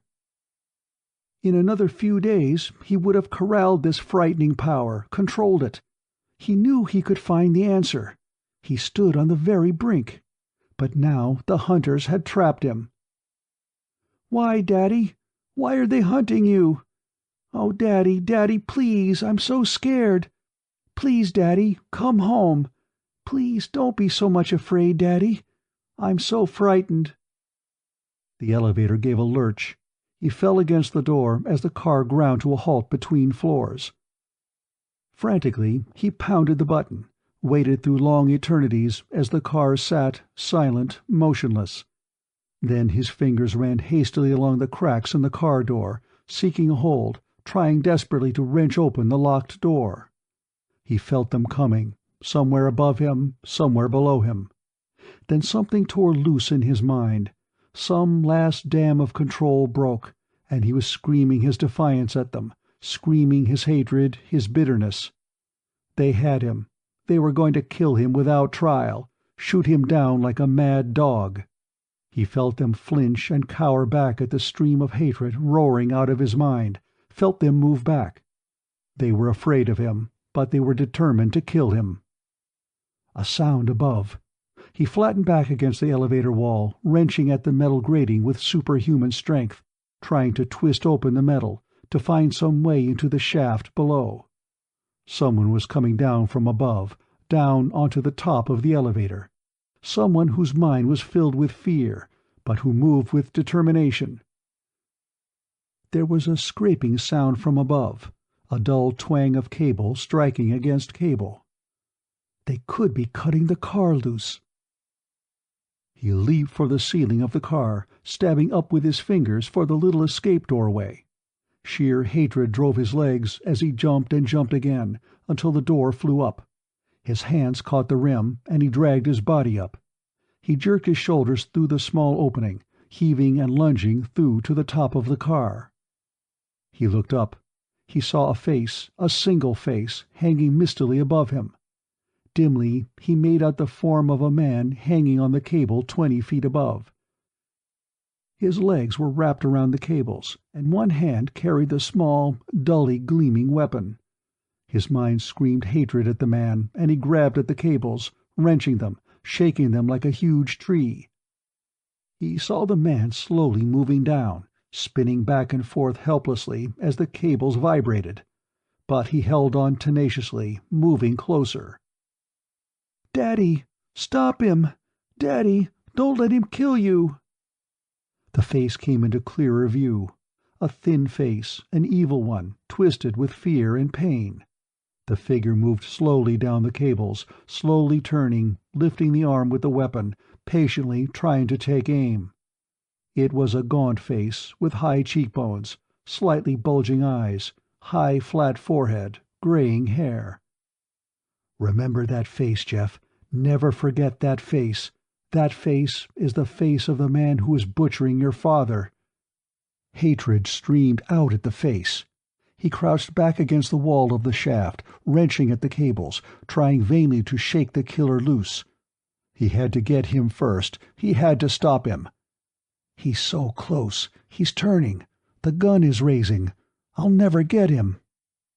The face, hovering close, eyes wide, the face of a ghoul, and below the face was the dull, round hole of the gun muzzle, just inches away. A finger tightened. A horrible flash came, straight in the eyes. "Daddy!" The thoughts screamed through his mind, the bitter, naked hatred, the hatred of madness, streaming out in one last searing inferno. Then came a sickening lurch, a lurch of maddened fear and hate, and there was the snuffing out of a light, leaving darkness. "Daddy! No, Daddy! No! I can't feel you any more, Daddy! What have they done to you? Oh, please, Daddy, talk to me! Talk to me! No, no, no! Oh, Daddy, Daddy, Daddy!" Dr. Schimmel looked up from the pale, prostrate form after a long time. His forehead was beaded with sweat. The color had drained almost completely from Jeff's face, and his skin had taken a waxy cast. His breathing was so shallow it was hardly audible in the still room, and the panel of flickering lights had become almost completely still. "We can't go on yet," said Dr. Schimmel, his voice hoarse. "We'll have to wait." He turned and walked across the room, trying to keep his eyes away from the prostrate form on the bed. Yet everywhere he went, it seemed his eyes caught the idiotic stare in the man's blank eyes. "We'll have to wait," he repeated, and his voice was almost a sob. Chapter 13. Paul Conroe moved for the first time, running a hand through his thick gray hair as he glanced up at Schimmel. "Some of that came through to me, even now," he said weakly. His face, also, was ashen, and his eyes were haunted. To think that he hated me that much, and to think why he hated me. He shook his head and buried his face in his hands. "I never knew about the old man and the son. I just never knew. If I'd known, I'd never have done it." The room was still for a long moment. Then Schimmel blinked at Conroe, his hands trembling. "So, this is the tremendous power, the mutant strain we've been trying to trace for so long." "This is one of the tremendous powers," Conroe replied wearily. "Jeff probably has all the power that his father had, though it hasn't all matured yet. It's just latent, waiting for the time that the genes demand of his body for fulfillment. Nothing more. And other people have the same powers. Hundreds, thousands of other people. Somewhere, 150 years ago, there was a change. A little change in one man or one woman." He looked up at Schimmel, the haunted look still in his large eyes. "Extrasensory powers, no doubt of it. A true mutant strain, but tied into a sleeper. A black gene that spells insanity. One became two, and two spread to four. Extrasensory power and gene-linked insanity. Always together, growing, insidiously growing like a cancer. And it's eating out the roots of our civilization." He stood up, walked across the room, and stared down at the pallid-faced man in the bed. "This answers so many things, Roger," he said finally. "We knew old Jacob Meyer had a son, of course. We even suspected that the son might share some of his powers. But this, we never dreamed it. The father and son were practically two people with one mind, in almost perfect mutual rapport. Only the son was so young he couldn't understand what was wrong. All he knew was that he felt Daddy and could tell what Daddy was thinking. Actually, everything that went on in his father's mind, everything, was in his mind too, at least in the peak of the old man's cycle of insanity." Schimmel looked up sharply. "Then there's no doubt in your mind that the old man was insane?" Conroe shook his head. "Oh no, there was no doubt. He was insane, all right. A psychiatric analysis of his behavior was enough to convince me of that, even if following him and watching him wasn't. He had a regular cycle of elation and depression, so regular it could almost be clocked. He'd even spotted the symptoms of the psychosis himself, back in his college days. But, of course, he hadn't realized what it was. All he knew was that at certain times he seemed to be surrounded by these peculiar phenomena, which happened rapidly and regularly at those times when he was feeling elated, on top of the world, and at other times he seemed to carry with him an aura of depression. Actually, when he hit the blackest depths of his depressions, he would be bringing about whole waves of suicides and depression, errors and everything else. Conroe took a deep breath. We knew all this at the time, of course. What we didn't know was that the old man had been seeking the answer himself, actively seeking it. All we knew was that he was actively the most dangerous man alive on Earth, and that until he was killed, he would become more and more dangerous, dangerous enough to shake the very roots of our civilization. Schimmel nodded slowly. And you're sure that this destructive use of his power was a result directly of the insanity? Conroe frowned. Not quite, he said after a moment. Actually, you couldn't say that Jacob Meyer used his extrasensory powers. They weren't, for the most part, the kind of powers he could either control or use. They were the sort of powers that just happened. He had a power, and when he was running high, in a period of elation when everything was on top of the world, the power functioned. He fairly exuded this power that he carried, and the higher he rose in his elation, the most viciously dangerous the power became. Conroe stopped, staring at the bed for a long moment. The hellish thing was that it couldn't possibly be connected up with a human power at all. After all, how can one human being have an overwhelming effect on the progress of a business cycle? He can't, of course, unless he's a dictator, or a tremendously powerful person in some other field. And Jacob Meyer was neither. He was a simple, half-starved statistician with a bunch of ideas that he couldn't even understand himself, much less sell to anyone who could do anything with them. Or how can a man, just by being in the vicinity, tip the balance that topples the stock market into an almost irreparable sag? Conroe leaned forward, groping for words.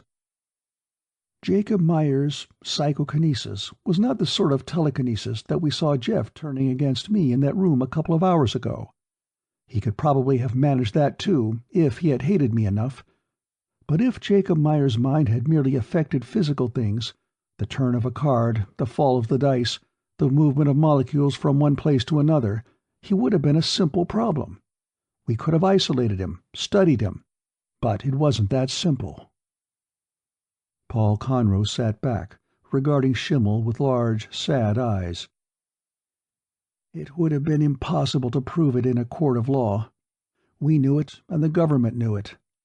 That was why they appointed us assassins to deal with him. Because Jacob Meyer's mind affected probabilities.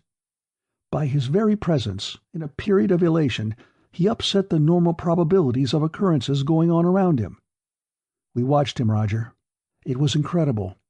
We watched him in the stock market, and we saw the panic start almost the moment he walked in. We saw the buyers suddenly and inexplicably change their minds and start selling instead of buying.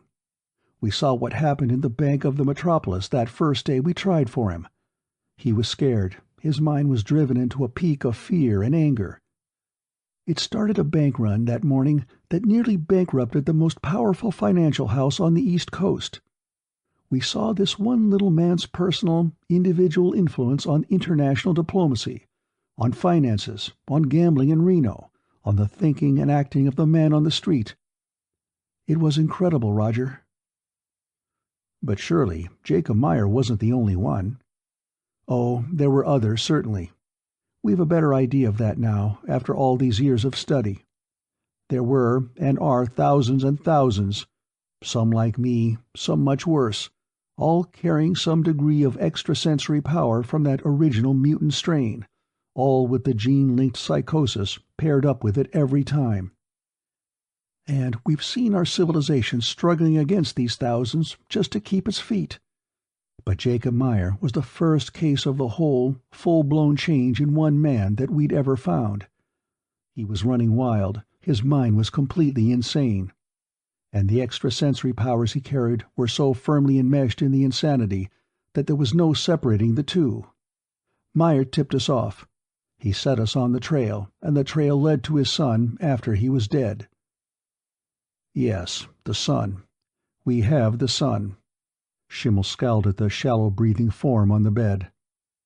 "We should have had him before, years before." "Of course we should. But the sun vanished after his father's death. We never knew why he vanished, until now. But now we know that when we killed his father, we did more than just that. We almost killed our last chance to catch this thing and study it before it was too late. Because when we killed Jeff's father, we killed Jeff Meyer, too." Schimmel scowled. "I don't follow. He's still alive." "Oh, of course he's still alive. But can't you see what happened to him? He was living in his father's mind. He knew everything his father knew, but he didn't understand it. He thought with his father's thoughts. He saw through his father's eyes, because they were mutually and completely telepathic. He felt his father's fear and frustration and bitterness when we trapped him in that office building finally. He lay screaming on the ground on a farm somewhere, but actually he was in his father's mind. It was a mad mind, a mind rising to the highest screaming heights of mania, as he waited for me to come down and kill him. And Jeff was surrounded with his father's hatred. He saw my face through his father's eyes, and all he could understand was that his daddy was being butchered and that I was butchering him. When the bullet went into his father's brain and split his skull open, Jeff Meyer felt that too. When his father died, Jeff died too. A part of him, that is. They were one mind, and part of that one mind was destroyed." Conroe paused, his forehead covered with perspiration. The room was silent except for the hoarse breathing of the man on the table. Conroe's face, as he looked down, was that of a ghost. "No wonder the boy disappeared," he whispered. "He'd been shot through the head. He was almost virtually dead. He must have gone into shock for years after such a trauma, Roger. He must have spent years roaming that farm, cared for by an aunt or uncle or cousin, while he slowly recovered. No wonder we could find no trace. And then, when he did get well, all he knew was that his father had been murdered. He didn't know how, he didn't know why, and he dared never remember the truth. Because the truth was that he had been killed. All he dared recognize was my face, a recurrent, nightmarish hallucination rising out of his dreams, plaguing him on the streets, tormenting him day and night." "But you were hunting him." "Oh yes, we were hunting him. It was inevitable that sooner or later we would come up face to face. But when we did, I received such a horrible mental blow that I couldn't even look to see what he looked like. I could do nothing but scream and run. When he saw me that day in the nightclub, he took complete leave of his senses. He exploded into hatred and bitterness, and then he resolved to hunt me down and kill me for killing his father." Conroe spread his hands apologetically. "It seemed good sense to use that hatred and singleness of purpose to draw him here. But it was torture. He followed me with his mind, without even knowing it. It was old Jacob Meyer's face that haunted me everywhere I went. I didn't know why then, because I didn't know Jeff had been part of that mind. And Jeff didn't know that he carried and broadcast that horror wherever he went." Conroe leaned back, his body limp in exhaustion. "We needed Jeff so desperately. Yes, we needed him here for testing, for this study. It's been a long, tedious job, studying him, observing him, photographing him, learning how much of his father's power he had. And we dared not bring him in here until we were sure it was safe. And now, with what he knows, he is more vitally dangerous than his father ever was. There are hundreds that carry the change, in larger or smaller part, all gene-linked with insanity. And Jeff Meyer is insane as any of the rest of them. But at least there's hope, because we can study him now. Because unless we can somehow separate the function of the insanity from the function of the psychokinesis, we have no choice left, no hope." Schimmel looked up, his eyes wide. "No choice, but to kill them, every one. To hunt out the strain and wipe it from the face of the earth so ruthlessly and completely that it can never rise again. And to wipe out with it the first new link in the evolution of man since the dawn of history. Slowly, Roger Schimmel's eyes traveled from Jeff Meyer's form on the bed to Paul Conroe's grave face. "There's no other way?" "None," said Paul Conroe. "Jeff," said Dr. Schimmel. "Jeff Meyer." The figure on the cot stirred ever so slightly. The eyes slowly closed, then reopened, looking slightly less blank. Jeff's lips parted in an almost inaudible groan, hardly more than a breath. "Jeff, you've got to hear me a minute. Listen, Jeff, we're trying to help you. Can you hear that? We're trying to help you, Jeff, and we need your help." The eyes shifted, turned to Schimmel's face. They were haunted eyes, eyes that had seen the grave and beyond it. "Please, Jeff, listen. We're hunting. We're trying to find a way to help you.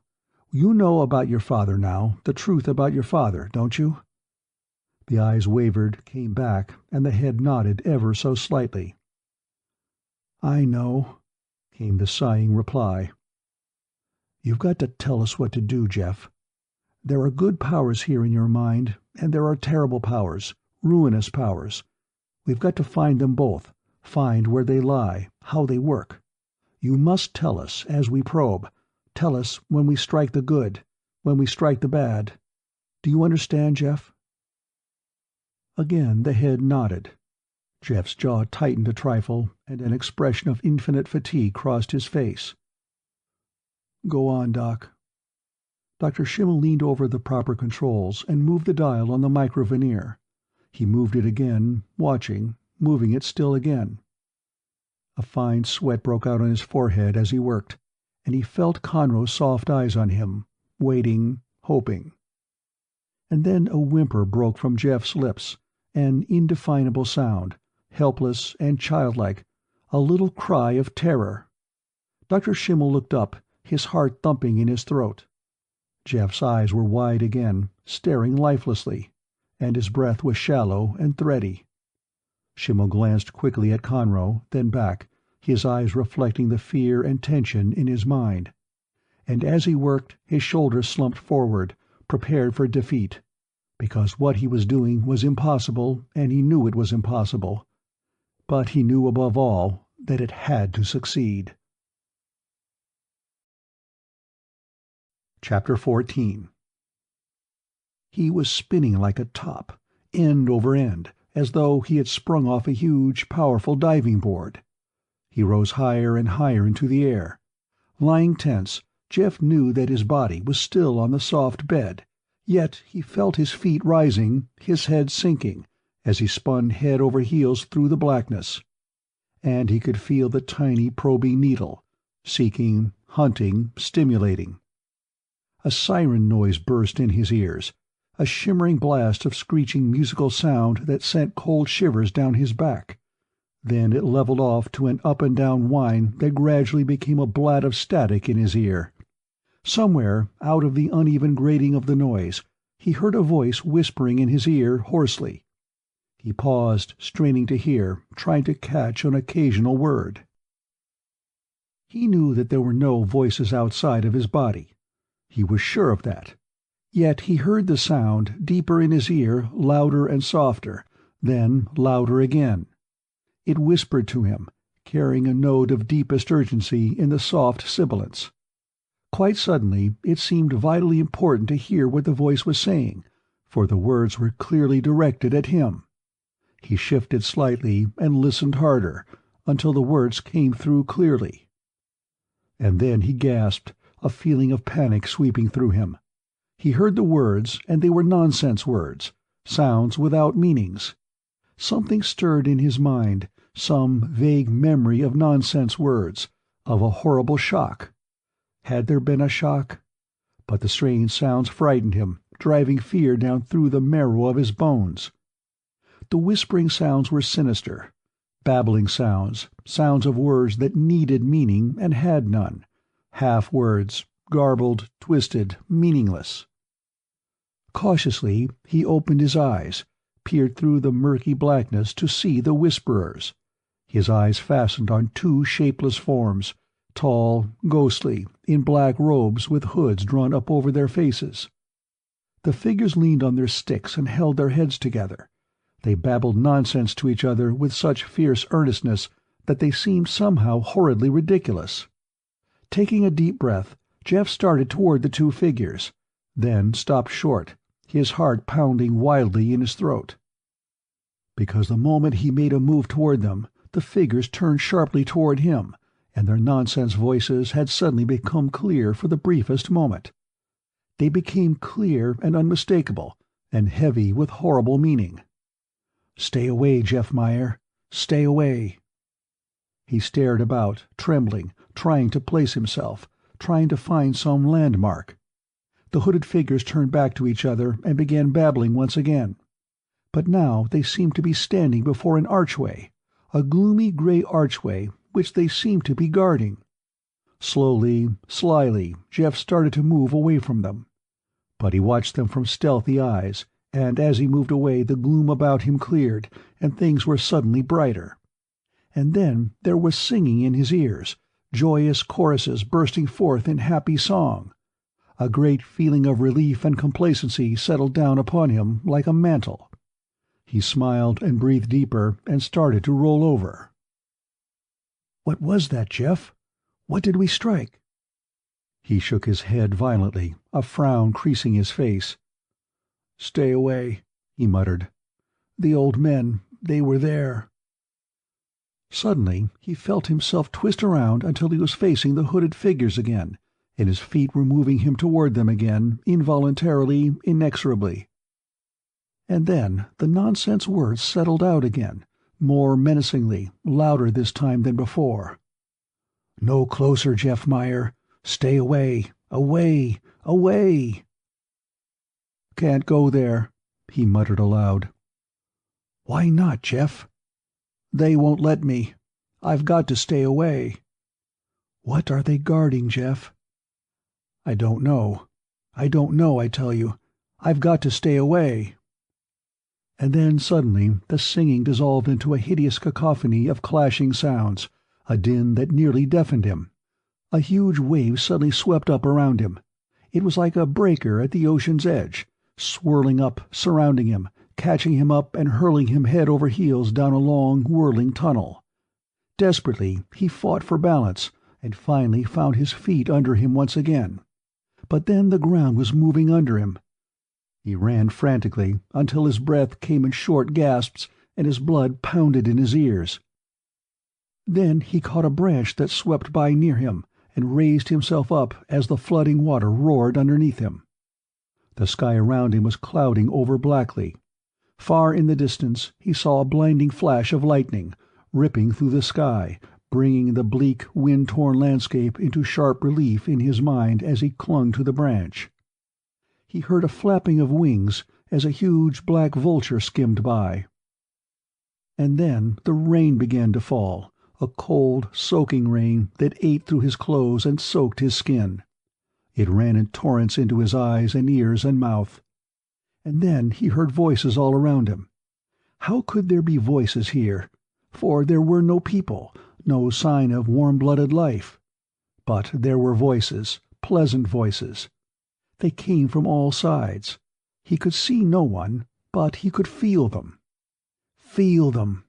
He gasped in pure joy, shooting out his mind eagerly, unbelievably, searching out the sudden feeling of perfect, warm contact he had just felt. And then his mind was running from person to person, dozens of persons, and he could feel them all, as clearly, as wondrously, as he had ever felt his father, sharply, beautifully. He cried out for joy. Tears of unrelieved happiness rolled down his cheeks as he stretched out his mind and embraced the thoughts of the people he could feel but not see. And he felt his own thoughts being met, being caught and embraced and understood. "Right here!" he shouted. "Schimmel, this is it! Don't lose it, man! This is the center! I'm controlling it! You've got it now! Work it, Schimmel! Work it for all you've got!" And then he looked at the black, menacing sky around him, and his mind laughed and cried out for the clouds to go away. And there was a wild whirling of clouds, and they broke, and the sun was streaming down upon him suddenly. He threw himself from the tree, ran down the hillside. He felt a wonderful, overpowering freedom he had never felt before, his mind free to soar and soar without hindrance. There was nothing now to stand between it and complete understanding of all men. It was a mind which could go wherever he wanted it to go, do whatever he wished. He ran down toward the bottom of the hill and felt his control growing with every step he took. He knew when he reached the bottom of the hill that the battle would be won, so he ran all the faster. And then, like some horrible nightmare, the hooded figures loomed up directly in his path, long bony fingers stabbing out at him accusingly.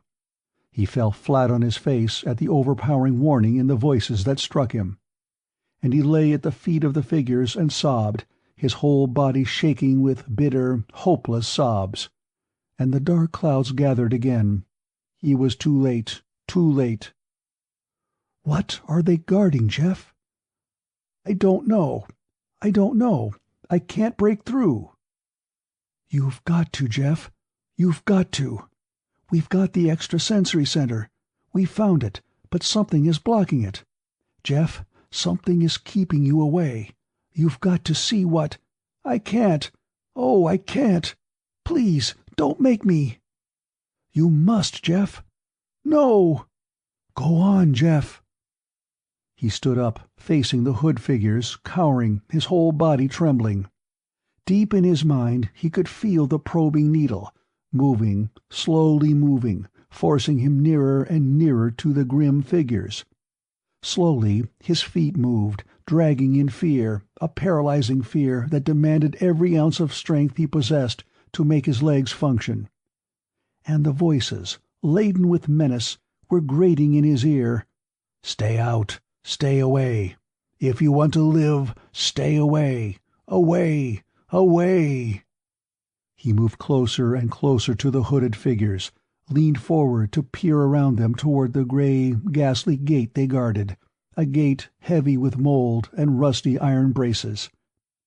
And then he reached up and threw back the hood of the first figure, stared at the face it had covered, and burst into a scream. It was his own face.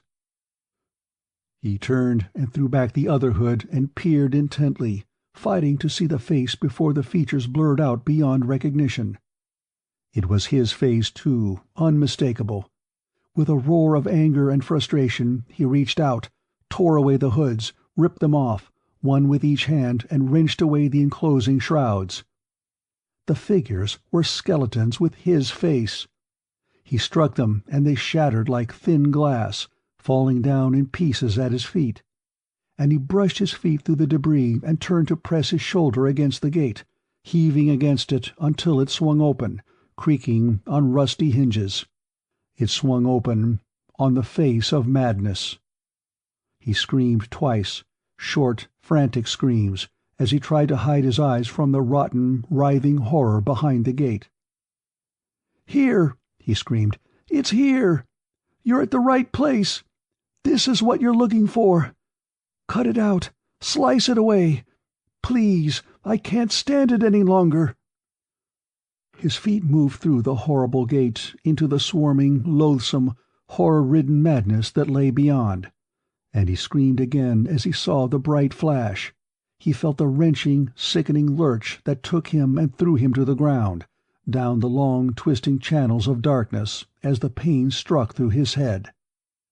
Suddenly there was another blinding flash, and he felt his muscles and his mind crumble into dust. He fell and quivered and lay helplessly as his mind sifted and drained away into the porous earth beneath him. When he opened his eyes, he saw Conroe's face. He was tense for a moment, every muscle going into spasm. Then suddenly he relaxed and blinked and stared up at Conroe's face, his eyes filled with wonder. "I'm sorry, Jeff. I don't know the words to tell you how sorry." There were tears in Conroe's eyes, and Jeff watched them and felt a chill of wonder run down his spine. For Conroe was not using words at all, and yet he knew what Conroe wanted to say. Wordlessly, he reached up, took the man's hand, pressed it briefly, and let it fall on the blanket again. "There aren't those kinds of words," he murmured. "And you feel all right?" Jeff blinked, sudden wonder dawning in his eyes. I'm alive." He struggled to sit up, felt the twinge of pain shoot down his spine. Schimmel moved up to the bedside and gently eased him back into the softness of the bed. "Yes," he said happily, "you're alive. And you're well. And there's no irony in calling you a mercy man." His eyes gleamed in happy triumph. "You're a whole man, Jeff, the way you were intended to be, for the first time in your life." The words came to him clearly, yet Jeff knew that not a single word had been audible in the room. "Just like my father," he murmured. "I just felt him, just knew what he was thinking." Tears were running down Schimmel's cheeks, and his face was so infinitely happy that he hardly seemed the same man.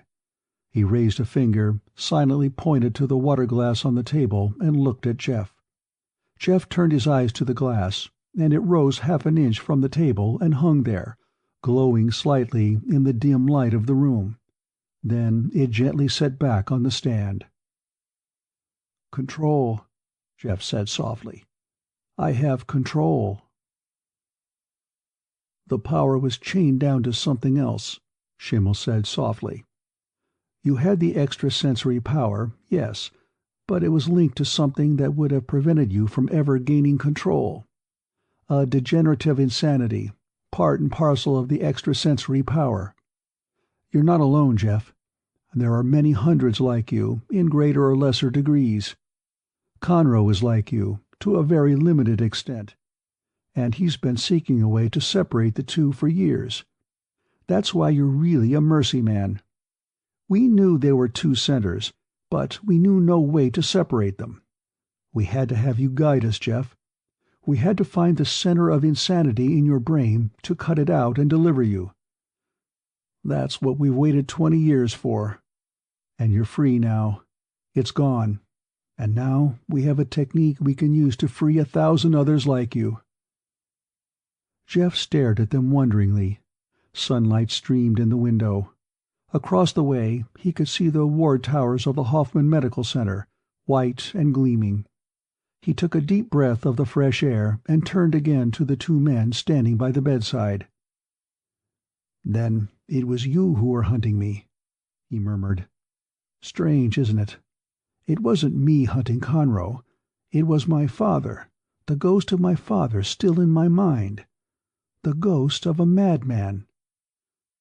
His eyes narrowed and he stared at Schimmel closely.